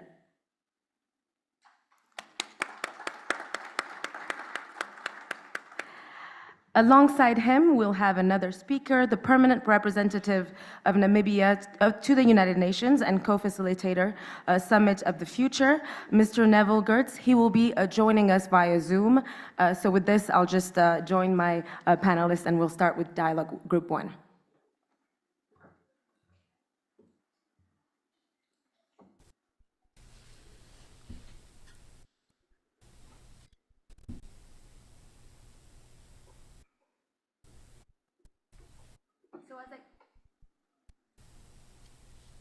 So as I mentioned earlier, the way that we're going to go about this session is that we'll ask 1 or 2 questions to our group 1, and then we'll throw to the floor, and you are obviously very welcome to contribute with comments, but also reactions. And of course, Mr. Guy Ryder, you're welcome to intervene whenever you feel as though you want to add anything to the conversation. Je vais commencer par vous, Monsieur le Ministre, Votre Excellence. Alors, la Mauritanie est donc maintenant elle représente donc le nouveau bureau, le 10e forum de la FRST, mais la Mauritanie préside également l'Union africaine. Et quand on parle du continent africain, on parle beaucoup de la jeunesse africaine. Et quand on parle du sommet pour le futur, évidemment, la jeunesse africaine, est-ce qu'elle représente en termes de démographique, mais aussi de population qui ne cesse de grandir à une vitesse assez exceptionnelle, elle est centrale. Alors j'aimerais vous poser la question suivante, c'est de savoir, quand on pense bien sûr à ce sommet pour le futur qui va avoir lieu dans quelques mois, en quoi est-ce que on peut voir la jeunesse et la jeunesse africaine comme, pas comme une problématique, mais plutôt comme un atout?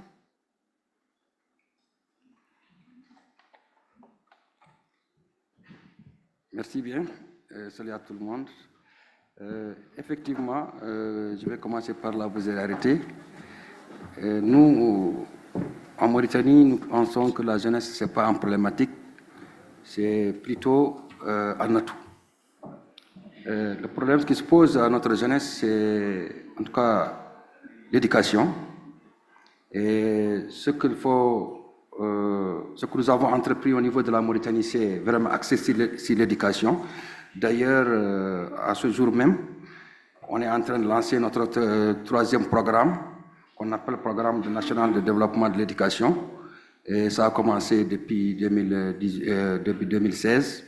C'est-à-dire que chaque 3-5 ans, on essaie de faire le diagnostic.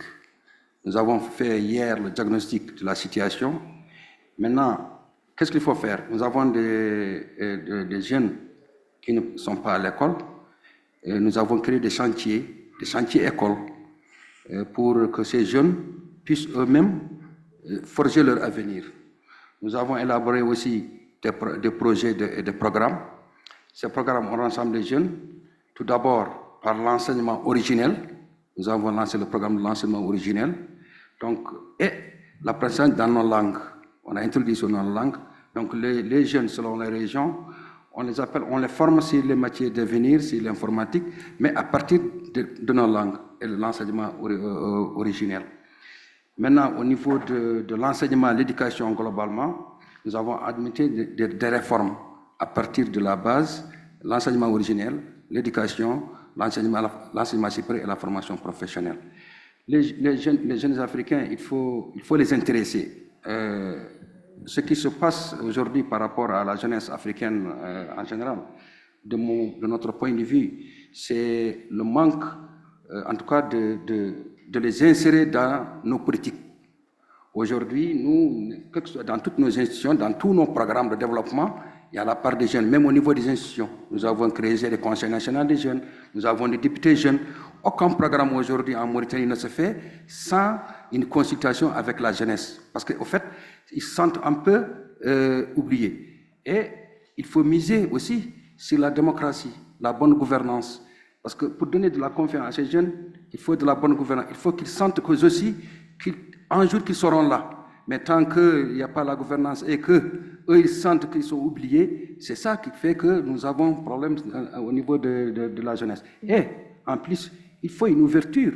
Il faut leur montrer que ce qu'ils veulent chercher ailleurs, ça se trouve chez nous. Et pour ça aussi, il faut avoir une politique de transformation. Il faut faire une politique de transformation et une politique d'intégration réelle de l'africaine. Il faut que nous aussi, entre nos pays africains, qu'on s'accepte. Pourquoi pas organiser des colloques entre les jeunes, du tourisme entre les jeunes, des jeunes, par exemple, d'Éthiopie, puis de l'Afrique de l'Est, s'organiser. Ils vont aller, par exemple, en Afrique de l'Ouest. Tantôt, ils vont aller en Afrique centrale.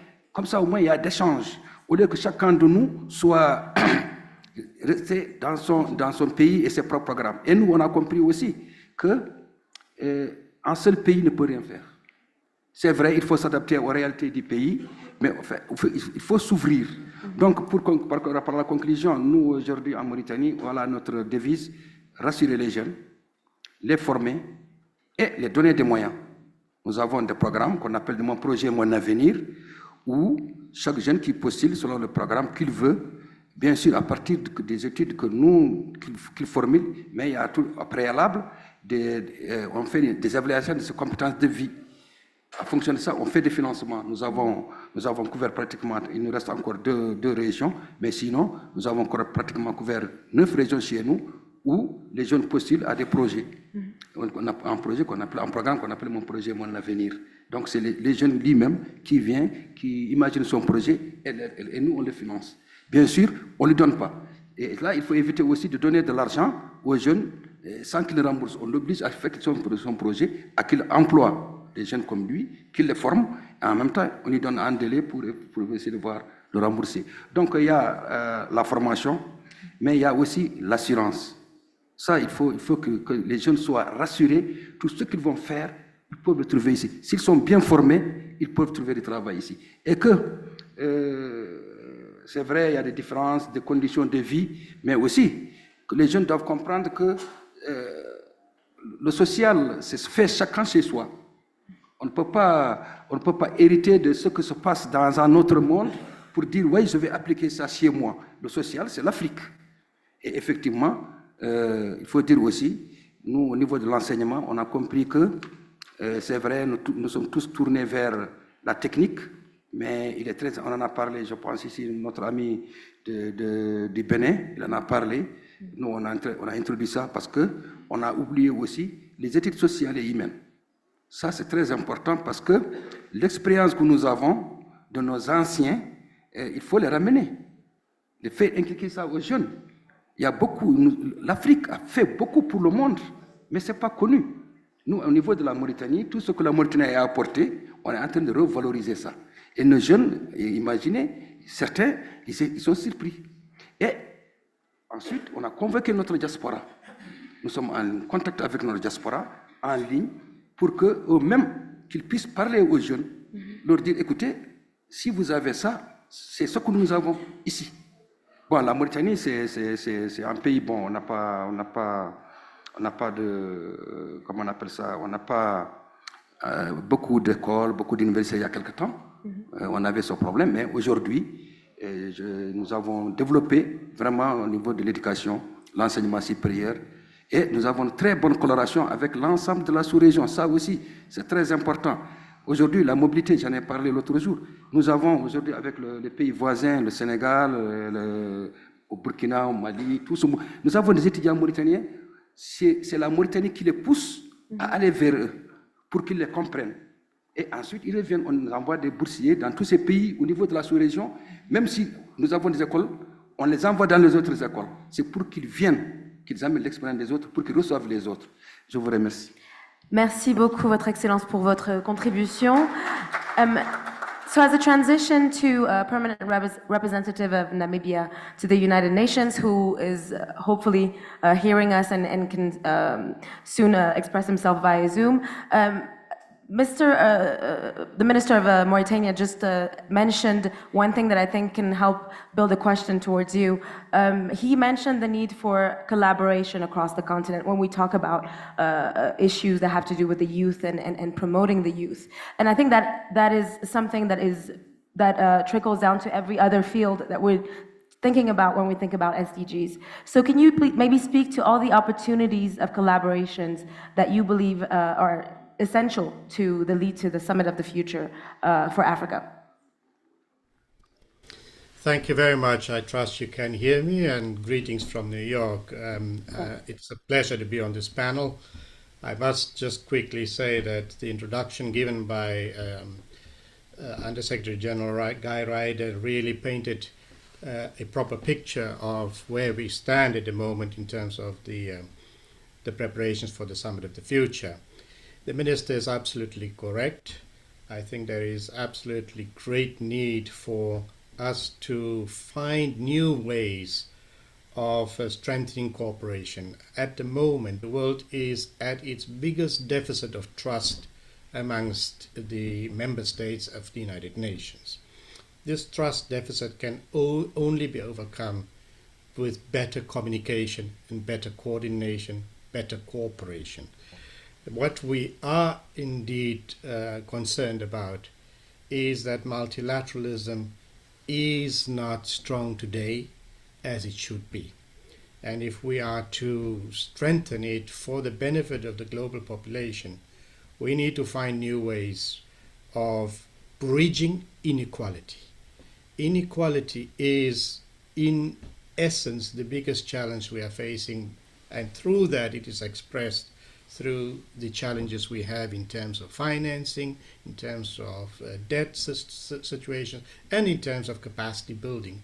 And if we consider that the future is going to be primarily predominated by, or dominated by the digital advancement we have, Africa stands to be left behind again if we do not invest now and find those partnerships to strengthen the collaboration in the digital space, in the technology space, in the science and technology and innovation space.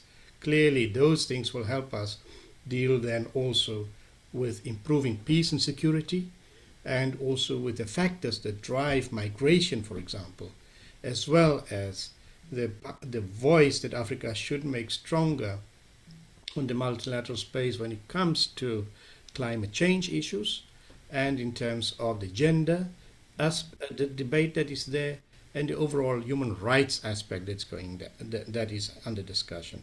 So in this discussion, Africa should not be left out. What we need to make sure is that the blueprint that Africa has in its 2063 agenda, that we extract those elements from the Agenda 2063, that we make sure through stronger collaboration with the member states in New York, the African agenda is brought into the Pact for the Future. I leave it at that for now, and then see if you have more specific issues you wish me to address. Thank you very much for your remarks, and for indeed speaking to how we have to make sure that the African agenda is fully represented as part of the Summit for the Future. And I think this is what we're here to discuss, and the different ways, the various ways we can make sure that the voice of Africa is heard, so that the continent is not left behind. I'm now going to open to contributions from the floor, which hopefully will echo some of the sentiments that were expressed here. So if there are people from maybe member states or others who would like to add or react to some of the points that the panelists have made, yes. Someone will come with a microphone in just a second, and then we can hear this contribution.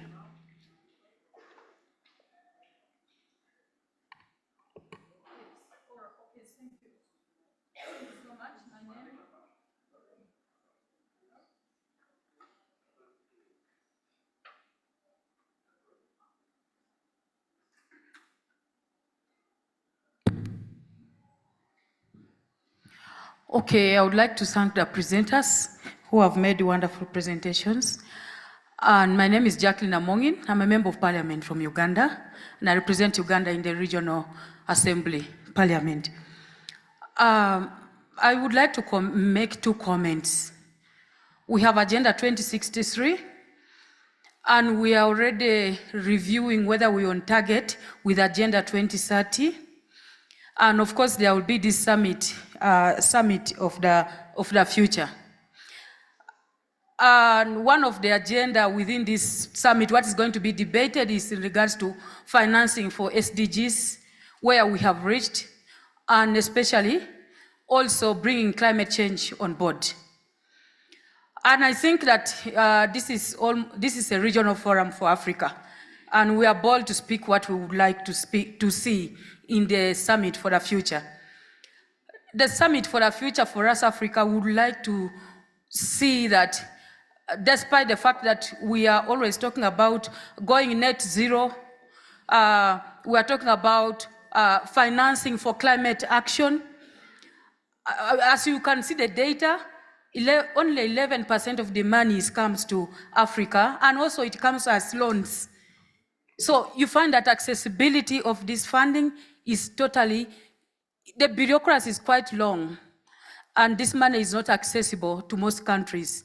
So when we are discussing about the Summit of the Future, we commit less than 4%, and that song will always continue to be on record. It's imperative that the commitments that are made at the different negotiations at the UNFCCC are reckoned at the Summit of the Future. That means then as a globe we shall be moving together. And I think this should be taken very critically. And lastly, I was recently a young person until I left the youth age, but I remain a youth advocate. But what I know, I will die a woman. So when we are talking about the one of the items for the Summit of the Future being the young people, I am very excited because I'm a mother now. But I'm also a mother. He was giving statistics on how many children are born daily, and by 2060, how many young people would be in the globe. And these children are born by mothers. So I would want to see the Summit of the Future reflect critically on how women are being brought on board. If we are talking about youth in generality, girls in Africa and in other parts of the world are seriously left behind. And I think that in the agenda of the Summit for the Future, the issue of gender, the issue of women should not be left behind. And lastly, did I say that was the last? Lastly, the issue of data. We shouldn't underscore the role of data, because we are, for me as a policymaker, what informs my day-to-day decision in Parliament, even when I talk on behalf of the people, is the data. So we should emphasize the issue of data so that it informs our day-to-day modus operandi in our national member states, and also at the Summit of the Future. So I think those are the issues that I wanted to raise. Thank you for giving me the attention. Thank you very much, Representative from Uganda, who had very interesting points to make. Oh, did you want to respond? Yes. And then we'll go back to you, sir. If I could just respond to the excellent points that have just been made. I should have mentioned in my initial introduction, I failed to do so, that in addition to these 5 chapters in the Pact, gender issues, empowerment of women and girls, and human rights issues are identified as transversal issues to be taken up as appropriately. That was a decision of member states. There was a lot of discussion, but that's what member states decided. Just reverting also to data, part of the Secretary-General's agenda in his Our Common Agenda report is to strengthen UN data capacities, absolutely. There is a UN data strategy in place, and that data, to be as effective as we wish it to be, needs to be gender segregated. It needs to highlight the specific circumstances of young people. And if I might just revert to youth very briefly, moderator, and I'll stop then. It's absolutely clear, and the Minister said it with great clarity, if Africa is to make an asset of its youth, it does depend on us being capable of generating sufficient numbers of decent jobs to allow young people to make the contribution that they wish to society and to be able to benefit as well. From my previous jobs, I know that youth unemployment is typically, and this isn't applied to Africa, it's global, 2 or 3 times higher than general adult unemployment. And until we find the way to unlock that conundrum, we're always going to have a struggle. And I think there can be fewer higher priorities than that as we move forward. Thank you.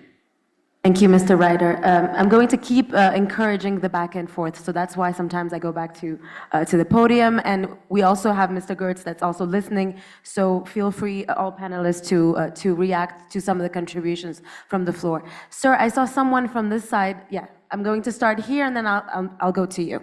And I think that's going to be all for this first group.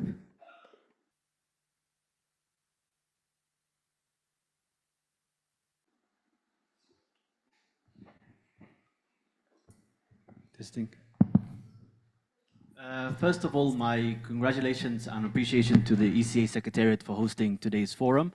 I then would like to thank all the panelists for their briefings today.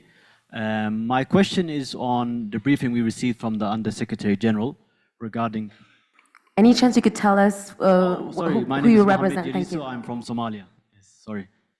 My question today is for the Under-Secretary General regarding the Summit for the Future. He laid out the platform, or he laid out the 5 categories for the discussion.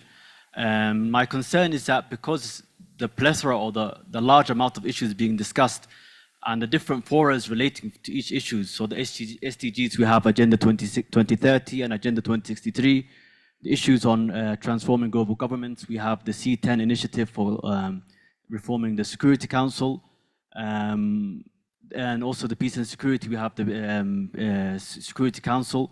So there's already different forums for each mechanism that was discussed.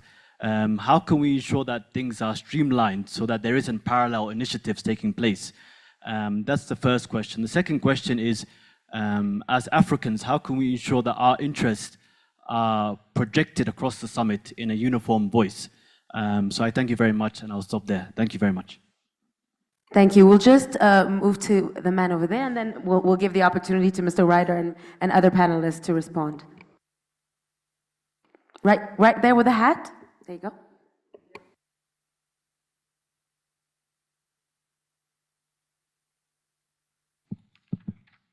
Merci, Madame la modératrice, pour m'avoir accordé la parole.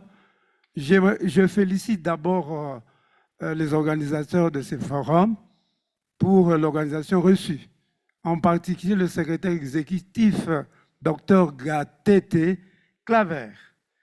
Nous venons de suivre avec attention soutenue le panel nous livré par le secrétaire général, autre qui est là devant, mais je viens ici avec des propositions. Quelles sont les propositions que je vais mettre par rapport au volet lié au développement durable, tel que c'est prévu dans le volet du futur? Je crois que chaque gouvernement a initié ou élaboré un plan national pour le développement durable pour chaque pays. Alors, je propose à la CEA, à l'UNECA, de compiler tous les plans nationaux pour faire un plan régional global où il y a les opportunités, les menaces, les faiblesses. Deuxièmement, il faudrait arrêter un plan d'action, je parle un plan d'action africain sur le développement durable. Ce plan d'action, c'est une réponse concrète des dirigeants africains pour faire face aux défis de développement du continent en vue de la réalisation des objectifs de développement durable. Ce plan offrira une opportunité unique par l'intermédiaire d'un partenariat fort et vivant entre l'Afrique et ses partenariats pour la mise en place des bases fondatrices du développement durable. Tertio, il faut à tout prix que l'Afrique, nous créions un fonds africain dans le cadre du développement durable. Ces fonds africains, c'est en vue d'une meilleure identification et appropriation par les États des domaines prioritaires d'intervention tels qu'on vient de les énumérer ici. Voilà telle est ma contribution à ces forums par rapport au financement lié au développement durable et de compiler tous les documents des plans nationaux. Et ici, dans ces forums, on devrait nous dégager les menaces, les opportunités, les forces et les faiblesses, puisque nous allons participer à ce sommet du futur. J'ai dit et je vous remercie. Je ne vais pas vous couper. Merci pour vos contributions et vos propositions concrètes. Alors, on avait deux questions. We had two questions from the young men from Somalia. I don't know if anyone would like to take them. May I take a jump at it? No. So, do you wish for him to repeat them, or do you remember? Okay, perfect. On the first question, Madam Moderator, I think the Ambassador of Namibia will sympathise with the sentiment of the question. He is charged with the job of trying to bring the very many different subject matters on the table in those 5 chapters I've outlined. to ensure that we reduce them to a manageable process. And the word manageable is important. I said in my introduction that when member states began to digest all of the different areas of negotiation, the draft that was put to them expanded very rapidly to 242 pages. And that is a real reflection of the point that the questioner made, that we do not want to duplicate language or processes taking place in other parts of the international system. We should not develop parallel systems of discussing the same thing in two places. And I think that a great deal of care is being taken, both to take advantage of processes taking place elsewhere. Two examples come to mind very quickly. One is Security Council reform, which is under consideration in a separate negotiating process, and the all-important question of climate action, which of course is on the in the COP process in UFCCC. We are having to manage this carefully, and I think that we are, with the under the leadership of our co-facilitators, in a position to actually negotiate the very real challenges that the questioner has pointed to. On the second question, I think I can only comment because I think a lot of the questions were directed towards the African situation. That the Secretary General, in the lead up to the Summit of the Future, published a series of policy briefs, 11 such documents, in which he set out his ideas of the issues that the Summit of the Future should be addressing, and some of the proposals for action that he believed they should respond to. And I think it is that, that capital of proposals which also has helped member states inform their thinking, but I take on board the very interesting ideas that the questioner added to them in the African context. Thank you. So before we wrap up the first group dialogue, I'm going to give... Could Ambassador Gertze in New York, could I also say something to this, please? Yes, yes. Thank you very much. Guy has just explained to you that this is an issue that preoccupies the co-facilitators every day. And indeed, we are committed to avoid duplication in efforts. Streamlining is very difficult to do, but what we have come up with as a way out is where there are issues that are overlapping, we are leaving space, merely placeholders in the draft for the pact, so that those processes would feed their outcomes to us, that we would then accommodate or capture the highlights in the final document that we intend to do. So as to avoid duplication of discussions on certain issues. He mentioned Security Council reform. Of course, there are other areas of reforms under discussion that we are monitoring. There is currently a process underway for the preparation for the financing for development next year. And so some of these discussions, we are hoping that out of their processes we will get input before we finalize the pact for the future. Just also to say that in terms of scheduling meetings, this is something we take into consideration as well, so as to ensure that negotiators are able to follow all these processes without one impinging or infringing on the time of the others. And then lastly, in terms of the proposal that was made by the gentleman in the room, I think certainly Agenda 2063 had taken on board inputs from member states, Agenda 2063, from their development plans. But I think there's a good idea to take another look at streamlining that as well. And then to the lady in the audience, gender equality is indeed a critical part of the Pact for the Future. As Guy has indicated, it is a cross-cutting issue, and we do place emphasis on women and girls throughout the draft that we are working on. Thank you. Very much, Mr. Gertz, for responding to these comments and also questions from the floor. I think that unless you have maybe another takeaway or another message that you'd like to share with us, we are going to wrap up this first group dialogue and move on to the next one. Thank you, Mr. Gertz. Et merci à vous, Monsieur le Ministre. Si vous avez peut-être un dernier mot, un dernier message à faire passer avant que nous passions au deuxième groupe de discussion. Merci. Le message que je veux faire passer, c'est que tout d'abord que nous, Afrique, qu'on ait confiance à nous-mêmes et que nos jeunes, qu'ils comprennent que l'Afrique est pour eux et qu'ils ont tous les moyens de se développer eux-mêmes dans cette Afrique. En plus, l'intégration entre les jeunes est très importante. Je vais demander aussi, il faut qu'il y ait une interconnexion entre nos différentes universités. Il faut qu'il y ait une collaboration franche entre nous-mêmes.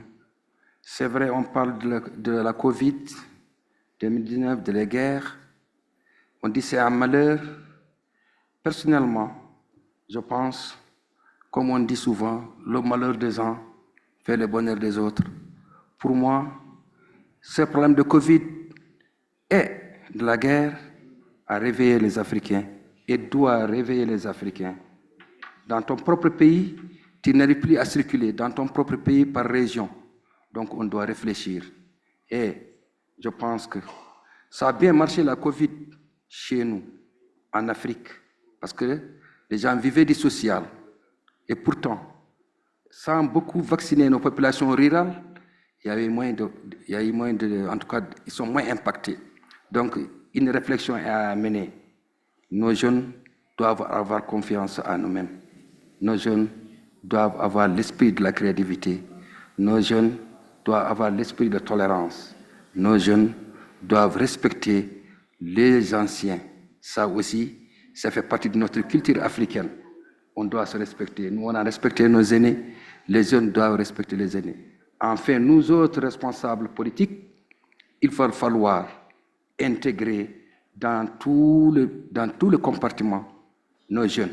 Il faut que les jeunes soient mis en confiance. Quand on les met en confiance, ils peuvent tout faire. Je vous remercie. Merci à vous, Monsieur le Ministre, pour vos remarques. I'm now going to give the floor to the Executive Secretary of the ECA, Mr. Gatete. If you could please, is there a microphone that someone could give the Executive Secretary, who's also going to give us some remarks? Someone's coming with a microphone. Thank you.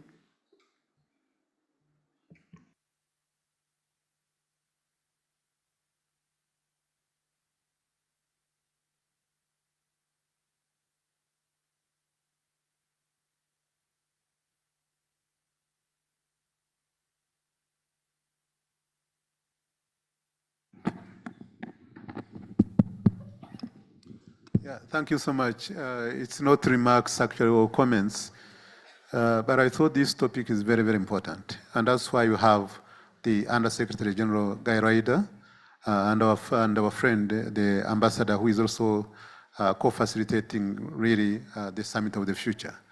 And it has several chapters, as Mr. Ryder mentioned, very critical for the future of our society globally. And there has been a lot of debate among the ambassadors and also with the civil society, with the private sector, and this was the chance for Africa. The issues that were mentioned, maybe they could give, I was just begging for extra time for the people because this is the only chance they have for them to make a contribution. For example, the issues that were mentioned by some of the people on technology. There is connectivity, there is what is going on online, the misinformation, disinformation, there is the data, there is the AI, there are so many things that are there. We want to hear from them. They also mentioned also in other sectors on the debt, on the financing, because they know this affects their day-to-day lives. Right now, there is a whole debate on the international financial architecture, and their contribution would be very useful for them from their own life. what is affecting them would be very important to be included in the Summit of the Future. So we wanted to make sure that our experts, Under Secretary Guy Ryder and Naveer, who are really doing this on a daily basis, to hear from this. If you can give them just extra time so that they can maybe be able to say what they think that affects them, I think that will be very important. Thank you. Of course, and you're absolutely right, Mr. Secretary, Executive Secretary.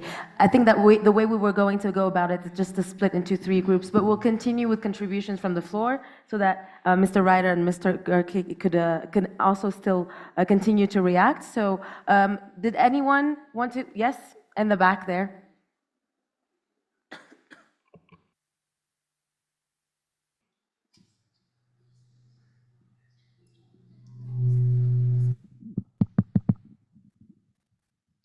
Thank you very much.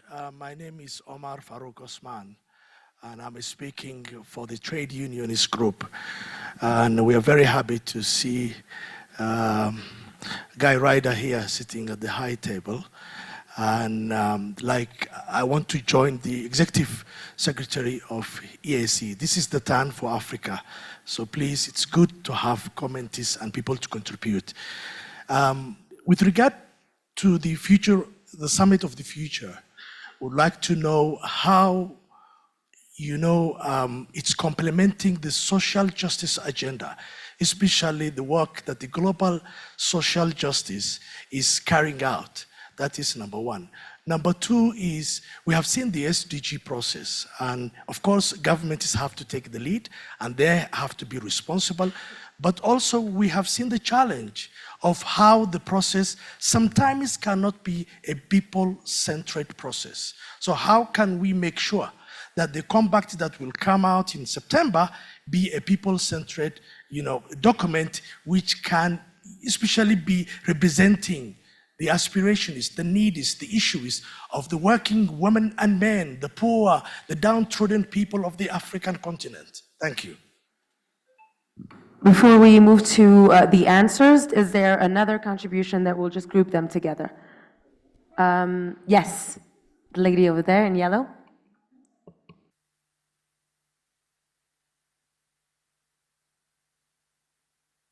Okay, thank you very much. My name is Hanan Dale. I'm from Light for the World. Light for the World is a disability and development organization, a civil society organization. So I'm honored to participate on this high-level meeting. And I would like to thank all the people, the presenters and the panelists. So I would like to reflect on, as I said, I'm working on disability, and personally, I'm a person with disability. So to my surprise, as we are talking about inequality, bridging the gaps, and many other important issues, hunger, poverty, but I haven't heard any word mentioning people with disabilities and so many their unmet needs, how to engage us or them in upcoming future developments, or how we are affected in different inequalities. So first of all, I would like to call upon all heads of states, representatives to think of how people with disabilities are underrepresented and how they are not engaged, and in the future, Pact for the Future, how we can meaningfully strategize in reducing the causes of disability and improving the quality of their lives, our lives. And it's very important to think of 15 to 17% of every population. We count that we represent 15 to 17% of every country's population. We're not a minority. Even though we are a minority, we deserve to be taken into the scene. And I would like to call upon your prestigious attention on this matter, and thank you for hearing me. Contribution. So what we'll do is that we'll have Mr. Geider, but also I think that Mr. Gertzig might want to also react to these two comments and questions that were thrown from the floor.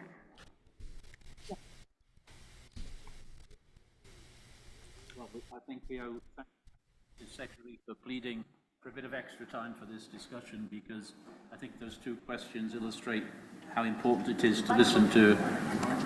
Oh, sorry.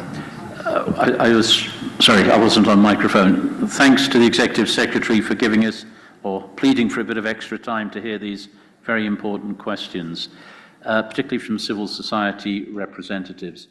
I think it's opportune to recall that the negotiation of the Pact for the Future is an intergovernmental process. Those at the negotiating table, those who will take decisions, will be the representatives of our member states. That is how the United Nations works.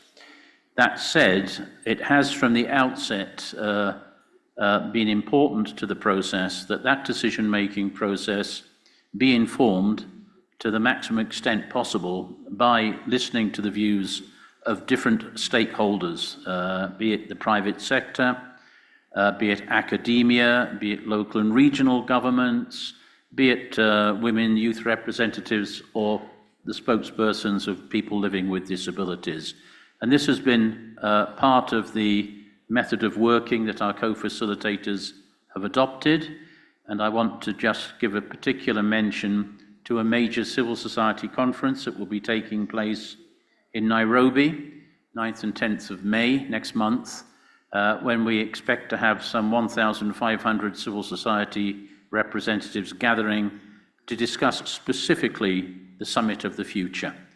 And immediately before the summit itself, on the day before the summit in September in New York, there will also be pre-summit events where multi-stakeholder representatives will have a chance to participate further.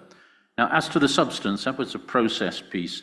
As to the substance of the questions, it is indeed important that the result, the Pact for the Future, respond to the imperatives of social justice. I think the close alignment with the 2030 agenda, with the human rights aspects transversally in the Pact for the Future, and given the very nature of the 5 chapters I've tried to outline this afternoon, I think there are important parameters which can lead us to be reassured that social justice issues will be very well reflected in the Pact for the Future, if acted upon, will be an important boost for social justice processes. It is important, I think, that we are reminded of the importance of the inclusion of people with disabilities in the Pact. We are operating on the same leave no one behind principles as the 2030 agenda is based upon. As the speaker reminded us, some 15% of our populations live with one type of disability or another. And it strikes me that 2 things can be done in the Pact for the Future. One is specific reference to the issues faced by people living with disabilities. And the second is to draw out how some of the subject matter being addressed in the Pact for the Future. I think, for example, of the use of new technologies, adaptive technologies, which actually facilitate the participation and integration of people with disabilities in working and social life, can be drawn out as well. So both points are very well taken. And just to reassure the speakers that we are working very hard to ensure that this is indeed a people-centered process and a people-centered outcome. Thank you. Thank you very much, Mr. Ryder. If we have Mr. Gertz still listening, would you like to react? Yes. Okay. Yes, indeed. Thank you very much. It seems Mr. Ryder and I have the same speaking points today, or speaking notes, because I was about to give the same response as he had just given. But that said, it has been a very transparent process that we've been following since we started preparing for the Summit of the Future. We are having regular virtual meetings with civil society to invite their comments as well into the discussion. And we invite member states to those conversations so that the transmission of these ideas could come through the member states into the outcome document. So the issue of people with disabilities and other minority or marginalized communities' interests have made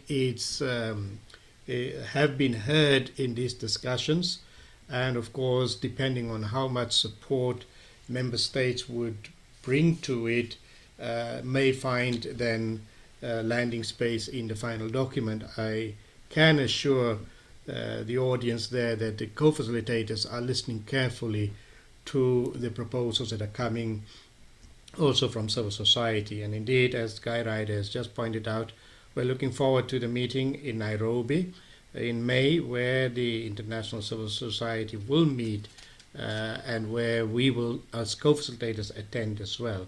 And so that is an opportunity for us. So just as a final point, I just want to say that there are many difficult and challenging issues that we are discussing under the various chapters.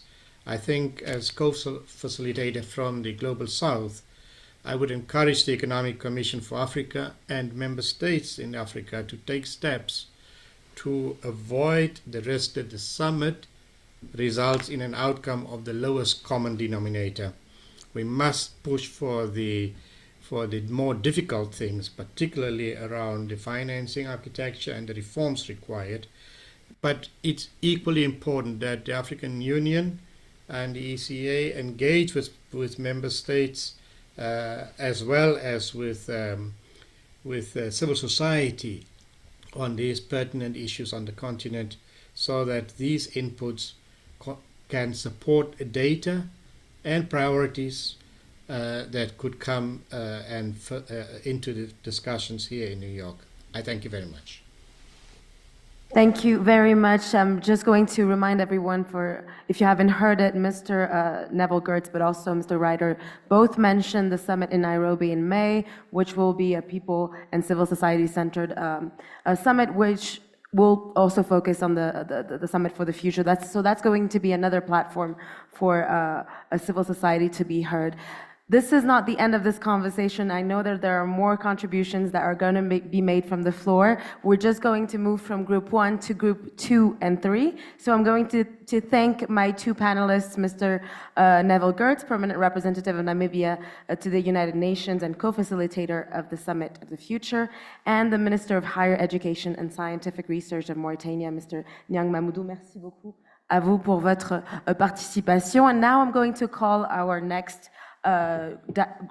dialogue groups participants. Thank you. Yes, thank you so much. Starting with the Special Coordinator for Development in the Sahel, Mr. Abdoulaye Mahdieh, who's going to join us.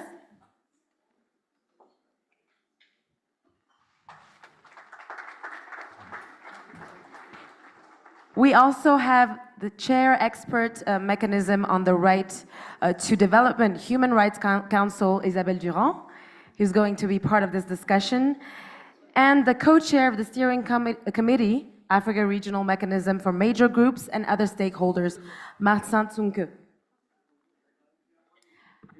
Thank you. I think they're going to change your name tags in a minute, so you could just seat however you please.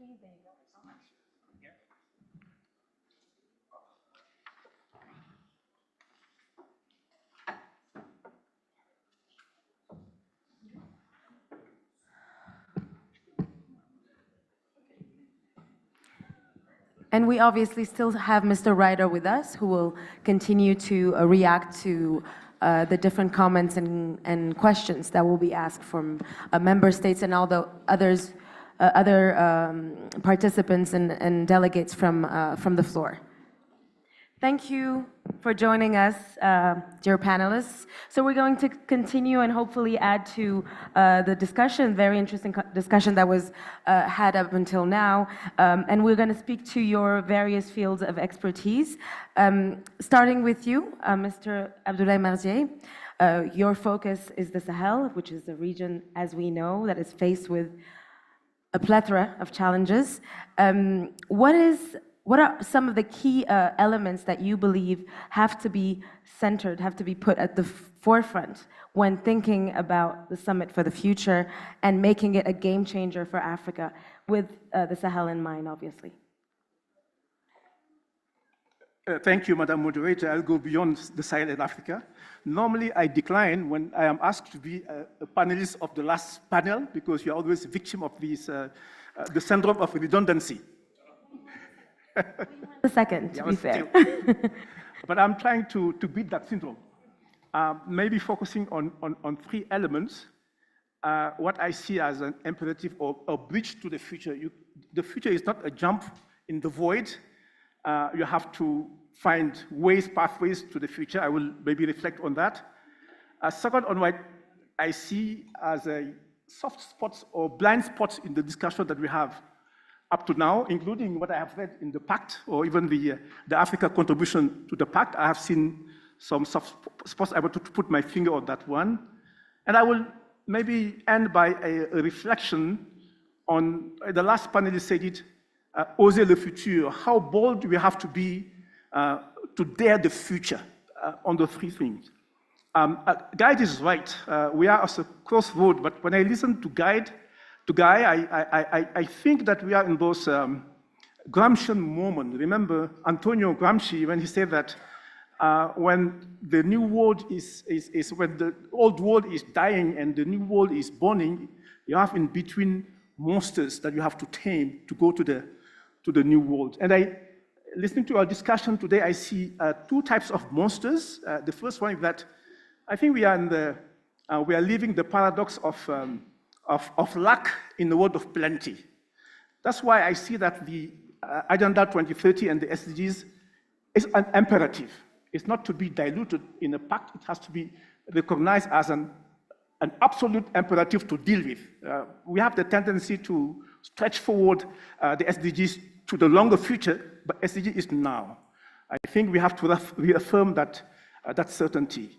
The second imperative I see that we can't jump to the future with all the hotspots that we have here. Palestine, Ukraine, Central Africa, Central America, the Sahel, mine, Haiti. We can't in September put that under the rug. I think that imperative to deal with that is extremely important. And Guy, I'm glad you raised it. We have an instrument for that, the new agenda for peace. And for me, that should be the second imperative. So to bridge to the future has to preempt the future in the pact for the future. My second point is what I see as spots or blind spots. I like what we say in the pact and in the Africa document on the centrality of rights, of human rights, but it's becoming a rhetoric. I would like to invite you to read again Hannah Arendt when she says that human dignity is the right of rights. Human dignity precedes human rights. But we have forgotten that. We see human dignity as just a kind of normative right. We have to see how to make a positive right or make it something actionable policy-wise and programmatically. And for me, the way to do it, and I think I would have raised it this morning, is what we call people's agency. Guys, if I were not from the United Nations, I would have challenged the line number 1 of the pact. It says, we, the government of the United Nations, representing the people. I don't think government no longer represents the people. I'm seeing a gap between people and governments and the elites confiscating the governance of the people. We have to find a way to balance that preeminence of governance without hijacking the governance of society. And that, I think, for me, is extremely important. Now, my second, what I see as a blind spot is the notion of culture. It's conspicuously missing in both documents and even dramatically referred in the Africa document. I'll come back to it. Culture, and UNESCO has documented it empirically, culture has been a powerful vector for peace, security, and development. And I think, Guy, we have to give greater preeminence of the notion of culture in the pact. I will caution on a notion that disturbed me. I saw in the African paper, the notion of cultural relativism. For me, it is a license for all disasters. You have seen exactly in some countries where on the ground of cultural relativism, they want to ban or repel law on female genital mutilation. It's unacceptable. And I think that we have to deal with it. Cultural relativism is a kind of invite to challenge human dignity. And for me, it's a no-go. So culturalism, cultural dialogue is something that should be there in the paper. Last but not least, Madam Moderator, I think the last point said we have to dare the future. If our world were a bank, it will be a terrible bank. Normally, when you look at the bank sheets, the optimal ratio of asset over liquidity is 1 to 2. Our world today, we have $5 billion of assets. And our liquidity, it should be a world GDP, 5 trillion of assets. And our GDP is 100 trillions. 5 over 1 is 5. So we are a horrible bank. So we have a lot of dormant money. That's why, guys, I think we have to stop this rhetoric of reforming our financial architecture, which is not future-proof. I think we have to be daring and reinvent it. And if you look at the compact, our common agenda, I think Antonio Guterres made an excellent proposal in policy brief number 6. You know, that architecture that is there, where we have to shift funding from short-term views to sustainable outcomes. I think in the summit of the future, we have to put again on the table that excellent proposal from the UN Secretary General of how we should be reforming, reinventing. You see, I'm even carried by this doctrine, reinventing the financial architecture. Over to you, and thank you very much. Thank you very much for these remarks, Mr. Mardi. I'm now going to give the opportunity to Isabelle Durand to also speak to the same question, which is how moving forward and with your specific field of human rights in mind, do we make sure that the Summit for the Future and the Pact for the Future that will be drafted then is a game changer for Africa? Merci. Je vais parler en français. Je vous aurais posé la question en français, pardon. Pour m'entendre dans votre langue ou dans l'anglais. D'abord, vous dire que je pense que ce que tu viens de dire sur la créativité, la façon de repartir de quelque chose de nouveau, d'une page blanche, je pense que ce pacte nous offre partiellement, en tout cas, la possibilité de repartir sur une nouvelle page. Ça ne veut pas dire que tous les autres processus, les objectifs du développement durable, les objectifs de 2063 de l'Afrique, l'ensemble de dispositifs qui ont été décidés et qui ont tout leur sens et qui doivent faire partie du pilotage. C'est un pilotage difficile au niveau multilatéral, mais c'est indispensable d'avoir, je dirais, différents écrans, différents pilotages pour pouvoir travailler à cette reconstruction et pas seulement à cette réforme. Deuxième chose que je voudrais dire par rapport au débat précédent sur les ODD, Objectifs du développement durable, c'était adopté en 2015. 2015, c'était avant des choses très importantes qui se sont passées. Et bien sûr, tu l'as cité, la guerre en Ukraine, ce qui se passe aujourd'hui entre Israël et le Hamas, pas seulement parce que ces deux conflits sont les seuls qui existent, ce n'est pas vrai évidemment, il y a beaucoup de conflits oubliés dont on ne parle pas, surtout sur votre continent. Par contre, c'est important parce que ces deux conflits, ils ont changé une certaine donne géopolitique. La répartition des pouvoirs, l'autorité des uns et des autres, la manière dont on cherche des solutions à ces conflits. Et ça a donné lieu, on le sait avec la guerre en Ukraine, à un problème de sécurité alimentaire, à un problème inflationniste, à la crise de l'énergie, qui a des conséquences directes aussi sur votre continent, mais aussi sur les femmes, sur les enfants, sur les gens les plus vulnérables. Troisièmement, je pense que cette adoption en 2015 a pas non plus pris en considération des voix africaines qui se font entendre aujourd'hui beaucoup plus fort. Peut-être encore parfois de façon un peu, je ne vais pas dire désordonnée, mais en tout cas l'intégration politique et l'intégration économique et une voix africaine la plus à la fois diversifiée, parce que les cultures sont différentes, y compris au sein de l'Afrique, mais aussi une vue, je dirais, plus forte, une voix commune. C'est important. Et je vous le dis très modestement, je suis une Européenne, alors que dans ma propre région, l'intégration politique et économique, elle fait face à une montée des souverainismes et des nationalismes, où je dirais chaque pays européen donne l'impression de vouloir revenir au niveau national alors qu'on avait construit une intégration économique et politique. Et donc, très modestement, je vous dis que l'intégration, la parole commune et l'intégration économique, c'est un chemin qui n'est jamais terminé, qui est un processus permanent, mais qui est un très bon moteur pour le pacte du futur, pour les objectifs du développement durable et pour toute autre décision que nous prenons à une échelle plus large que notre région. Ce que je voudrais dire aussi, donc moi je fais partie du mécanisme d'experts sur le droit au développement. Le droit au développement, c'est une déclaration qui date déjà d'il y a 30 ans et qui vise à créer un nouveau droit au sein des droits humains, un nouveau droit qui va impliquer un certain nombre de choses. D'abord que l'ensemble des pays et des populations puissent à la fois contribuer, puissent bénéficier du développement et puissent généralement y apporter leur propre contribution. Ce n'est pas évident du tout, et créer un nouveau droit est quelque chose de très difficile. Il y a évidemment des résistances diverses et variées. Il y a d'ailleurs aujourd'hui une convention, un projet de convention qui va arriver sur la table de l'Assemblée générale des Nations unies pour créer ce droit au développement qui serait, si c'était adopté, un droit qui entrerait dans le droit international. Mais quoi qu'il en soit de cette convention, et je ne prends pas position, ce sera aux États membres d'en décider, quoi qu'il en soit, un texte ne suffit pas à faire un droit.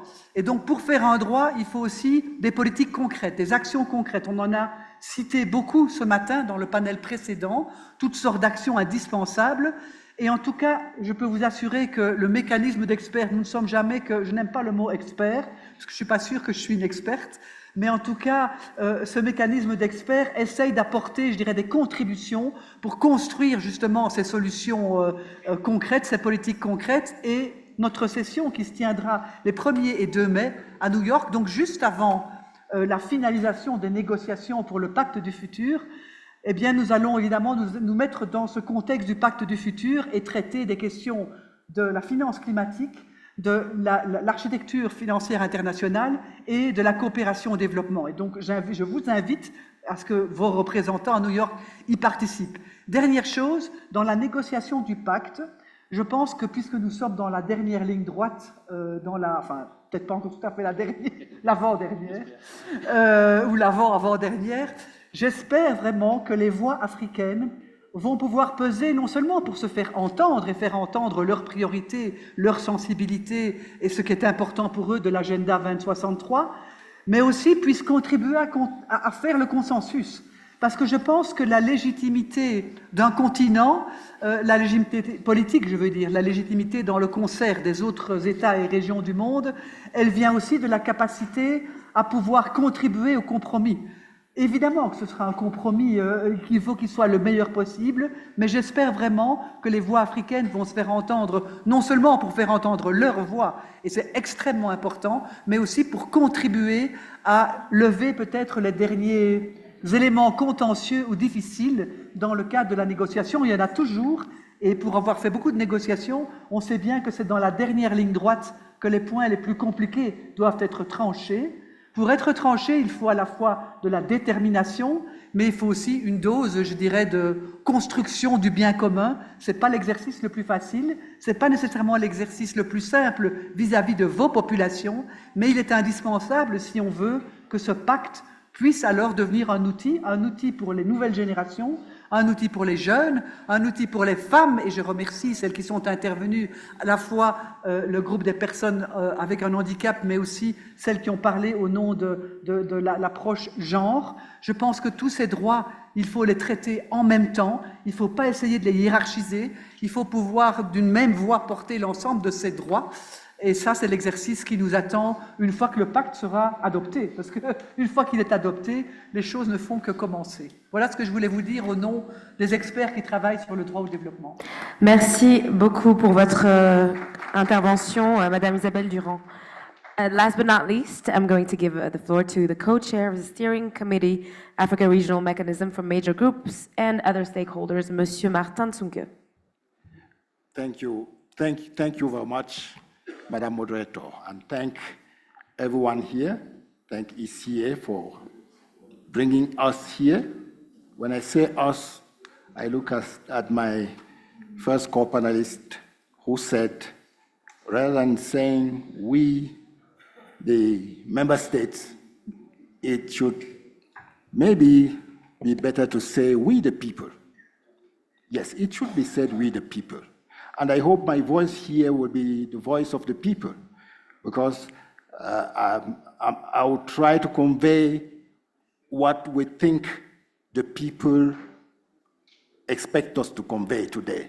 Because what I'll be saying here will be not personal, but much something that comes from a process where civil society organizations and other stakeholders discussed some possible other ways to move toward the future. And I will start from the hope that you got, Madam, that the hope that the African voice will be understood or will be listened to. Yes, but who can make that possible? It's Africa. We Africans should make possible that our voice is listened to. And the way to do it, somebody said this morning that we need to stop business as usual. We should stop that business as usual, including in our minds. The kind of mindset that Africans should carry through the negotiation has to be changed. And we see that change with 3 dimensions. One is Africa should make sure that she rethinks the way African perspectives are put forward.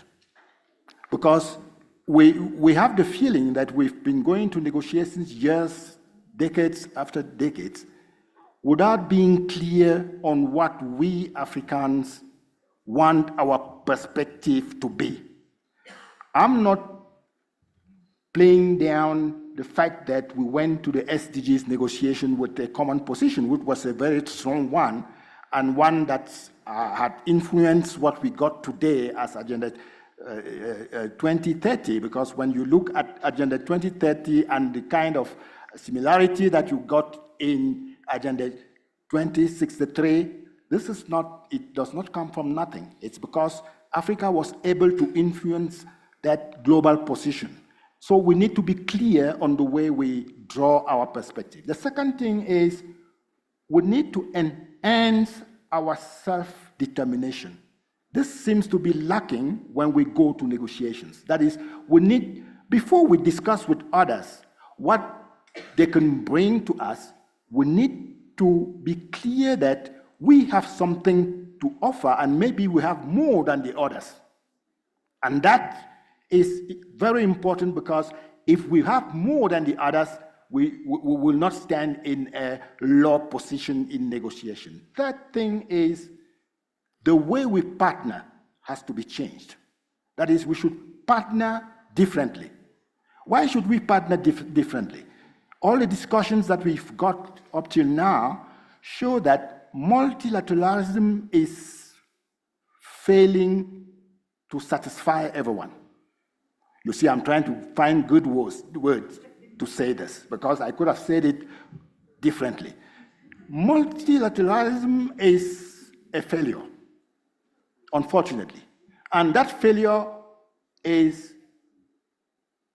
too much for Africa, because we lose much in the multilateralism format that we have today. So we need to partner differently.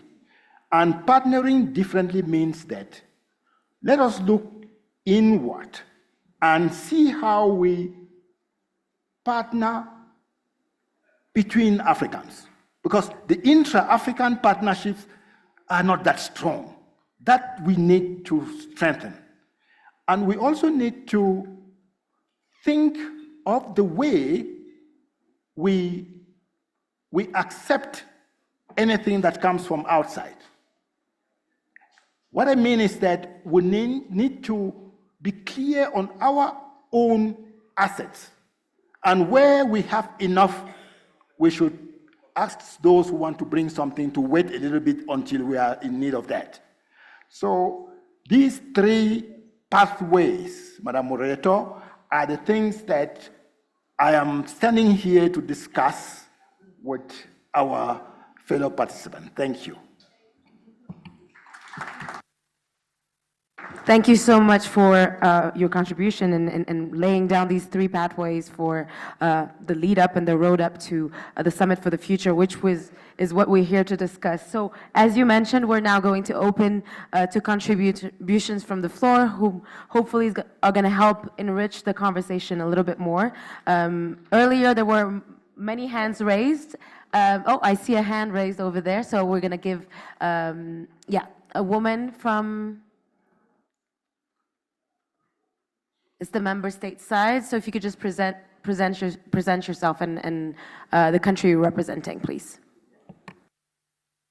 And if there's a specific question you're asking one of the panelists or Mr. Ryder, please feel free to specify as well. Thank you very much, Madam Moderator, for this opportunity. Thank you to the panelists also for the very enlightening discussions. My name is Teresia Bilola. I am here representing the Integrated Carbon Observation System. We are running a project where we are trying to integrate African climate science. We are building a network of observation in Africa. And I want to speak especially to integration, data integration. I was very impressed when Isabel raised the issue of integration. I know a bit about the European context, and now with this project, a lot about the African context. I want to throw this question to the panelists. What are you doing about data and knowledge exchange integration in Africa? I would give a disclaimer that I like to start with. Africa does not lack data. We have data everywhere, at the grassroots, right all the way to government level, but we are not sharing them. We are not making them visible. How are these initiatives integrating the already existing data and lots of research that is going on in Africa, that is funded by the West, but is in silos? Thank you. So what we'll do is we'll take one more. Oh, there's a comment here from Madame Morsi. So we're gonna allow for her to speak, and then we'll go back in the back of the room, and then we'll take it back to the panelists.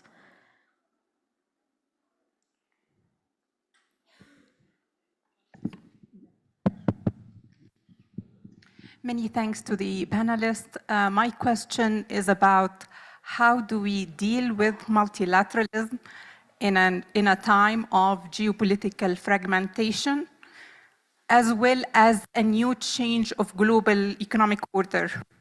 So we have now the fact that we have emerging markets taking over as a group, the G7 in early 2000s, and taking over developed countries by 2008.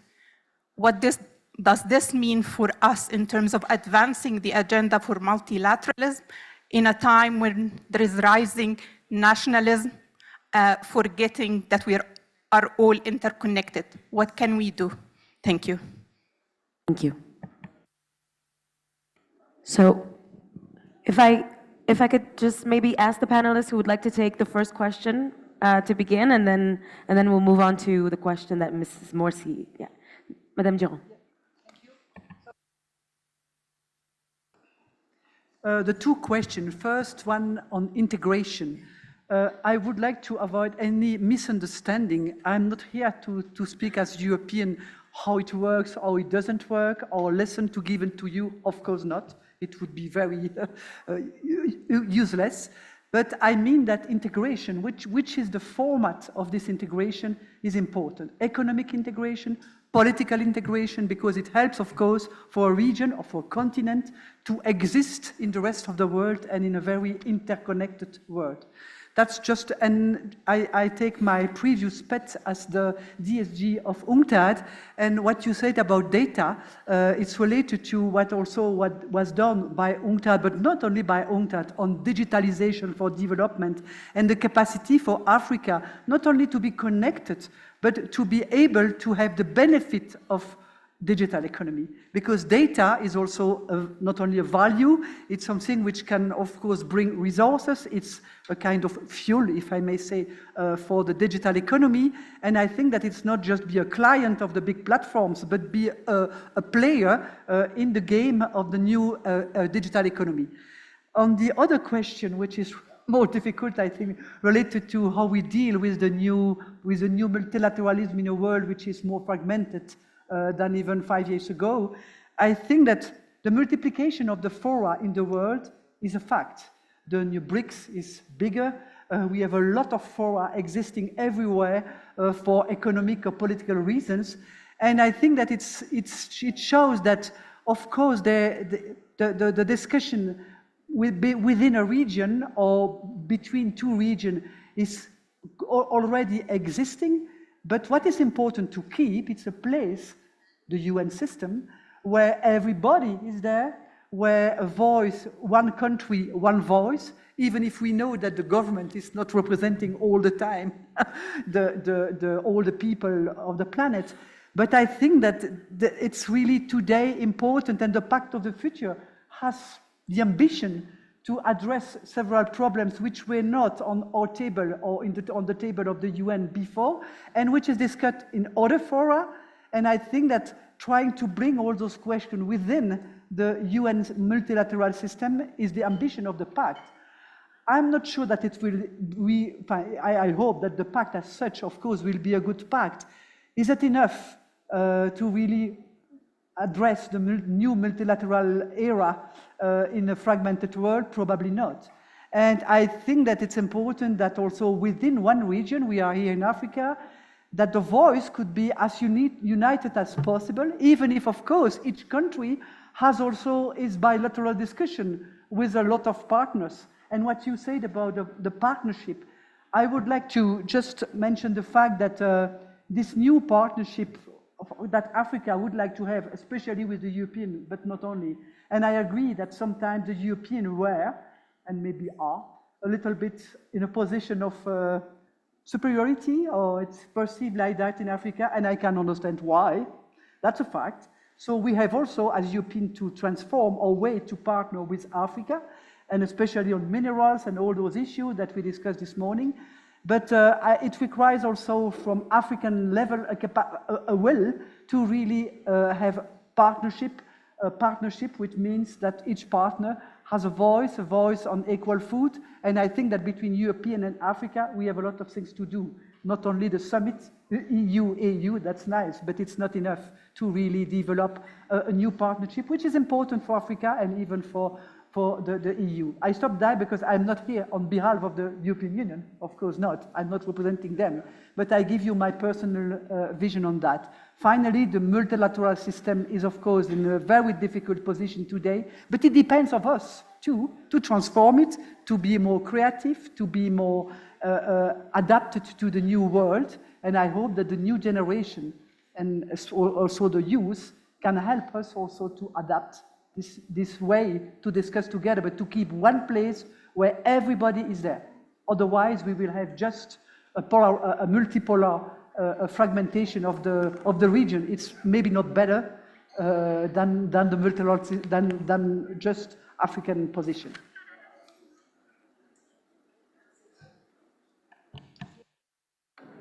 Go ahead. You have the floor.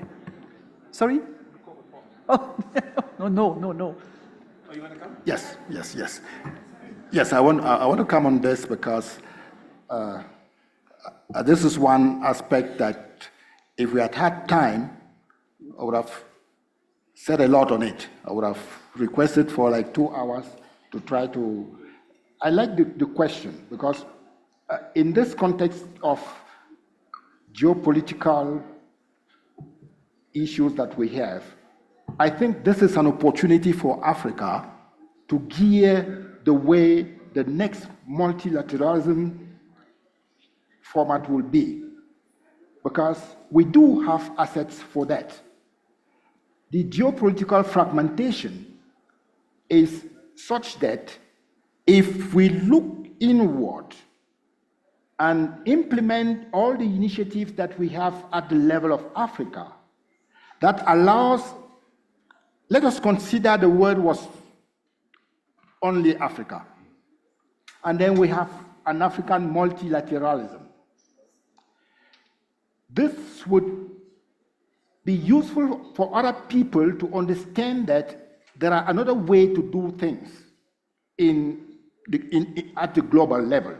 So what I mean here is one solution is for Africa to implement anything that has to do with their stand in any multilateral space, so that they are strong enough to gear the discussion towards something which is useful.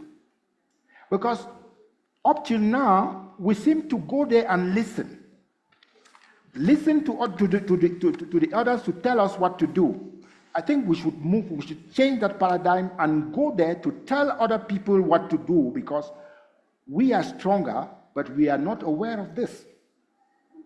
And the second thing, that's related to the first question on data. I think we have a solution in Africa, but we don't use it. We don't use it enough.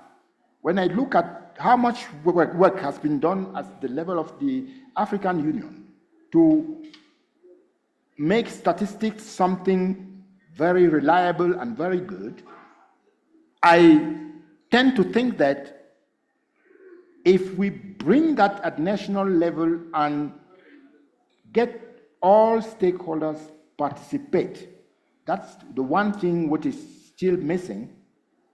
What we got now can be more effective in terms of having reliable data, shared data, and multi-stakeholder collaboration is very important in the way we collect, process, and share or use data. Thank you. Thank you, Mr. Tonka. Mr. Mardier, a reaction or response? No, but I think that the very fact that we are having the summit for the future and the pact and the annexes do respond to the question posed. I am against the integrism of having these multiple poles that is deviating our world from the center of gravity, which is the United Nations. In fact, what we see as these multiple poles is a reflection of these national identities. That's not the future of the world. We all have to imagine, like John Lennon, that the world will be one without borders. And this is what the pact is giving us. I think we have to, even as an African, I sometimes react when you say, we Africa. Africa is plural, by the way. And I think we have to de-emphasize this urge of creating islands of ourselves. If we one day, and that was the spirit of the United Nations, people forget that the UN is born out of spiritual mind. And we are so materialistic. We have to go back to that spiritual mind. And remember, Sri Moy, and those of you who have been in the UN a long time ago, under Utant, used to organize silence and meditation sessions in the General Assembly when we opened it. And the idea was, it's only in the silence that we are one. And I think we have to recreate that spirit of the United Nations as one. And that's why I would fight against this multiplicity of groups like G20, G7, and so on and so forth. Now on data, you're right. Who controls the data controls the tune. And that's why I like the annex on digital world, which want to democratize data. But I hear us very often when we talk about data, we think statistic. And data is bigger than statistic. It's storytelling. In the Sahel, if we tell our story of the Mandan Charter, we empower our kids. You see, those storytellings should be put back on the frame of data. It's not only counting beans, it's only showing the spirit that we had in the past. So all these, I think, the summit, the pact will give us and empower us to be one world, not a multipolarity world. That's my philosophy. Over to you. Thank you very much, Mr. Day. So we're going to do one more round of contributions from the floor, the reactions and responses from the panelists, and then we'll have to wrap it up. We'll begin over there with the lady in orange, and then I'll move to the side.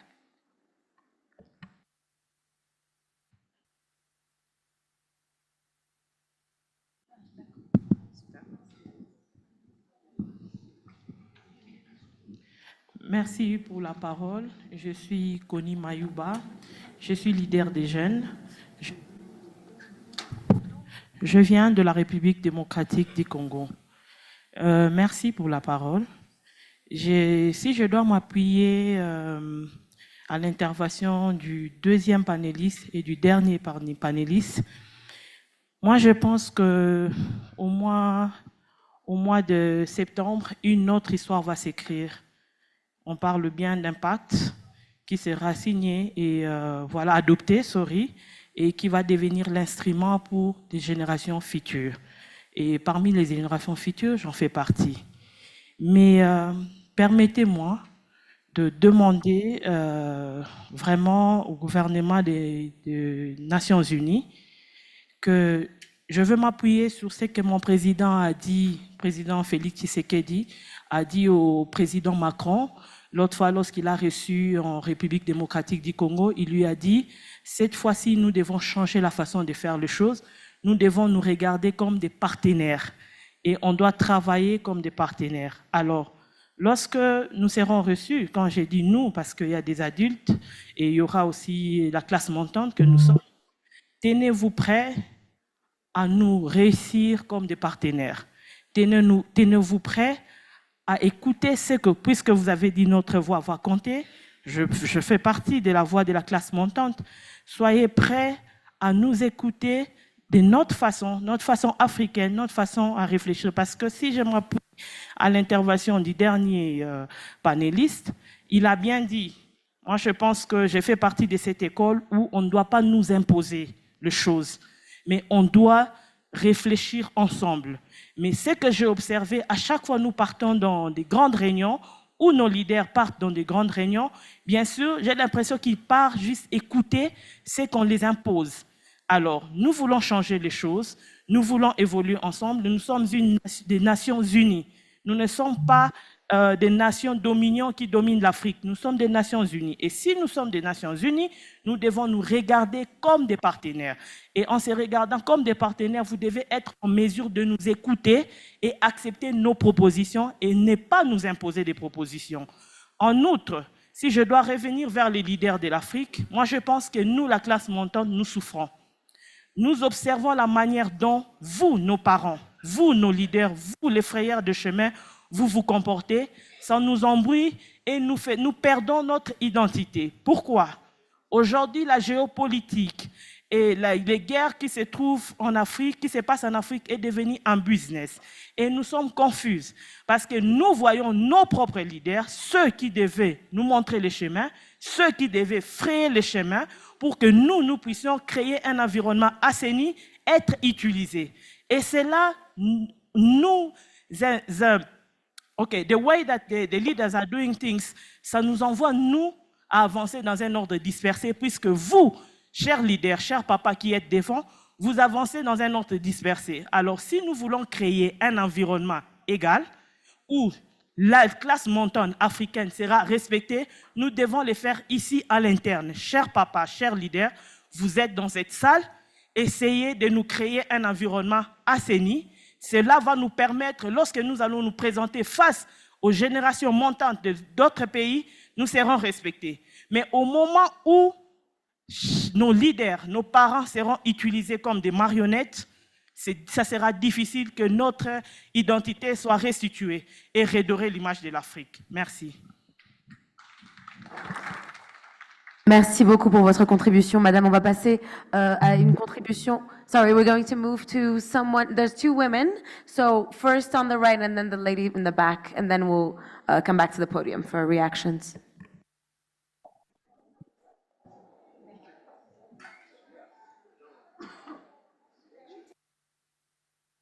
I think it's me. No, it's you.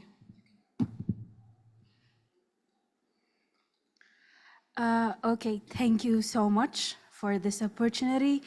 And I feel so honored to be here. My name is Fivan Dababa, and I represent ISEC Ethiopia.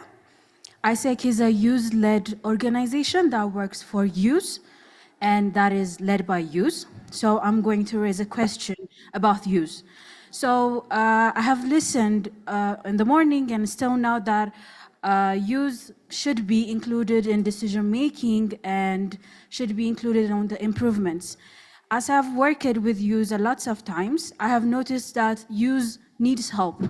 Youth wants to be helped, youth wants to be included in decision makings and so forth. But when greater organizations like this, international organizations, mostly mention that they want to include youth and they want to hear youth, but there is some gap. And there is this gap between the youth that want to be heard and the organization that want to hear. So what is going to be changed to fill that gap between the youth and the organization so that the youth can get the promised advantages, the promised improvements, and so that we can get the most out of the powerful youth that we have in Africa. So thank you. Thank you so much. And then, yes, to you. I am Warren Jai. I'm from Senegal. I'm the Senior Global Advocacy Advisor for Sight Savers, which is an international organization based in the UK and working on inclusion, social inclusion and disability rights. I'm part of the major group. Actually, my intervention was really reinforced by Mr. Ma, who mentioned the word dignity at least 3 times when he spoke. And it made me think of Donna Hicks' book, Dignity and the Role It Plays in Peace Building. It plays in peace building. And I would like, if you may, considering that the process of validation of the Pact of the Future from now to September is not over, I would like to please mandate Undersecretary Ryder and all the stakeholders in this room who are going to be part of the negotiations to put dignity in the heart of this document. Africa, the Agenda 2063, we call it the agenda we want. We keep talking about the Pact of the Future. And I would love to see the Pact of the Future, the dignity we want, or however you want to phrase it. And I would love to have that conversation taken back to all the major stakeholders. This is not theoretical at all. I've heard all the conversations we've had about policy making versus policy implementing, the gaps and so on, all the macroeconomics versus micro. And we know that all these are developed on the theories, based on theories. So let's go back to the theory of dignity and think about it as a global world and put it in the heart of this document. Thank you very much. Thank you very much for your remark. There's this one person that already has a microphone and that wanted to make a comment, and then we'll wrap it up and listen to the panelists. I'm here. Yeah? I'm listening? Yeah. Yes. Hello. Thank you very much. Thank you to the moderator and to the distinguished panelists. I'm from the United Nations, Office of the High Commissioner for Human Rights. My name is Sena Boudia, and I just wanted to propose something that our High Commissioner and our office is proposing, especially regarding sustainable development, which is basically human rights economies. And it's an approach that will actually enable to solve a bit all what we've heard today, like business models being broken, the need to be people-centered, the need to put human dignity at the front. So it's basically the idea of using human rights norms and standards to guard and inform policy making in trade, in taxation, in budget, in industrial policies, and that will enable not only, to realize human rights, which are really linked to SDGs, but also to realize SDGs and to ensure nobody will be left behind. So it's something that is being talked more and more, something we are offering our help, and something we really hope also to see in the Pact of the Future. And IMF has just issued new publication, a bit on the same topic, like, what to change in economics and which kind of new frameworks and ideas we could use. And we really think that human rights could be this toolbox. So very happy to have Guy Ryder here and to be able to share this. Thank you very much. Thank you. I think the proposition has been heard, and so you guys could exchange probably contacts and discuss this later. Unfortunately, we cannot take any more contributions from the floor. We are running over time. We've had very interesting comments, but also questions from different stakeholders, but also civil society and member states from the floor. Thank you very much for participating. What I will do now, just as we have 5 minutes left to wrap up this session, is go to all of my panelists, have them maybe answer or react to some of the questions and comments that were made, but also give us a key message, a key takeaway from this discussion. And then we'll end with Mr. Ryder, who can make some concluding remarks. Thank you. We'll start with you, Mr. Marté. Thank you, MC. I'm really pleased to hear what our discussion this afternoon, this morning and early afternoon, I see that we are discussing about the hardware of the future, and this segment is more about the software of the future. And what I hear really out of the panel here, the panel is not us, it's really you guys here, and some powerful words came out like dignity, like rights, like people. So in a way, I'm seeing you, us, writing the missing chapter of the Charter of the United Nations, which is chapter 20. Remember, chapter 1 starts with "we the people" all the way to chapter 19, and we sign "we the government." I think we have to write chapter 20 back to the people. So, Guy, I think the message I am capturing here is, how can we go back to the people? Now, since you are the chief engineer of the pact, so I will pass you the baton to carry to New York. Thank you, MC. Thank you. Much, Mr. Marty. Madame Isabelle Durand. But to go to the participation of youth, women, civil society, various actors, I think that it's not just a question of consultation. Consultation is nice, but it's not enough. And I think that, yes, we have to invent or to create mechanisms on micro level, but also on bigger or higher level, to really organize a deliberation between the citizens, because I'm not sure that all citizens, or even all youth, expect the same things. Youth is also a group of people, of course they have the same age, but they are living very different situations. The same for women, it's of course a group of having some commonalities and some common issues, but they could be also very different. A rural woman in a small village, it's not the same that a woman with a PhD working in the UN. So it's true that there is big difference, and we have also trying to build something which is deliberative between the citizens in the same region, in the same country. Finally, I think that what you said, Madam, about dignity is something very important. Not only dignity between the people, but also dignity in the relationship between various member states, between people having the responsibility to define the policies, to define how these policies will be implemented. And I finish with the human rights economic approach that the Human Rights Council would like to really elevate. It's the beginning of a new process.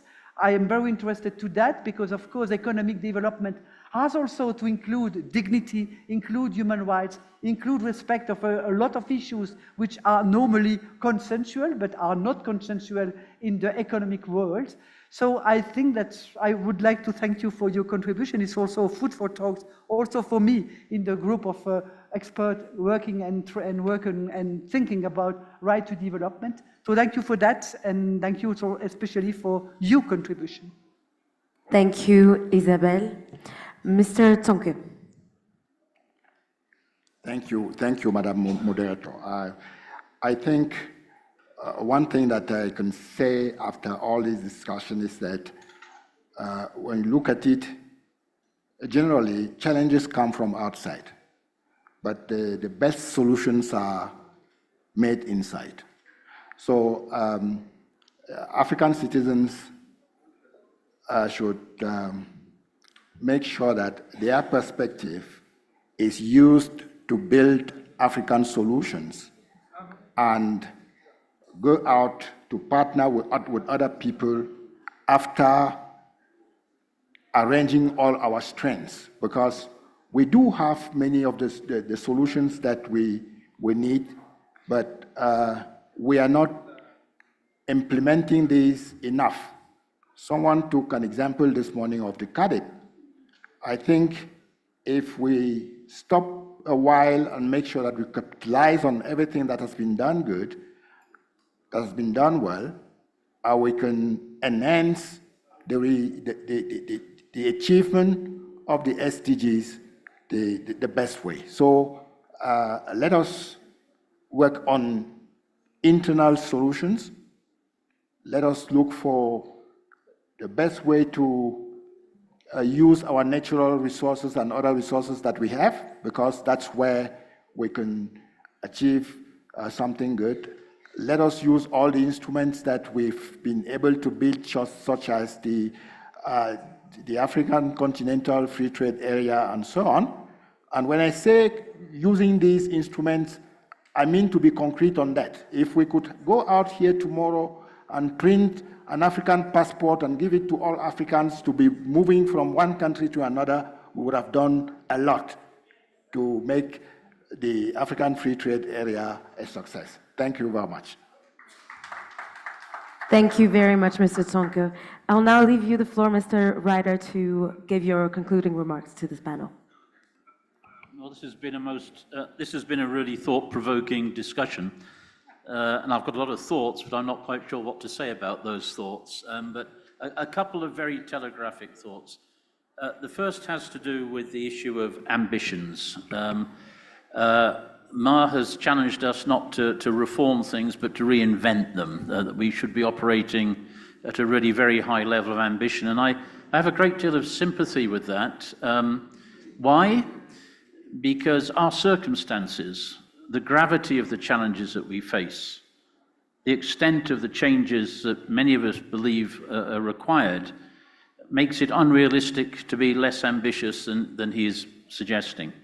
It is the circumstances that the summit will meet in that requires that high-level ambition and really does put the onus upon member states to do rather better than find the type of lowest common denominator consensus that can all too easily arise out of this process if one is realistic. And that brings me to a second thought. One is ambition. The second thought is about responsibilities. My neighbor on the left very diplomatically said, well, multilateralism is not satisfying everybody.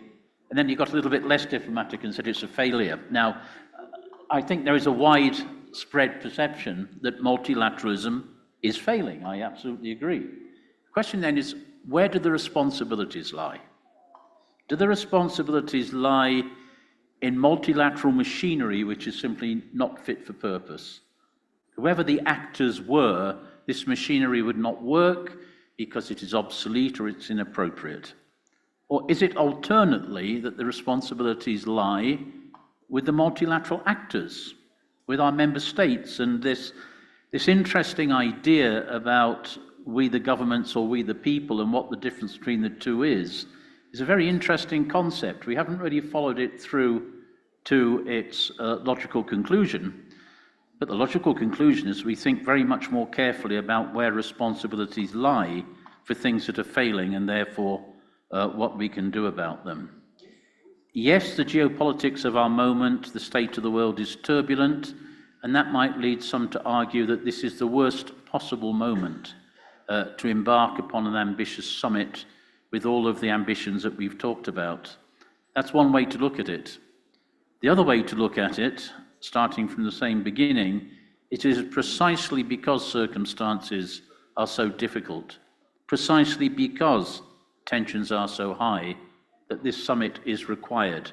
Quite honestly, if things were going more or less all right, we wouldn't be talking about a summit of this nature. So we are obliged by our circumstances, whatever the difficulties, to proceed with this summit. And I hope very much that we manage to come out of it successfully. Yes, I agree with Ma. Culture is a blind spot in this pact, and I think that's recognized by an increasing number of actors, so that could be put right. Yes, I think the notion of dignity is a very, very important and basic one. It covers human rights, respect for the individual. it also covers a notion of respect for and recognition of people's cultures as well. I think it all comes together in a common thought. And lastly, youth participation. There is something different about the way youth is being addressed at this summit, because already we have an Assistant Secretary General specifically for youth, first time in the history of the United Nations, and we have, before the Summit of the Future, a series of recommendations that would make youth participation not just optional, not just, I'm being provocative, decorative, but consequential. That what youth come and say would have consequences, would make a difference in the results that multilateral action produces. So thanks again, it's been a great panel. Thank you very much. Thank you so much to our brilliant panelists, to our guest speaker, Under-Secretary General for Policy, Guy Ryder, for contributing, listening, and hopefully bringing all of these shared thoughts forward on the road to the Summit for the Future. We're certainly optimistic that these conversations that include so much of comments, very thoughtful comments from the floor, are going to help build a strong case for Africa, and that are going to represent the best interests for African people and be transcribed into the Pact for the Future. Thank you all for participating, and thank you for also participating. We're now going to wrap up this HLP2 and move on with the rest of the program. Of course, we're going to take a break before that, because I know that you guys have given us a lot of attention for a long period of time. We're going to need to tell all of our delegates to join the DES Antonio Pedro to inaugurate the Knowledge Fair on the lower ground floor of the building, and then there will be a tea break as well, which you will all be able to refresh yourself during. Thank you so much to everyone, and we'll see you shortly for HLP3.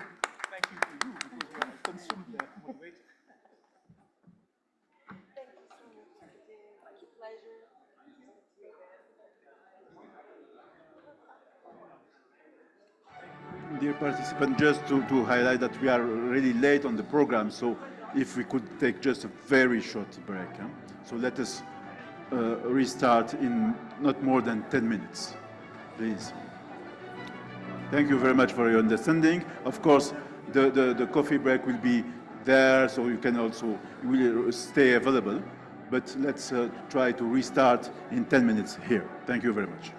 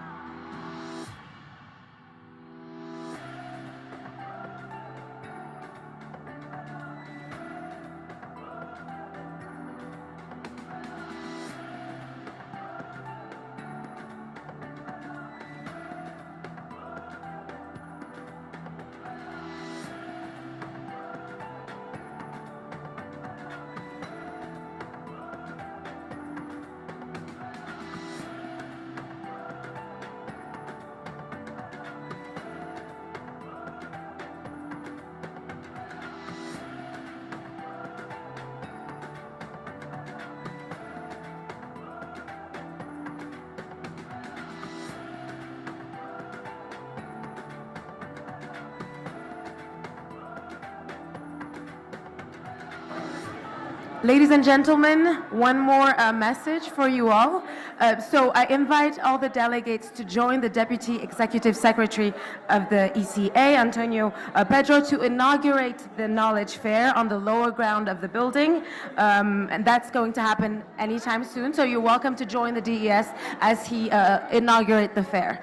Mesdames et messieurs, alors je vais juste repréciser un message que je vous ai donné tout à l'heure. Donc on invite tous les délégués, les participants à rejoindre le premier étage du bâtiment pour inaugurer la foire du savoir qui sera donc fait par le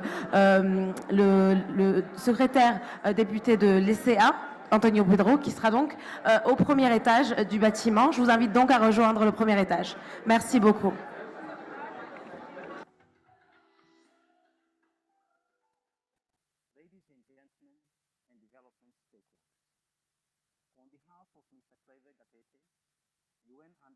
General and Executive Secretary of ECA, I welcome you all to Addis Ababa, Ethiopia, for the 10th session of the Africa Regional Forum on Sustained Development on the theme Reinforcing the 2030 Agenda for Sustained Development and Agenda 2063, the Africa we want of the African Union, and eradicating poverty in times of multiple crises, where stakeholders will focus on critical actions needed to eradicate poverty and deliver sustainable, resilient, and innovative solutions to achieve the goals and aspirations of the two agendas. The forum will foster peer learning and knowledge sharing. It will generate Africa's inputs to the Summit of the Future to be held in New York in September this year. As many of you know, the Summit of the Future is a timely opportunity to reinvigorate efforts to speed up implementation of the SDGs and the reform of the global financial architecture. ARFSD 10 is taking place at a time when African member states continue to face multiple crises and socioeconomic development challenges, with increasing and unsustainable debt servicing, inadequate investment towards SDG implementation, and a global financial architecture unsuitable and inadequate for the needs of the continent and beyond. Moreover, we are past the midpoint of the implementation of the SDGs, whose deadline of 2030 is fast approaching. At the AFSD 10, we'll be reviewing the following goals. Goal 1, no poverty. Goal 2, zero hunger. Goal 13, climate action. Goal 16, peace, justice, and strong institutions. And Goal 17, partnerships for the goals. We are concerned that progress on most SDGs is off track and is either moving much too slowly or has regressed below the 2015 baseline. Even though time is not on our side, we are optimistic that with concerted action and resolve, we can harness Africa's immense endowments, leverage the power of digital transformation, translate our demographics into a dividend, mobilize better our domestic resources, and use the AFCFTA as a catalyst to accelerate the implementation of the two agendas. Our key messages, therefore, are the following. First, we have an opportunity to work collectively. This will require us to triple our efforts and accelerate action for meaningful change by the year 2030. This includes a reform of the global financial architecture and addressing the SDG financing gap. Second, we can turn back the time and bring the SDGs back on track. To do this, we need strong and capable partnerships to turn the bold ideas on the table into bankable initiatives with strong financing in order to see meaningful changes at scale. I therefore appeal to all stakeholders to approach this year's assessment of where we stand on the goals with a collective mindset and a strong commitment to redoubling our efforts. Let us dust up our visions and plans and make change doable in our lifetime. I thank you. Invités, Je suis sincèrement honoré de participer à cette cérémonie d'ouverture en compagnie d'illustres invités. Mesdames et messieurs, l'Afrique se trouve à un carrefour où les choix que nous faisons aujourd'hui définiront en profondeur l'avenir du continent. Premièrement, parlons du déficit de financement des objectifs de développement durable, les ODD. Pour atteindre ces ODD, les nations en développement en général doivent mobiliser un supplément de 4 trillions de dollars par an. Spécifiquement pour l'Afrique, la transition vers une énergie propre, seulement une énergie propre, nécessite un investissement annuel de 190 milliards de dollars. D'ici 2030, il nous faut 500 milliards de dollars et d'ici 2050 jusqu'à 2 trillions de dollars pour améliorer l'accès à l'électricité avec une part d'énergie propre pouvant atteindre 80%. Cependant, la réalité est que moins de 2% des investissements mondiaux en énergie propre sont dirigés vers l'Afrique, soulignant un écart conséquent dans le financement climatique. Ensuite, j'aimerais aborder le fardeau croissant de la dette pour les pays africains. Les vulnérabilités liées à la dette restent élevées sur le continent. Nos nations sont souvent contraintes de choisir entre le remboursement de la dette et le financement de secteurs essentiels tels que la santé, l'éducation et les infrastructures. Le service de la dette pour les 24 nations les plus pauvres du continent devrait augmenter de 39% entre 2023 et 2024. Aujourd'hui, 21 pays africains sont soit en situation de détresse financière ou présentent un risque élevé par rapport à la dette. Avec ces quelques chiffres, on comprend aisément que les États sont dans des situations très contraignantes en matière de financement ambitieux de l'investissement. Il est donc impératif de mobiliser le capital du secteur privé et de soutenir les acteurs, les micro, petites et moyennes entreprises qui sont le moteur de nos économies. Ces acteurs génèrent de l'emploi, stimulent l'innovation et sont donc essentiels à la résilience économique.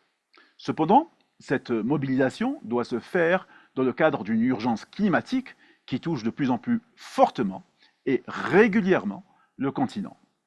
La durabilité doit être au centre de cette mobilisation. La finance traditionnelle ne peut pas répondre à ce défi. Il s'agit d'agir à une plus grande échelle et de manière beaucoup plus rapide et de manière beaucoup plus inclusive. La technologie offre des solutions novatrices qui peuvent transformer nos modèles économiques, rendre nos industries plus propres et plus efficaces et surtout nous permettre de faire un bond qualitatif vers un développement vraiment durable.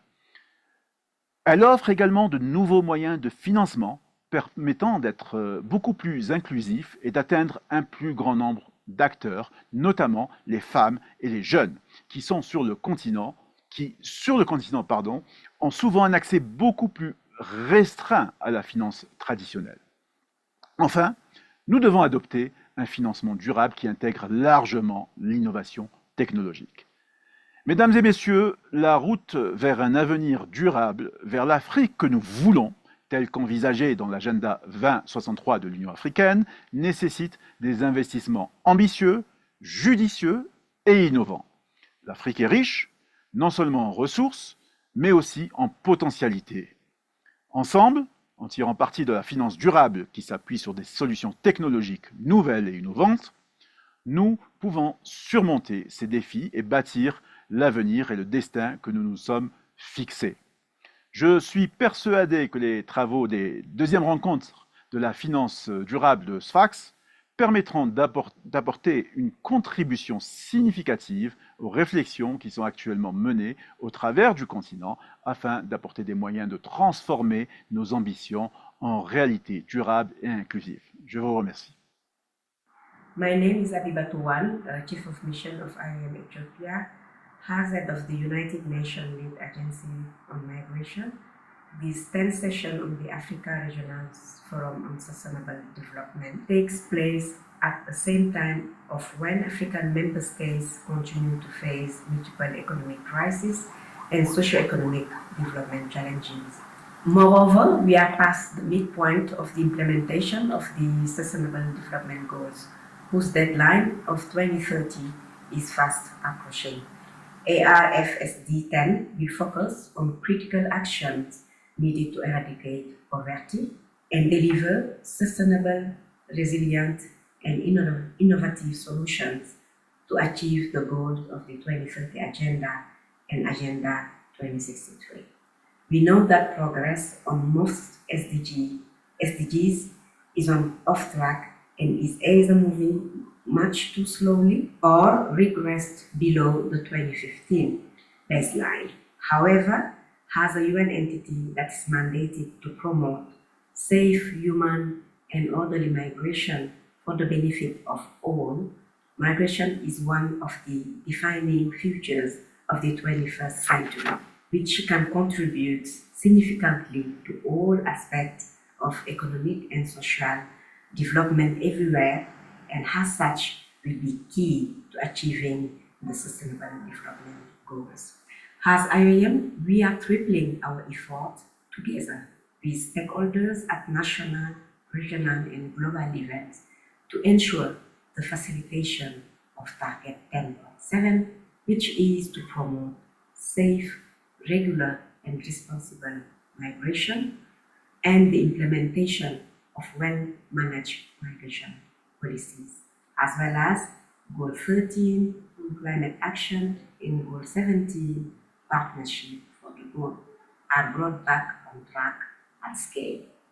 For example, on Goal 13, IOM is working to enhance understanding and response to drivers of human mobility due to climate impacts. On Goal 17, IOM plays a key role in supporting partnership and the means to collaborate at national, regional, and global level for better and more effective migration governance. We know this is not enough, but we are mobilizing action and leaving no stone unturned on this journey to rescue the SDGs and get them on back track. It is doable in this lifetime. My name is Marcel Akpovo, and I'm the Regional Director for the Office of the High Commissioner for Human Rights in East Africa. And I serve also as a representative to the African Union. As the lead UN agency mandated for human rights, my office is working to ensure that applicable human rights standards and principles are integrated into efforts to accelerate the implementation of SDGs. SDGs and their targets are framed to be fulfilled in compliance with a human rights standard, and OCHR has been engaged in showcasing the instrumental value of the centrality of a human right as problem-solving tool, and human rights as accelerator to SDGs, including the Cs identified as transition priorities, with catalytic effects across all SDGs. We shall continue to mainstream human rights in all SDGs and advocate for the imperative necessity of achieving the full essence of SDG 16.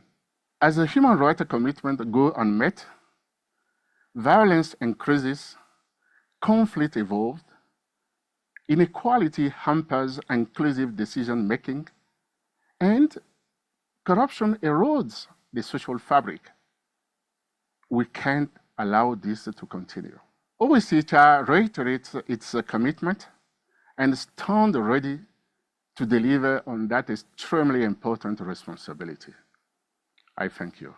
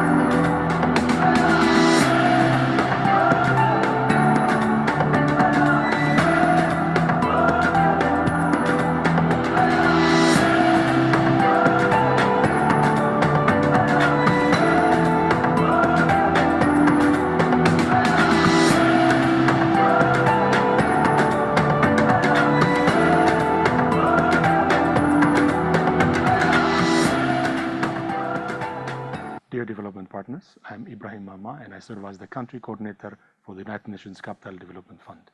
As we convene for the 10th session of the African Regional Forum on Sustainable Development, it's imperative to acknowledge the myriad of economic crises, socio-development challenges facing African member states. Moreover, with the 2030 deadline for the Sustainable Development Goals fast approaching, ARFSD 10 holds critical significance. This forum will center on crucial actions required to eradicate poverty and implement sustainable, resilient, and innovative solutions to achieve the objectives outlined in both the 2030 Agenda and Agenda 2063. It is evident that progress towards most SDGs is not on track, moving too slowly, or regressing below the 2015 baseline. However, as the flagship catalytic financing entity for the world's 45 least developed countries, UNCDF works to crowd in financing in support of sustainable growth and inclusiveness, specifically through our unique investment mandate to blend and deploy grants, loans, and guarantees, as well as provide related advisory services, which dates to its inception of UNCDF in 1966. Today, we are intensifying our efforts, collaborating with stakeholders at national, regional, and global levels to ensure financial inclusion is aligned with SDG 1, no poverty, by expanding access to financial services for underserved populations. Additionally, our clean energy finance initiatives contribute to climate change mitigation efforts outlined in SDG 13 climate action by facilitating access to finance for clean energy projects. Moreover, our inclusive finance for SMEs fosters entrepreneurship and economic growth, aligning with SDG 9, industry, innovation, and infrastructure, and SDG 8, decent work and economic growth. For instance, in support of Goal 13 on climate action, we're backing the establishment of a credit risk guarantee facility in Ethiopia in collaboration with UNDP, the Development Bank of Ethiopia, and the Ministry of Water and Energy.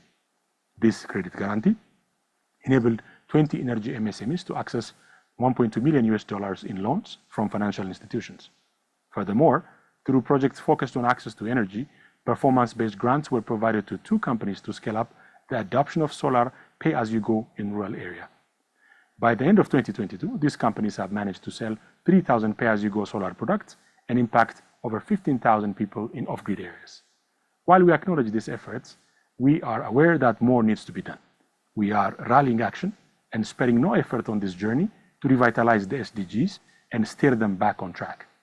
It is a challenging endeavor. It's achievable in this lifetime, but we can't wait any longer. We need to get to work.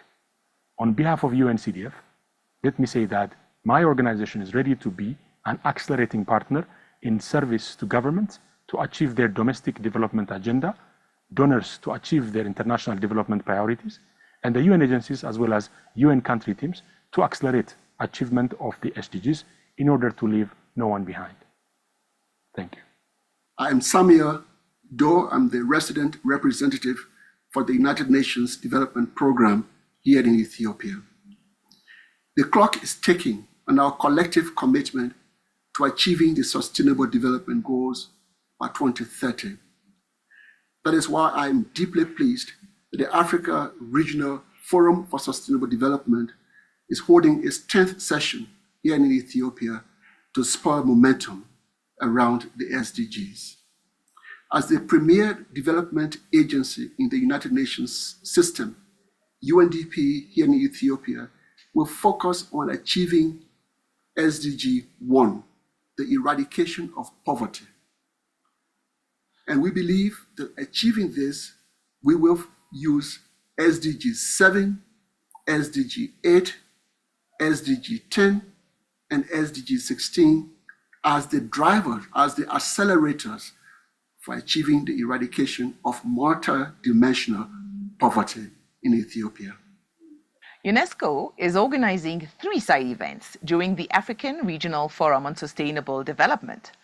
The first one is the 6th African Science, Technology and Innovation Forum, which is going to focus on leveraging science, technology and innovation to address critical challenges facing our continent in view of achieving sustainable development. Our second side event is STEM Bootcamp in Innovative Technologies, where we are responding to contributing to the African Union Theme of the Year on Education. Our third side event is the UNESCO Equatorial Guinea International Prize, which is a prize for life sciences and the only science prize which is funded by an African state, and a UNESCO prize which covers all fields of life sciences. My name is Parfait Odonga Anyonga. As head of the United Nations Office to the African Union, a key instrument for the United Nations African Union Strategic Partnership for achieving the AU's objectives of a peaceful, safe, united, and more prosperous Africa. This 10th session of the Africa Regional Forum on Sustainable Development, the ARFSD10, takes place at a time when, in the words of the UN Secretary General, we are on the verge of a new era, marked by the highest level of geopolitical tensions and major power competition in decades. Moreover, we are now beyond the halfway mark in achieving the Sustainable Development Goals, which deadline of 2030 is fast approaching. We know that progress on most SDGs is off track, and only 12% of the Sustainable Development Goals are currently on track. Against this worrisome background, UNOAU is boosting its effort to advance Goal 16 for peace, justice, and strong institutions. For example, UNOAU is working closely with the African Union in preventing and mediating conflict and sustaining peace through joint conflict analysis, early warning, and good offices. Our work on Goal 16 also extends to the response to conflicts through coordinated and consistent UN advice to the AU on long-term capacity building and short-term operational matters, particularly in the deployment of peace support operations. We are joining the call to action to reverse the current trend and get the SDGs back on track.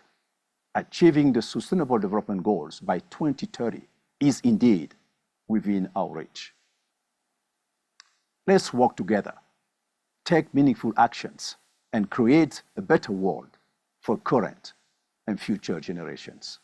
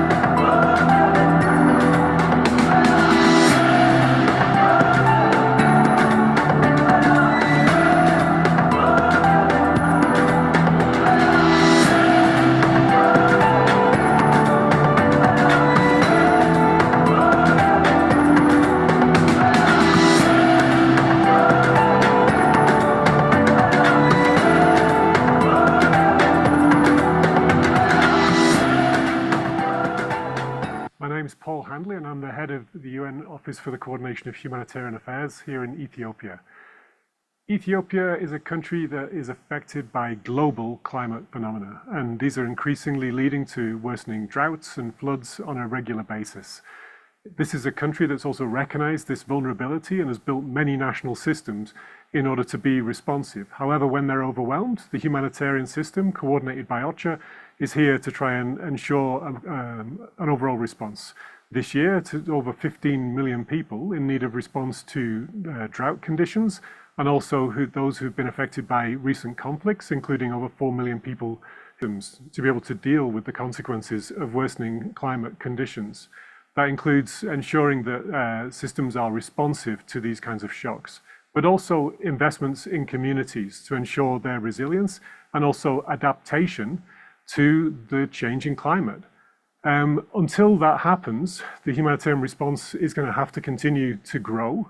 So we need further international solidarity, interagency, and multi-sectoral action in order for us to minimize the need for recurrent humanitarian aid. The country office mandated to expand implementation capacity across peace and security, humanitarian and development efforts through its project services, including infrastructure, procurement, project management, human resource, and financial management services. UNOP supports governments, the United Nations, and other partners in achieving member states' global goals and local objectives for people and countries. The 10th session of the Africa Regional Forum on Sustainable Development, ARFCD 10, takes place at a time when African member states continue to face multiple economic crises and social development challenges. Moreover, we are past the midpoint of the implementation of the Sustainable Development Goals, SDGs, whose deadline of 2030 is fast approaching.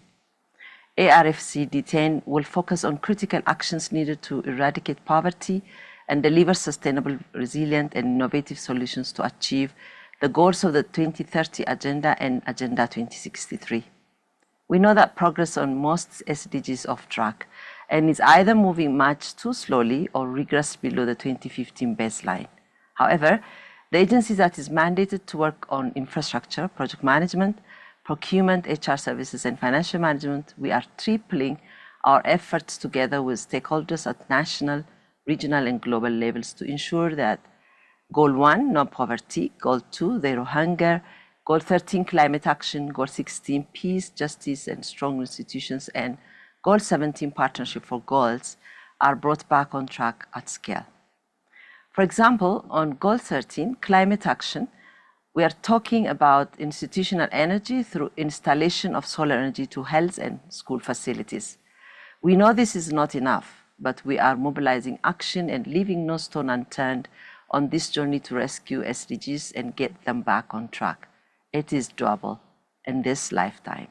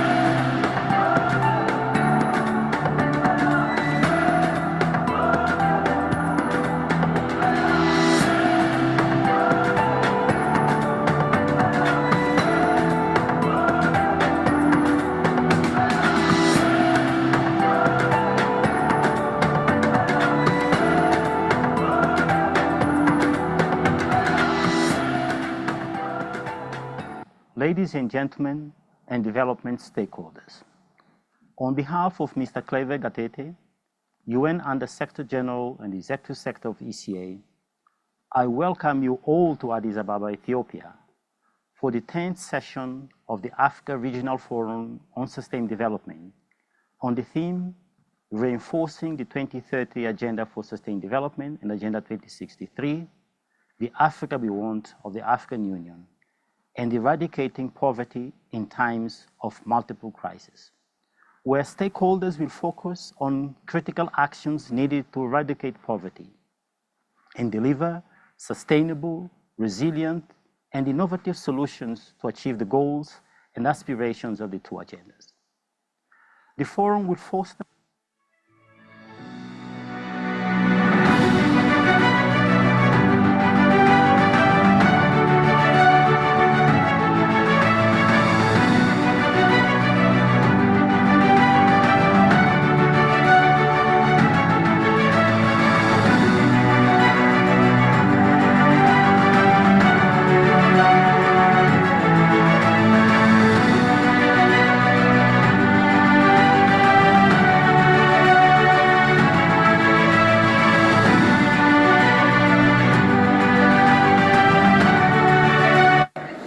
Okay. Good afternoon again, ladies and gentlemen. We're going to start in very few minutes. People are joining, but we need to start, so at least this will accelerate their movement. So let me, it's a great honor to invite the new chair or representative of Mauritania, Her Excellency the Ambassador of Mauritania in Addis Ababa, the African Union and ECA, and the chair of the COREP. So to take the floor, and please, representing the chair of the Bureau. Excellency, Madame l'Ambassadeur, merci de prendre la parole pour ouvrir cette session.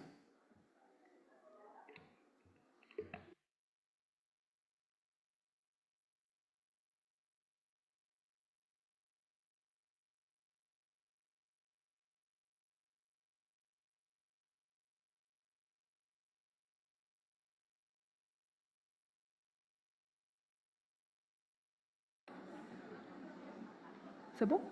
Allô. Bon après-midi à tous, mesdames et messieurs, les participants. Mon nom c'est Khadija Mbarek. Je suis l'ambassadeur de Mauritanie ici en Éthiopie et sa représentante permanente auprès de l'Union africaine, également à la CIA. Je reconnais la présence de la présidente, Madame Banda, du Malawi, mais également tous les hauts fonctionnaires des Nations Unies ici présents à cette séance. Je suis honorée de présider votre séance de cet après-midi. Je voudrais sans tarder passer la parole à son Excellence, le secrétaire, l'assistant du secrétaire général en charge de la question de la jeunesse pour animer ce panel sur le sommet du futur, mais également avec un accent spécial sur la question de la jeunesse. Merci.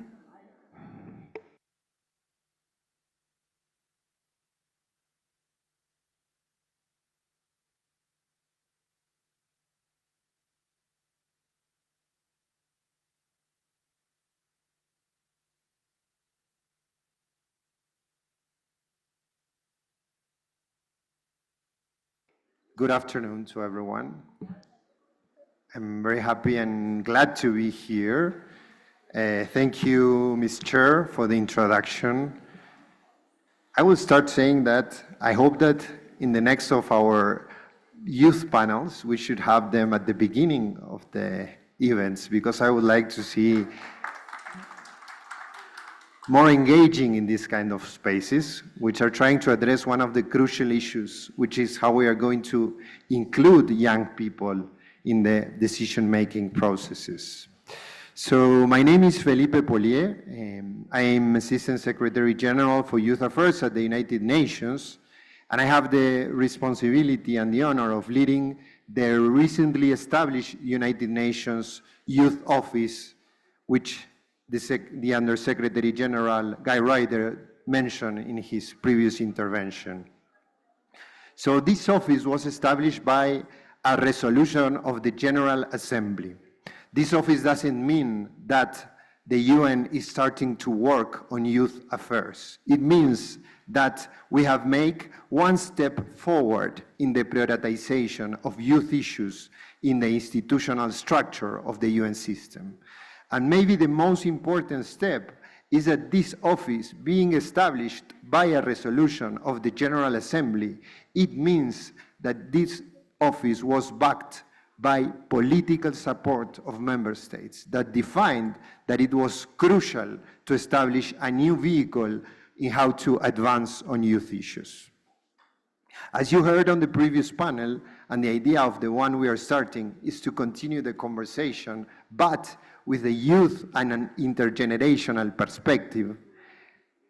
We have been speaking a lot of this process of the Summit of the Future and these discussions and negotiations of member states around the Pact of the Future.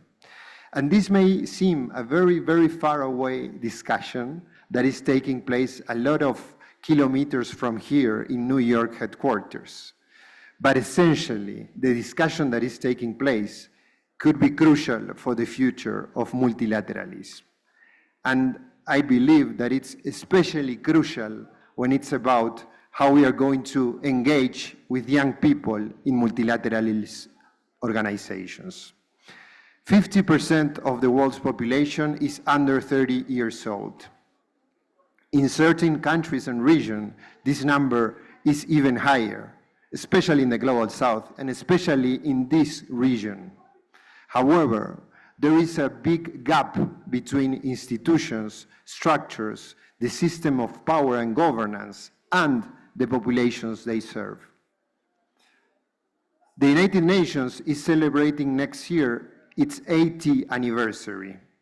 When it was created, the world was a very different place than the one we live today. And this is a reality that can be also spoken about at the regional platforms and at the national level across all the regions. Because we have 19 developed and established institutions to respond to 25 first century challenges. And that's a big, big issue. And we cannot sugarcoat it. The systems and the structures we have are failing short in addressing the issues we have. The Sustainable Development Goals are drastically off track. And being off track of the Sustainable Development Goals means that we are being off track on ending poverty, on ensuring quality education, on ensuring health for all, on solving the climate crisis, and on ensuring peaceful and inclusive societies. That's the meaning of being off track of the Sustainable Development Goals.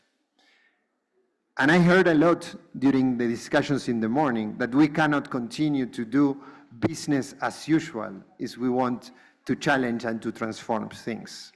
So the whole opportunity of the Summit of the Future, and specifically when it's about youth issues, it's a chance to transform how we are managing things. And specifically, on the discussions around the Pact, there's a whole chapter about youth and future generations. But we can confuse youth and future generations as the same thing. Youth are our biggest partners to transform the world for future generations. But we cannot charge only on young people this responsibility.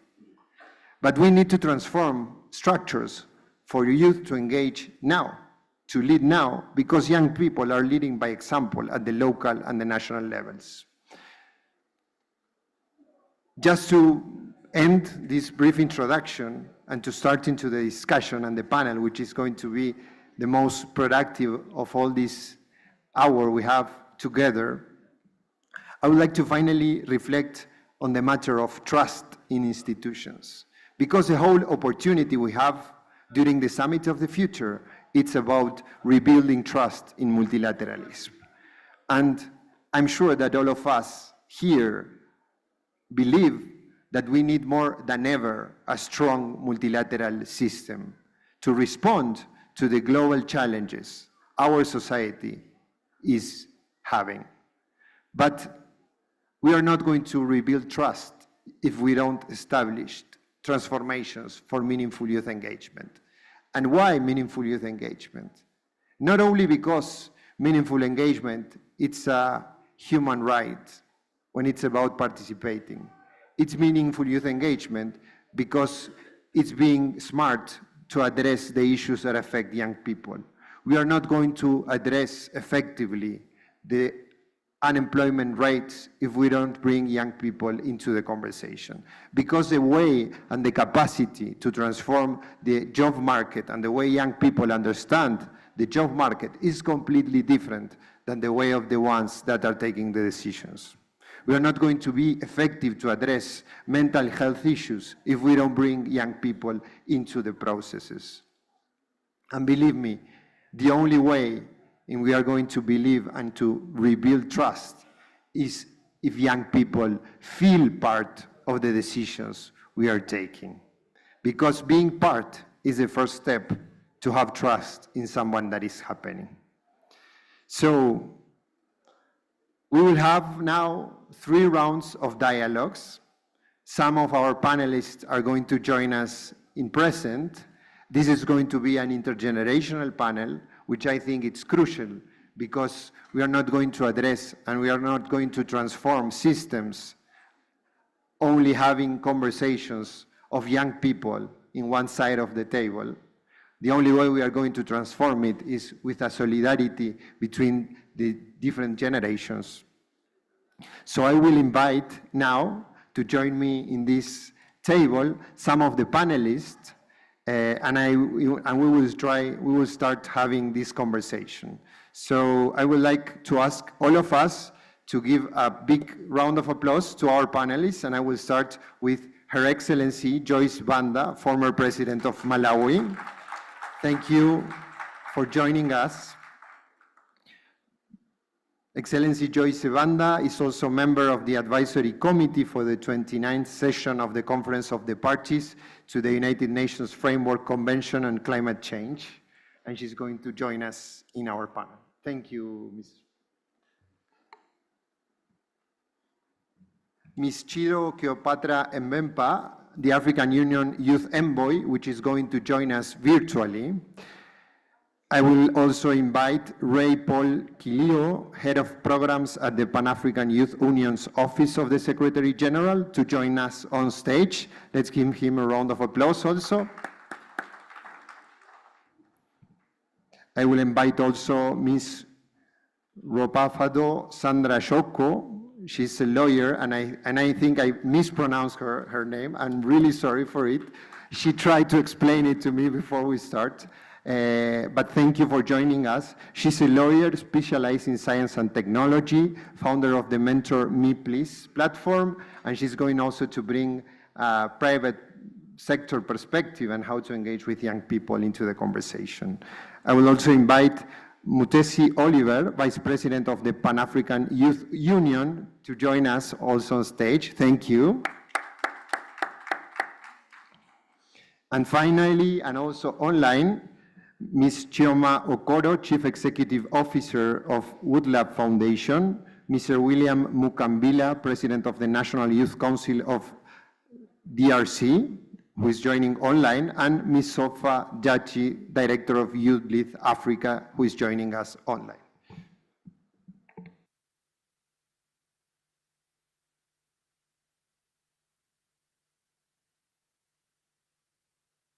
This is working now. So once again, thank you to our panelists for being here. And I will start with a question to Your Excellency Joyce Banda. So as we were introducing in the first part of this dialogue, we are definitely off track to realizing the Sustainable Development Goals. And the Summit of the Future is an opportunity to change this and to accelerate to 2030 and beyond for a sustainable world. So in your view, how can young people from Africa engage with and take advantage of this summit to address current and future crises, and mostly to invigorate efforts at local, national, regional, and global levels? You have the floor, Ms. President. Thank you very much for the opportunity. Good evening, distinguished ladies and gentlemen. First, let me express my disappointment that we're meeting here, and I think the young people should be at the center of all that we are discussing. This part of the conversation in this conference should have been in the morning. This should have been in the morning because this room was full. Now they are not there. They've left the youth, and then plus the 2 young people, me and somebody else who are my age. The rest of us who should be listening to the young people are not here. That's very unfortunate. The question says I should discuss with young people and say what I feel they should do, to be more productive and to be more prepared for the summit of the future. Let me go back a little bit. Let me talk about history. Let me say what we, women of Africa, did in 1995. We decided that enough was enough, that we had been sidelined for too long, that we had been discriminated against for too long, that we had denied equal opportunity for too long, that we had been off the table, the policy formulating tables of our nations for too long. So we marched all the way to Senegal to prepare for Beijing, and we went to Beijing with a very clear message. The energy was with us as women. That is my first advice to the young people in this room. Make your decision now. Raise your voices. Get prepared. Hold hands and be united in your message to the summit for the future. My advice, what I have learned on my journey, because I'm not young and I feel very overwhelmed and to be among these young leaders. What I have learned is that confrontation doesn't work. You have to engage us, name and shame us if necessary, but engage us, because the moment we feel we are being too confrontational, we just close the door and you'll be outside. I want you to engage us. I want you to make us feel guilty and to feel ashamed. As I am saying now, this message can go to everybody who was here this morning to say, Joyce Banda said, you should have been there this evening to listen to the young people. Why? And I'm not worried about me being quoted, because President Mandela told me, we met in Kasani, there was a conference one time. He said, the beauty of being over 70 years old is that you can say anything and people will forget and will forgive. Distinguished ladies and gentlemen, therefore, young people, when you mobilize yourselves and organize yourselves, demand that there will be nothing about you without you. The Assistant Secretary General, who is our moderator, said it earlier, to say that they know exactly what, you know exactly what should happen. And you know how you can contribute and shape the agenda towards the future summit. So tell us, let us know. When I say us, I'm talking as leaders, to say there will be nothing that will be decided about you without you. You must get involved, and you must be sitting at the table. And you have now got your own envoy here. You have got your champion here. You must make sure that you work together and talk together and prepare for the summit, the future summit. I have been thinking about climate change, and I have been saying it is important for you people to demand to be sitting at the policy formulating tables, because there's the top-down approach, and I am against that, because I'm thinking that it should be bottom-up. Why? Because If you hear us, older people, we will say, young people are destroying the environment. Young people are cutting down the trees. Young people are burning the charcoals. In most of the communities in Africa, the young people are desperate for jobs, for income, for livelihood. So they'll cut down trees, they'll burn charcoal, but they also burn bricks because that's the only way they can make an income. So while here we are preaching about don't cut down trees, we don't know why and what's happening on the ground. There is no way we are going to stop the cutting down of trees, the destruction of the environment, if the youth are not given alternatives. So I'm talking about financial inclusion, digital inclusion, as our moderator said earlier. It is only when we pay attention to their needs that they will stay away from those things that we feel are going against the preservation of our climate. We will not blame the youth for destroying the climate if we have not given them options and opportunities. And leaving out our young people from the agenda, the development agenda, is a crisis, it's a bomb waiting to explode. And I have told young people all over Africa to say, if anybody ignores you, any leader sitting in State House like me ignores you, they are doing that at their own peril. Because one of these days you are going to rise and mobilize yourselves, and then we blame you instead of blaming ourselves. Distinguished ladies and gentlemen, I would like to talk to us as leaders, as policymakers. We have a responsibility that as the young people push to be included, push to be sitting at the policy formulating tables, we must have the political will to create opportunities in our countries for our young people. Our young people are dying on the Mediterranean, going to look for greener pastures. Our young people are going into other countries and dying, confronted with the xenophobic acts against them because they are desperate. There's nothing they can do at home. So us that are leaders in our countries, we must create opportunities. We must include young people in our programs. We must look at the participation of young women as well. In saying this, I would like to say that to us as politicians in our countries, we are also using young people to fight our enemies. We find them desperate for livelihood. We find them desperate for jobs. So what do? I will recruit 10 people, as long as I give them food for today, to go throw stones to my enemies and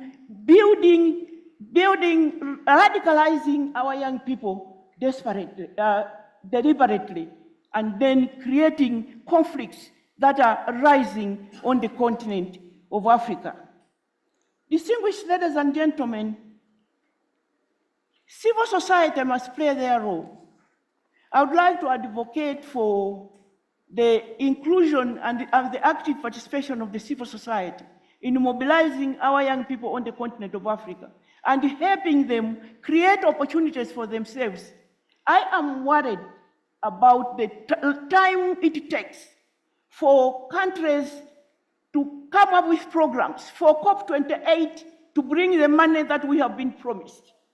The Paris conference, the money that was pledged then, up to now we haven't seen it.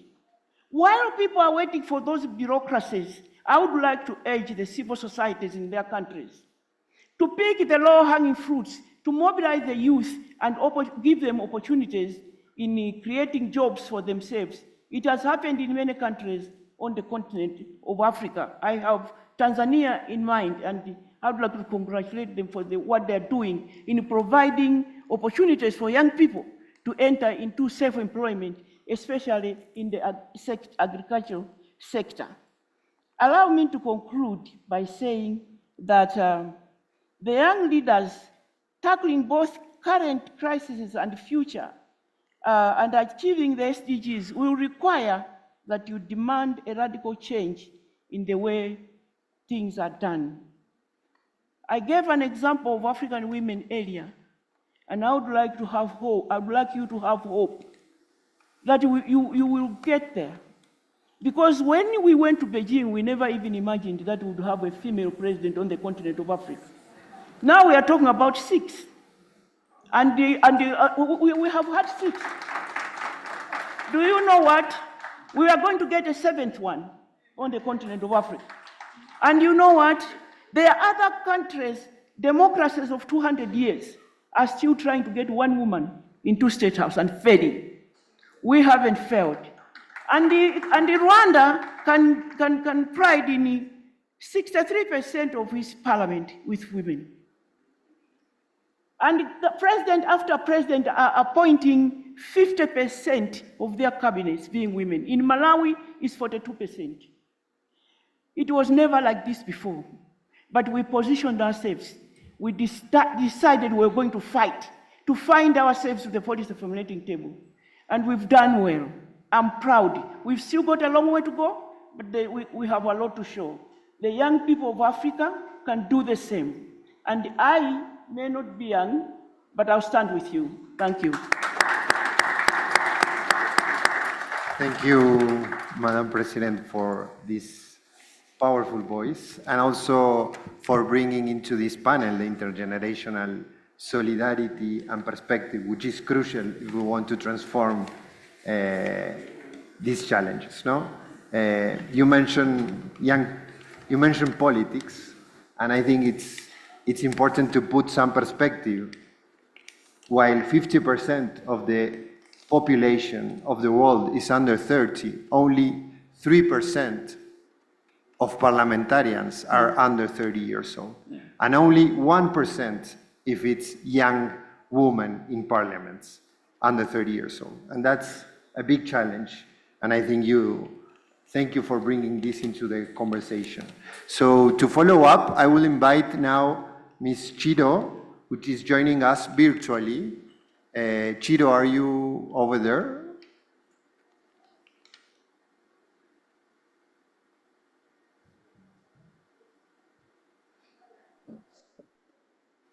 If not, I will pass the floor to Ray before. Ray, thank you for joining us in this panel.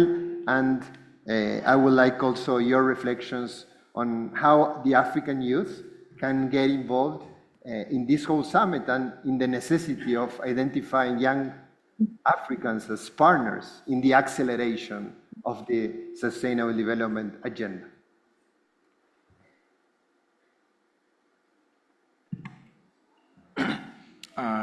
Thank you so much, Felipe, and Excellency Banda, for really reflecting on very strong, key points. So to briefly start this off, I wish to just give you a highlight of what our organization represents. So the Pan-African Youth Union is a federation of national youth councils across Africa. And national youth councils are statutory structures under a hybrid mechanism in a country where they were constituted by the adoption and ratification of the African Youth Charter, which is probably the most robust youth development framework in the world. I think Africa has that framework. And so what these councils do is they allow young people to organize themselves within the country from the very grassroots to several tiers to be able to say, this is how young people will participate in country processes. And so with respect to the Summit of the Future, I think this is a tremendous opportunity. At the Pan-African Youth Union, I want to point out that we've been following the processes all along. And I'm happy to also share that towards the end of this week, right here, we will be having a regional consultation and a discussion with youths from across Africa to around what is the message, what is the position of young people to the Summit of the Future. And we will be joined by the 54 National Youth Councils and the National Youth Coordinating Mechanisms from across the country. But also we are bringing regional youth platforms from regional economic commissions. And we are not doing this alone. And then this is an important aspect that you mentioned, ASG Felipe, that rebuilding trust. We are very grateful to the enormous amount of support and collaboration and cooperation which is ongoing with our various UN partners. I want to mention the ECA, the UNDP. We've been working hand in hand to really say, how can we make this possible? And as young people, we've been very vocal, and there's nothing wrong about that.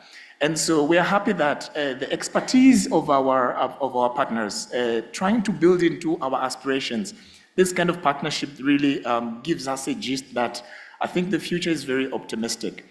And in terms of the processes, so there's just about 3 processes.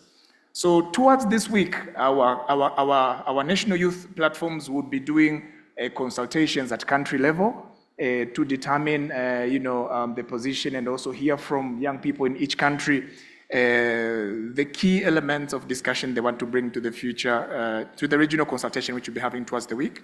And we will also be having a post-process, which will be having a consultation. And this really means that we are ready to really understand and commit fully to this process. And we are trying now to understand, can we break it down into what it means into our daily lives, the youth that we represent, the young people across the various rural youth, and the youth that also have a leverage of an opportunity to have an education. So in terms of advantage, this is also to say that we are committed, we've been involved in the process.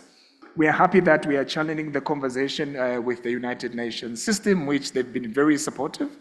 And finally, also to say that we look forward to drive the outcomes of the Future Summit itself. Thank you. Thank you very much, Ray. And thank you also for understanding the football code. I will use these cards. I have one yellow and one red.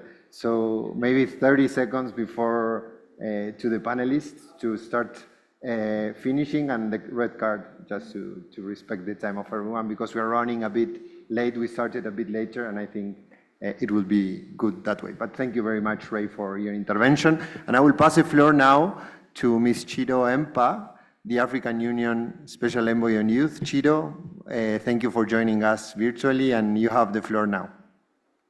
Thank you. Thank you very much, Felipe, for having me. My apologies. I've been logged in for the past hour, but it seems I did not have panelist rights. And I would have loved to have been physically with you in Addis Ababa, but again, with logistical challenges, having received the invite a bit too late in the week last week. But having said that, I'm very happy to join you virtually and to also be part of this crucial discussion. Felipe, just last week, we were together at the UN ECOSOC Forum, where we co-hosted a breakfast meeting with the ministers of youth globally in terms of their participation and their contribution towards the Summit of the Future.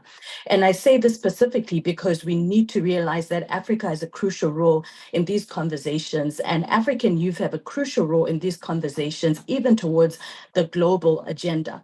And I also echo the words that have been spoken by the former president of Malawi, Her Excellency, Madam Joyce Banda, to say, we need young people not just as tokenism, but to actually be at the forefront in these conversations. Most conversations that we've been a part of, you find that in as much as 75% of our population in Africa are the young people, but we only have the 25% that are represented in the room, which is usually, the older generation, and in as much as that is crucial for intergenerational co-leadership, but we need to make sure there's sustainability, we need to make sure that there's continuation, and we need to make sure that in these decisions, young people's voices, especially from Africa, are taken into consideration, and that they'll be crucial.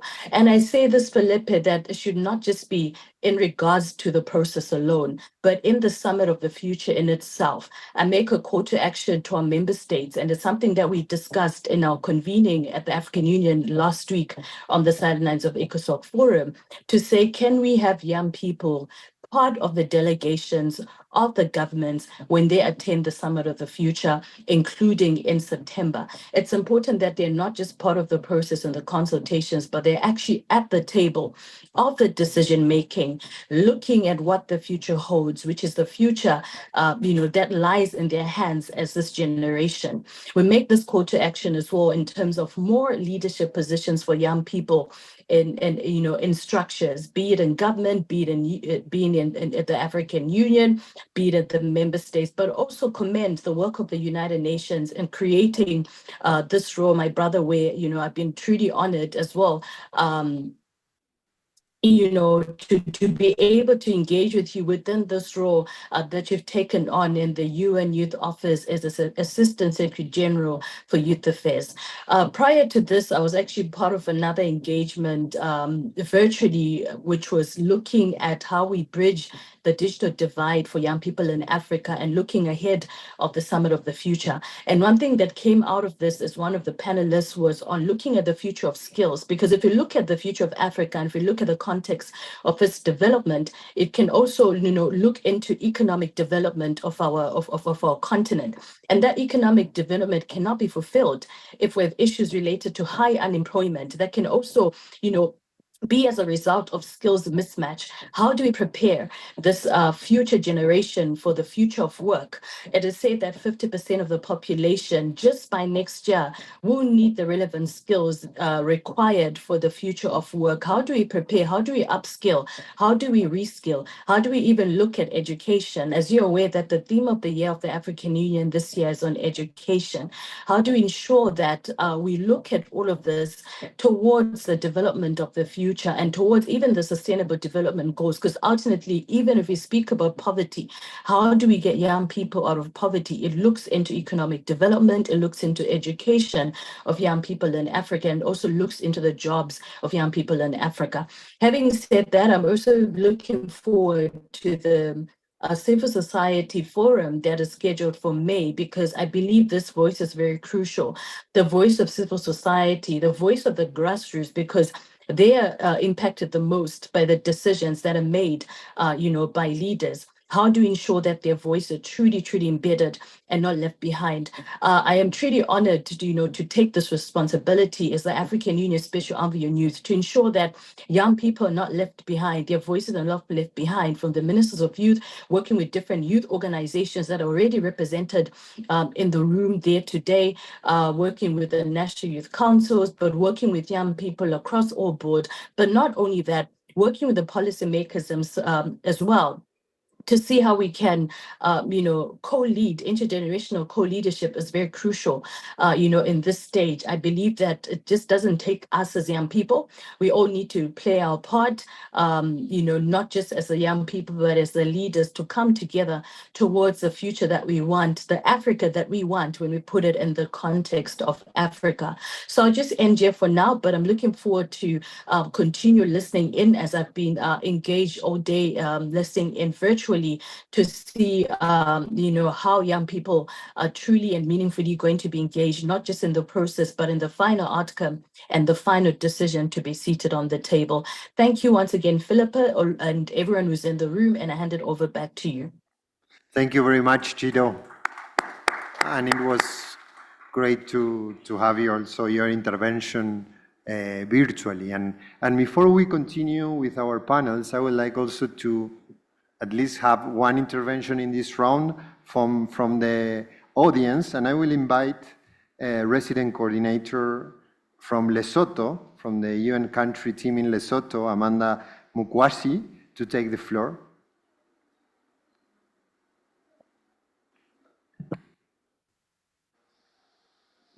Thank you very much, ASG. I would like to beg your indulgence to just be a little bit patient with me as I make my intervention. Thank you very much. I stand on the protocols that have already been established, Madam Joyce Banda. And for the youth, thank you for allowing me into your space. I have three things that I would like to say. One at the level of a message maybe for member states, one at the level of the resident coordinator system, and one at the level of the youth. And I'm going to do so by telling you a story, because I am an African child and I do speak in stories. Last year in August, I went in celebration of International Youth Day. I went with the Prime Minister to go and view stands by young people who had come from different parts of the country. They were showing the products that they produce, and they covered everything from food systems, science, in terms of robotics. You had bricks that are sustainable, and they were saying that they learned the art from another country on the continent. And as the Prime Minister went round, when he finished, he looked at me and he looked at the Minister for Gender and Youth and Social Development. And he said, I am got mixed feelings. I am really excited and inspired by what these young people are showing and what they're doing, because they're showing proof of concept. At the same time, I'm very sad because they've come here and I'm not sure that anything is going to come out of them coming here. I'm a businessman by profession, self-made, and I want to make a difference. While everybody else is talking about the policy framework, the legislative framework, and all the conversations that you guys like to have, I would like to take some action now. And I'm hoping that those two conversations are going to come together. To cut a long story short, that was in August. He asked the minister and said, can you do something by October 24th, United Nations Day? And he looked at me and he said, can the UN support this? Can they accompany the government to deliver on this? We called it Sibabatso, which means treasured. And in October last year, over 1,000 young people came from all over Lesotho. We said to him, we will need money to pay for them to come. He said, no. They're entrepreneurs. I want you to find them where they are, and if they're really committed and resilient, they're going to find their way here. And they did. And we connected them with investors. And now Sibabatso has become a brand name that means opportunity for young people. So here are my, and it's just that I have the opportunity to speak. Otherwise, I'm sure many resident coordinators can tell you stories across the different countries. Here are my three messages. One, this morning, and I think early this afternoon, we heard so much that was said around the challenges that Africa is facing as a continent. The fiscal space, the debt issue, the health, education, there's so many things, right? And then we heard about preparing for the summit of the future. So here is my question to member states. What are you taking to the summit of the future as far as youth opportunities are concerned? What is the position? And I'm asking this question. We have the Women and Youth Protocol of the Africa Continental Free Trade Area. Isn't this the time for us to make that count? And the reason I'm saying that is this is not the first time that African countries are having to sacrifice their own needs for the greater good of of many. An example, I won't go into it, but those that know that the frontline states, at the time when they were fighting and struggling to support fight against apartheid, they all came together, both in terms of resources, as well as in terms of actual tangible actions, resettlement, shelter, finances, and for many countries at a great cost to their own development. But the greater need, they recognize that and work together. I think the African Continental Free Trade Area is an opportunity for African governments, not just to agree on language, but to actually create a situation where young people, I would even say young people below the age of 70, that should be allowed free movement right across the continent, because the continent of Africa is one market and they need access to markets. So I'm going to stop. I can see you're coming back with the red. A message to resident coordinators. The role that we played in Lesotho was to really listen to the government, to listen to young people, and to bring everything that we had as a collective to support them. And so here is my message. Yes, it is true that, go out there, make your message heard, but there are so many thousands at country level, millions at continental level, who are just thinking about their next meal. Do you understand what I'm saying? They're just thinking about their next meal. And what they need is for us to fix it now, not tomorrow. Because tomorrow, there will be poor elderly people. So they need us to fix this now. And that's the conversation, personally, I would really like to have. Thank you for the opportunity.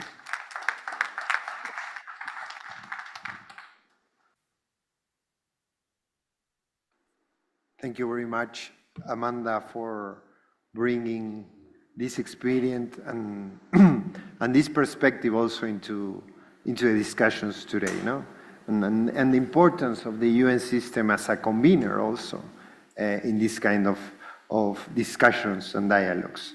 So I would like now to invite Ms. Ropafado Sandra Shoko, and I'm mispronounce it again, your name, and I'm really sorry for it, but I'm happy to hear from you. And I would like your perspectives about which do you think are some specific concerns of African young people with regard to sustainable development, its financing, and inclusive in digital transformation and youth engagement. And I will invite you to freely answer to this question, linking it with your personal experience and your own perspective. So go ahead. Awesome. Good evening, everyone. Good evening, everyone. Yes, we want engagement. That's what we want as youth. We're not doing things just for just. We're doing things to change. Huh? In my language, we say Msambo Wachinja, meaning things have changed because we're in play. Huh? Okay, so my name is Ropafado Sandra Shoko, the startup Bay. And as Bay would mean in the very colloquial youth language, I work with young people to help them grow their businesses, right? Because Africa has a lot of messes going on, and I think the world all over. And I think the one solution, and one of the biggest solutions, is if we have innovative businesses that can cater. All your SDGs can be solved if we have that business. But where does that rise from? So I will particularly touch on the idea of sustainability, primarily linking it to the work I do. So I work at an incubation hub. I'm a lawyer. That's just like the underground of it, but I work under the science, technology, and incubation space. And we've been hearing a lot on the idea of science, technology, innovation. And what I think that concept of that buzzword is infusing in us might not be exactly what we want to achieve, because science and technology have been subjects that have always been there. But what are we doing different if we're declaring it as part of a strong idea for education? I really applaud African Union for declaring this year as the Year of Education. I think that's fundamental, because education is foundational to everything, right? But I think as we now explore the idea of science, technology, and innovation in a sustainable way, we need to employ methods that work to infuse it to the younger generation. The Summit of the Future sort of humbles me, because I always get in rooms and say, hey, I'm the young person in the room.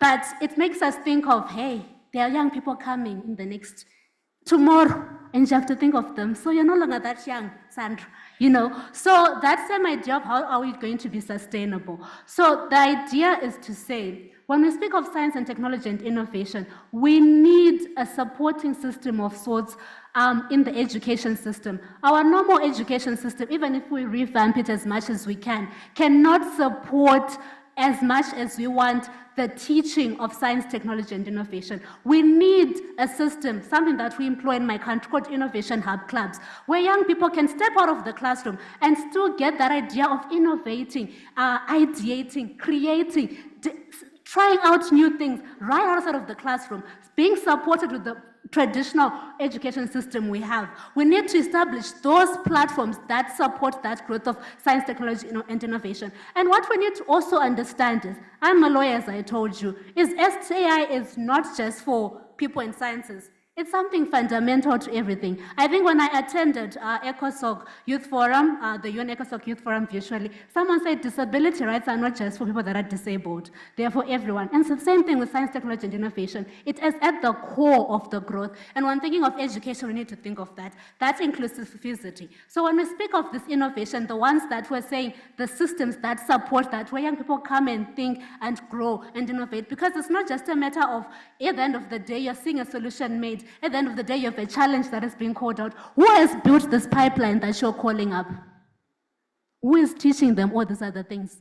You need systems that then grow that. And this is where the sub-supporting systems come in place. And from then on, you need to bring them together to learn how to then compete and pitch and collaborate against among each other.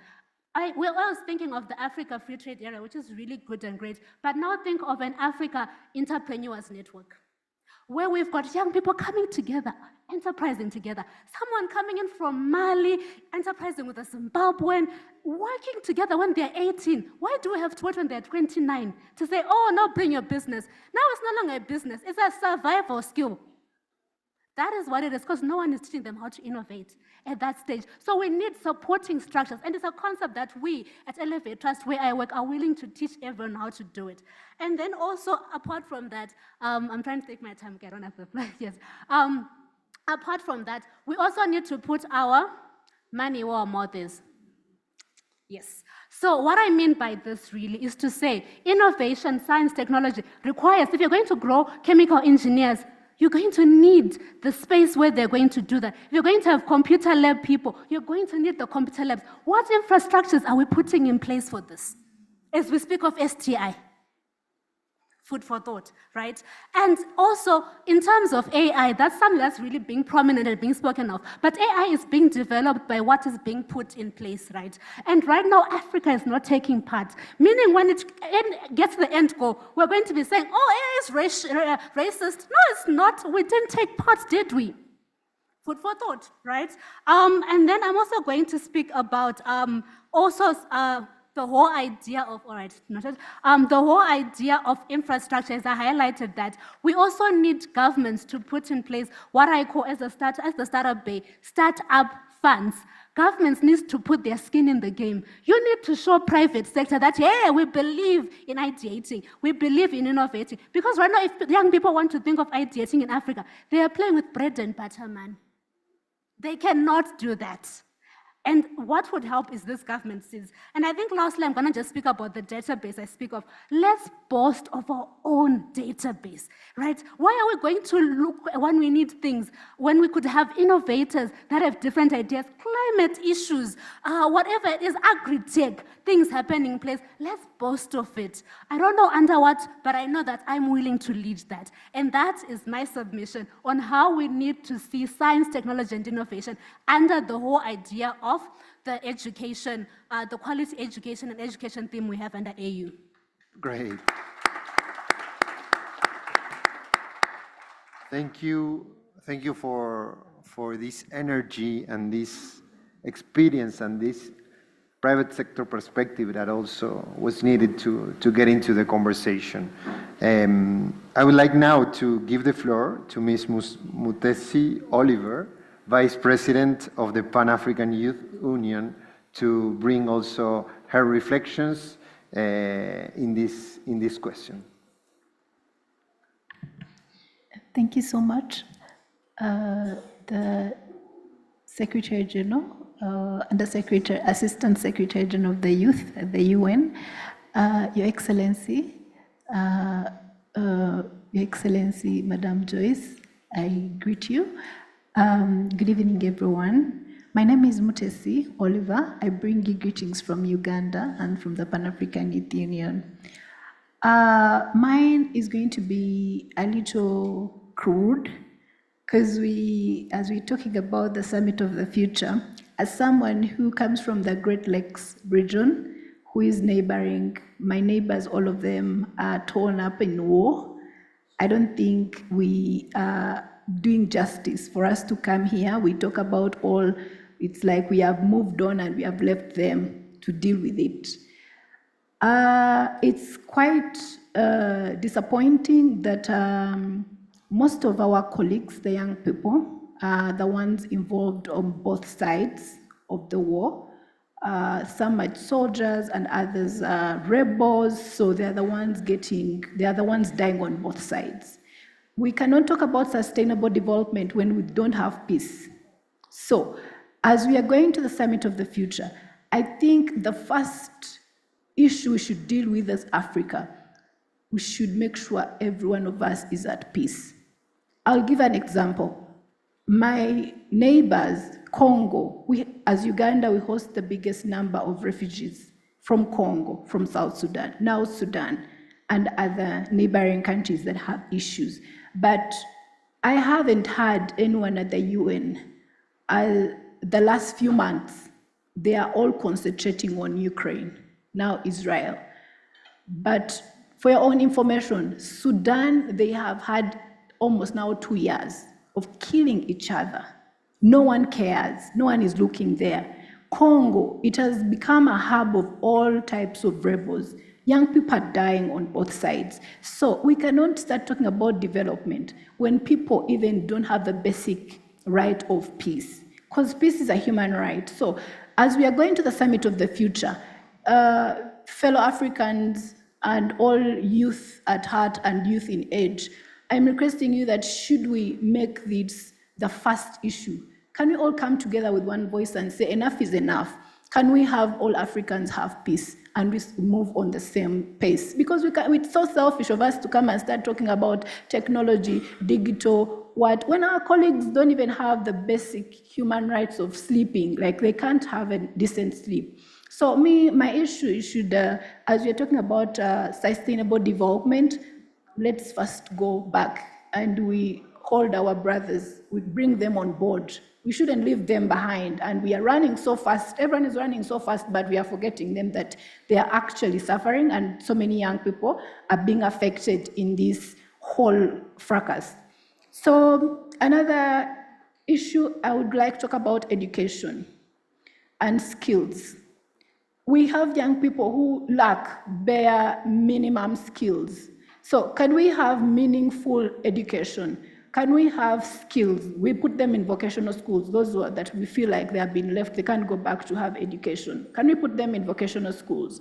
Can we give them meaningful education? Can we also provide education not only in urban centers, but also in rural areas where young people cannot access good education? Should we all make sure that everyone on the continent gets education, meaningful education, so that we can all move on the same pace as we're talking about the future? Because to me, I feel like I'm threatened. The future is not there when we still have such issues. We also need to talk about health services. We have young people who have not access on contraceptives. You know, if you read, you can see on the internet, you find that Africa has the biggest number of child mothers. So you can't talk about development when you still have children taking care of fellow children. You know very well that if you have children taking care of fellow children, then you're going to have a recycle of poverty. You're never going to take off. So we can only talk about the future if we get such issues off our table, where young people can get sexual education, sexual reproductive health information, they can access contraceptives, and then we see that we can end the issue of child parenting. Also, we have a problem when it comes to girl children. They still have basic issues like pads. They can't afford, they can't have decent periods. And these, to some people, these are small issues, but these issues determine someone's future because our children are involved now in transactional sex for pads. And they end up contracting so many diseases, STDs, they are getting unsafe abortions and all. So can we all say that, okay, now, as we're going to Summit of the Future, should we look at these issues affecting youth without taking everyone wholesomely, thinking we are all ready to take off? We are not ready to take off. Let's go back and we fast track these issues. Then we get them off our table. Then we can talk about the future as we are marching in the Summit of the Future. I think let's go back, first get all these people on board, we bring them together, then we can take off. We also have an issue of mental health. If you realize right now in Africa, we have completely turned a blind eye on the issues of mental health in young people. Young people are battling with mental health issues, and no one seems to be recognizing that there's abuse of drugs, there's abuse of all sorts of alcohol. So as we are marching into the Summit of the Future, we need to get them meaningful mental health service treatment. We can also take off. I think I have a lot to talk about, but Felipe is not letting me, so I think we shall continue the discussion. Thank you so much.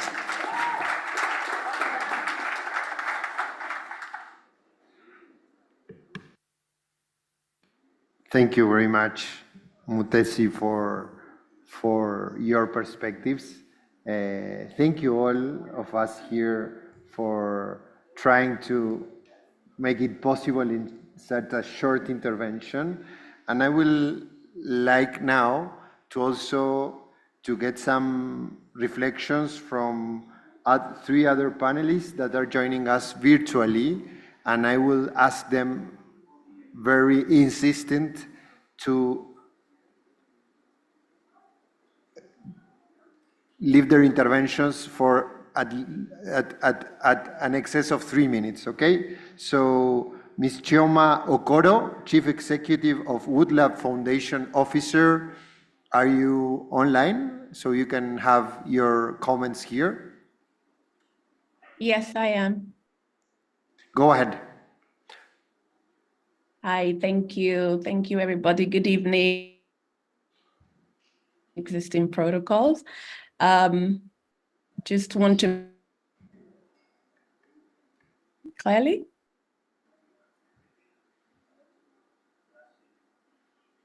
I think we have you there. We're having some trouble with the connection, but you're online now. Go ahead. Okay, can you hear me? So we are having some issues with the connection, but maybe, Ms. Kioma, I will pass the floor to Mr. William Mukambila, President of the National Youth Council in DRC, to join us until we solve the connections. Mr. William, are you connected?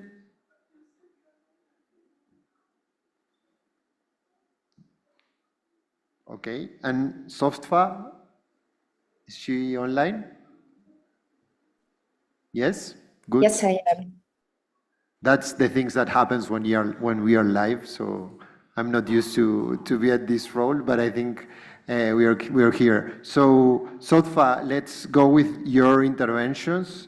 Softfa is director at Youth Lead Africa. So please, we have 3 minutes for your intervention. So go ahead. You have the floor now. Thank you very much. I will not take much of the time as the fellow panelists have really captured everything that I wanted to bring today into the conversation. So just allow me to commend the great conversation and particularly the previous panel, as there was a big mention on data and dignity, which brings me a bit to the point on how we, the youth, should convey our message for the Pact for the Future and the Summit of the Future. I would like to start by saying that I do hope the Pact for the Future will take into consideration strongly gender, climate, and education as cross-cutting pillars. And as we get into sustainable development and rethinking financing, I mentioned particularly when we look at African youth is that inclusivity is very costly.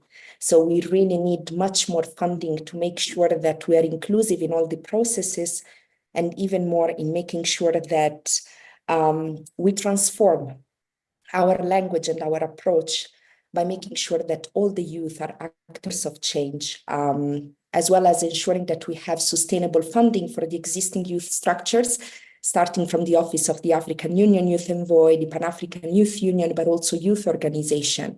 Through sustainable funding, it's possible to empower more young people and go beyond the idea of hosting consultations. On peace and security, there's been a lot that was said, but in the African context, in my opinion, we need to look at narrative and belonging. Young people getting closer to radicalization and terrorism is due to a lack of belonging. I am a North African young woman, and oftentimes I don't feel the belonging or the Pan-African belonging. And I think the divide that is there, we need as youth take that leadership to bridge that gap between the so-called North African, Sub-Sahara Africa. And by building a Pan-African youth movement that is stronger in the sense of belonging, I'm sure we can counter some of the challenges on youth and radicalization. On digital cooperation, lots have been said about digital divide. Maybe my reminder is that the digital space is an extension of the offline space. And so a reminder that we need to make sure that we have necessary provisions in ensuring that the digital space is safe, particularly for young women. And then for the youth, remember the youngest among the youth, I'm 31. Certainly, I cannot be the voice of a young woman of 18. The aspirations are different, the challenges are different, but I can see that in the Pan-African youth space, it's much easier that someone like me of 31 years old takes the floor compared to a young woman of 18. And so it is time to lead that intergenerational leadership also within the youth space. It's also critical, the freedom of movement. And if we want to feel like global citizens, it is imperative that there is also freedom of movement at global level, because there isn't global citizenship if I cannot travel from one country to the other, or I cannot be in New York to voice up my concern and voice. And then jobs of dignity, which is extremely important in the context of AFCFTA. And last but not least, on global governance, young people have lost the confidence in the multilateral system. And so I would like to echo the process of Beijing as well as the UN Action Coalition process, which I think was a spark of hope, because we've seen the opportunity for multi-stakeholder engagement. And I hope the Pact for the Future could take into consideration the development of an accountability framework where also individuals can commit on their contribution to each of the pillars. Thank you very much. Thank you very much, Sotva, for joining us virtually and also for respecting the time and for bringing your perspective into the conversation. Finally, I will give the floor to Ms. Chioma Okoro, Chief Executive from Woodlab Foundation. I hope we don't have any trouble now with the connection. Go ahead, Ms. Hi, Chioma. thank you. Thank you. Can you hear me now? Is everything Perfect. okay? Yes, all Yes, right. go ahead. Thank you so much. And I'm just going to be very brief because the other panelists have really touched on the different issues that we're looking at. One thing that I would like to say is our foundation is a grassroots foundation. We work with youth every day. We understand their pain points because we feel the same thing. And one of the things that I would really like for us to look at is the trust that is being withheld from youth. Now, a lot of the public sector and even private sectors, they come off like they do not trust the youth. They don't want to work with companies that are being run by youth. And I think this is something that we'd really need to look at. So on equal access to resources and opportunities to the youth, it's you know, an area that we should really have strong conversations around. Because, for example, if we look at the mobile internet connectivity, yes, it has improved, but then there is still a significant gap in the usage. So because that there is now a wider internet connectivity doesn't actually mean that the number of people using it has gone up. An example is 78% of people in sub-Saharan Africa are still not connected, either because they're not covered by any mobile broadband, or they face other mobile internet adoption. So even when we're looking at the adult population, 60% are unconnected.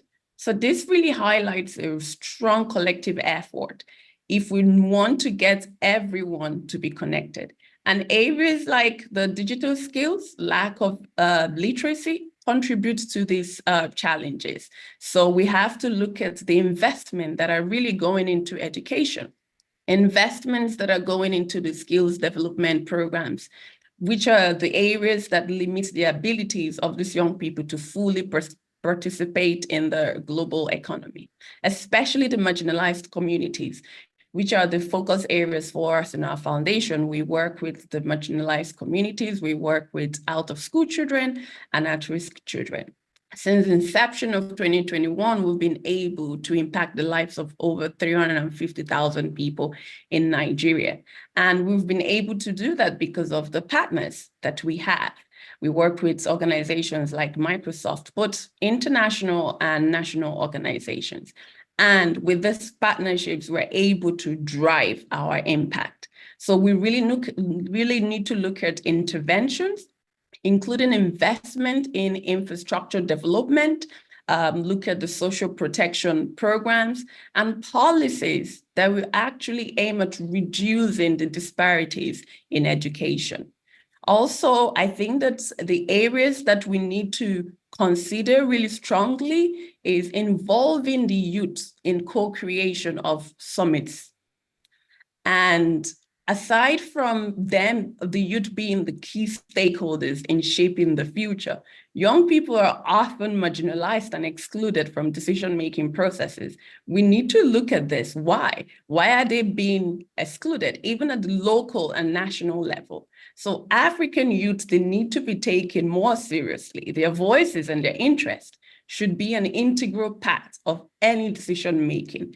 I mean, they stand to gain the most, you know, if they have the high quality education, if they have decent work, gender equality, but then they also lose the most if the world fails to reach these goals. So their ideas, their energy, their initiatives are crucial if we want to achieve the goals. So I think that I'll just round up by saying that it's very important to get the youth participation and inclusion in this decision-making, especially at the beginning, the co-creation of summits like this, give them the platform to engage, meaningful engagement. During networking opportunities, please speak to them, share ideas with them, you know, allow them to establish the advisory bodies and support the youth-led initiatives, just to ensure that their voices are heard and they're also valued. They're also valued in the decision-making forums. Thank you. Thank you very much, Kioma, for your insights and your comments. And thank you all of you that join us today. I'm really sorry we don't have any more time to open the floor. We are running late and there's an event already delayed to start and all the participants are already here. So once again, I want to thank you for your insights. I want to insist on the point raised at the beginning by Dr. Joyce Banda, former president of Malawi, of the importance also of bringing these dialogues at the beginning of these conversations. If we really want to put youth at the center, we need to start with this kind of gestures, of this kind of decisions. Thank you once again, and I will invite you, all of us, to join an advocacy call we have been trying to push from the United Nations Youth Office, and that wants to bring into the dialogue young people from all around the world into the process of the Summit of the Future. We have launched an open letter. it's an open letter. It's an open letter for world leaders. And what this open letter is about the importance of having concrete commitments in the process of the Pacts of the Future on meaningful youth engagement. Meaningful youth engagement is a clear answer, a clear vehicle to address the trust challenges and issues, not only in multilateral system, but in institutions in general. So I will invite you all to join this call from the Youth Office, from partners all around the world, and I hope that we can manage to have the opportunity we're taking during this process of the Summits of the Future. To finish this dialogue, I will invite our ambassador of Mauritania to close this session, and thank you once again, all of you, for being part of this discussion.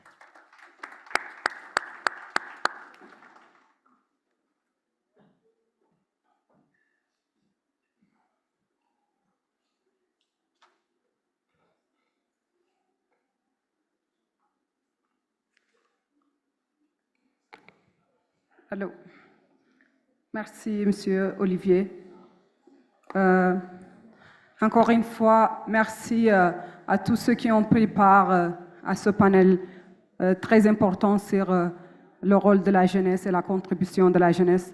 Je voudrais, au nom, à votre nom, à mon nom, mais également à vos noms tous, remercier tous ceux qui ont participé, que ce soit le représentant du secrétaire général des Nations Unies aux questions de la jeunesse, mais également tous les panélistes, en leur tête, son Excellence, la présidente Joyce Banda du Malawi, mais tous les autres jeunes très dynamiques qui ont voulu bien contribuer à ce panel.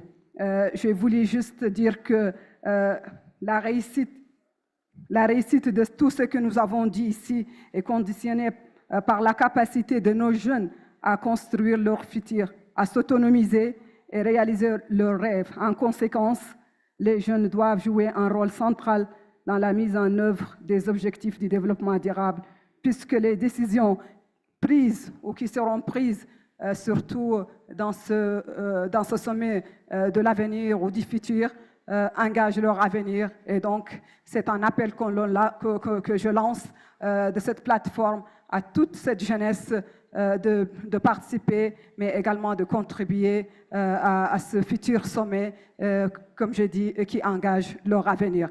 Deux thématiques sont extrêmement importantes. J'ai été inspirée par ma sœur, la vice-présidente de l'association de la jeune panafricaine. Donc, ce sont ces thématiques sur le lien entre la sécurité et le développement. Comme vous le savez, moi j'en sais quelque chose parce que je suis une Sahélienne. Je viens du Sahel, d'une région extrêmement instable et dont la contribution de la jeunesse aujourd'hui à sa stabilité, mais également à son développement, est une question d'extrême importance. Donc, tout ce qu'elle nous disait est très pertinent. Et par la suite, j'appelle également la jeunesse ici à s'impliquer davantage dans le domaine de la paix, parce que sans paix, il ne peut pas y avoir de développement.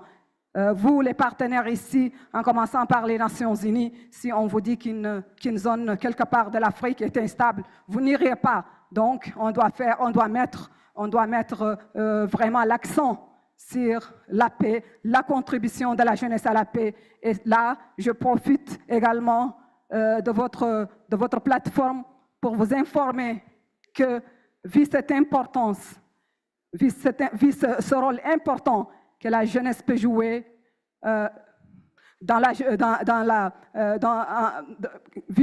le rôle important que la jeunesse peut jouer et sa contribution à la paix et au développement durable, l'Afrique a choisi cette année, l'Union africaine a décidé cette année de déclarer le thème de l'année, le thème de l'éducation. Parce qu'également, une jeunesse, une Afrique sans éduquer ne peut pas ne peut pas contribuer ni à son développement ni à sa stabilité. Donc, cette année est une année d'extrême importance pour nous, Africains, mais également pour vous, Nations Unies et partenaires d'une manière générale. Également, j'ai voulu également vous informer que suite à tout ce que je viens d'évoquer, l'Union africaine a décidé d'organiser des forums régionaux dans ces 5 régions. Et nous avons très bientôt, à la fin de ce mois de mai, un forum qui aura lieu dans la région du Nord. Donc, et c'est mon pays, la Mauritanie, qui va abriter ce forum. Et ce forum aura comme thématique, comme thème, la contribution de la jeunesse à la stabilité et à la paix. Donc, voilà, sur ça et sur ces mots, j'ai voulu conclure et encore une fois, vous remercier tous d'être venus, mais également d'avoir contribué à cette thématique d'extrême importance pour toute l'Afrique. Merci beaucoup et bonne chance à tous.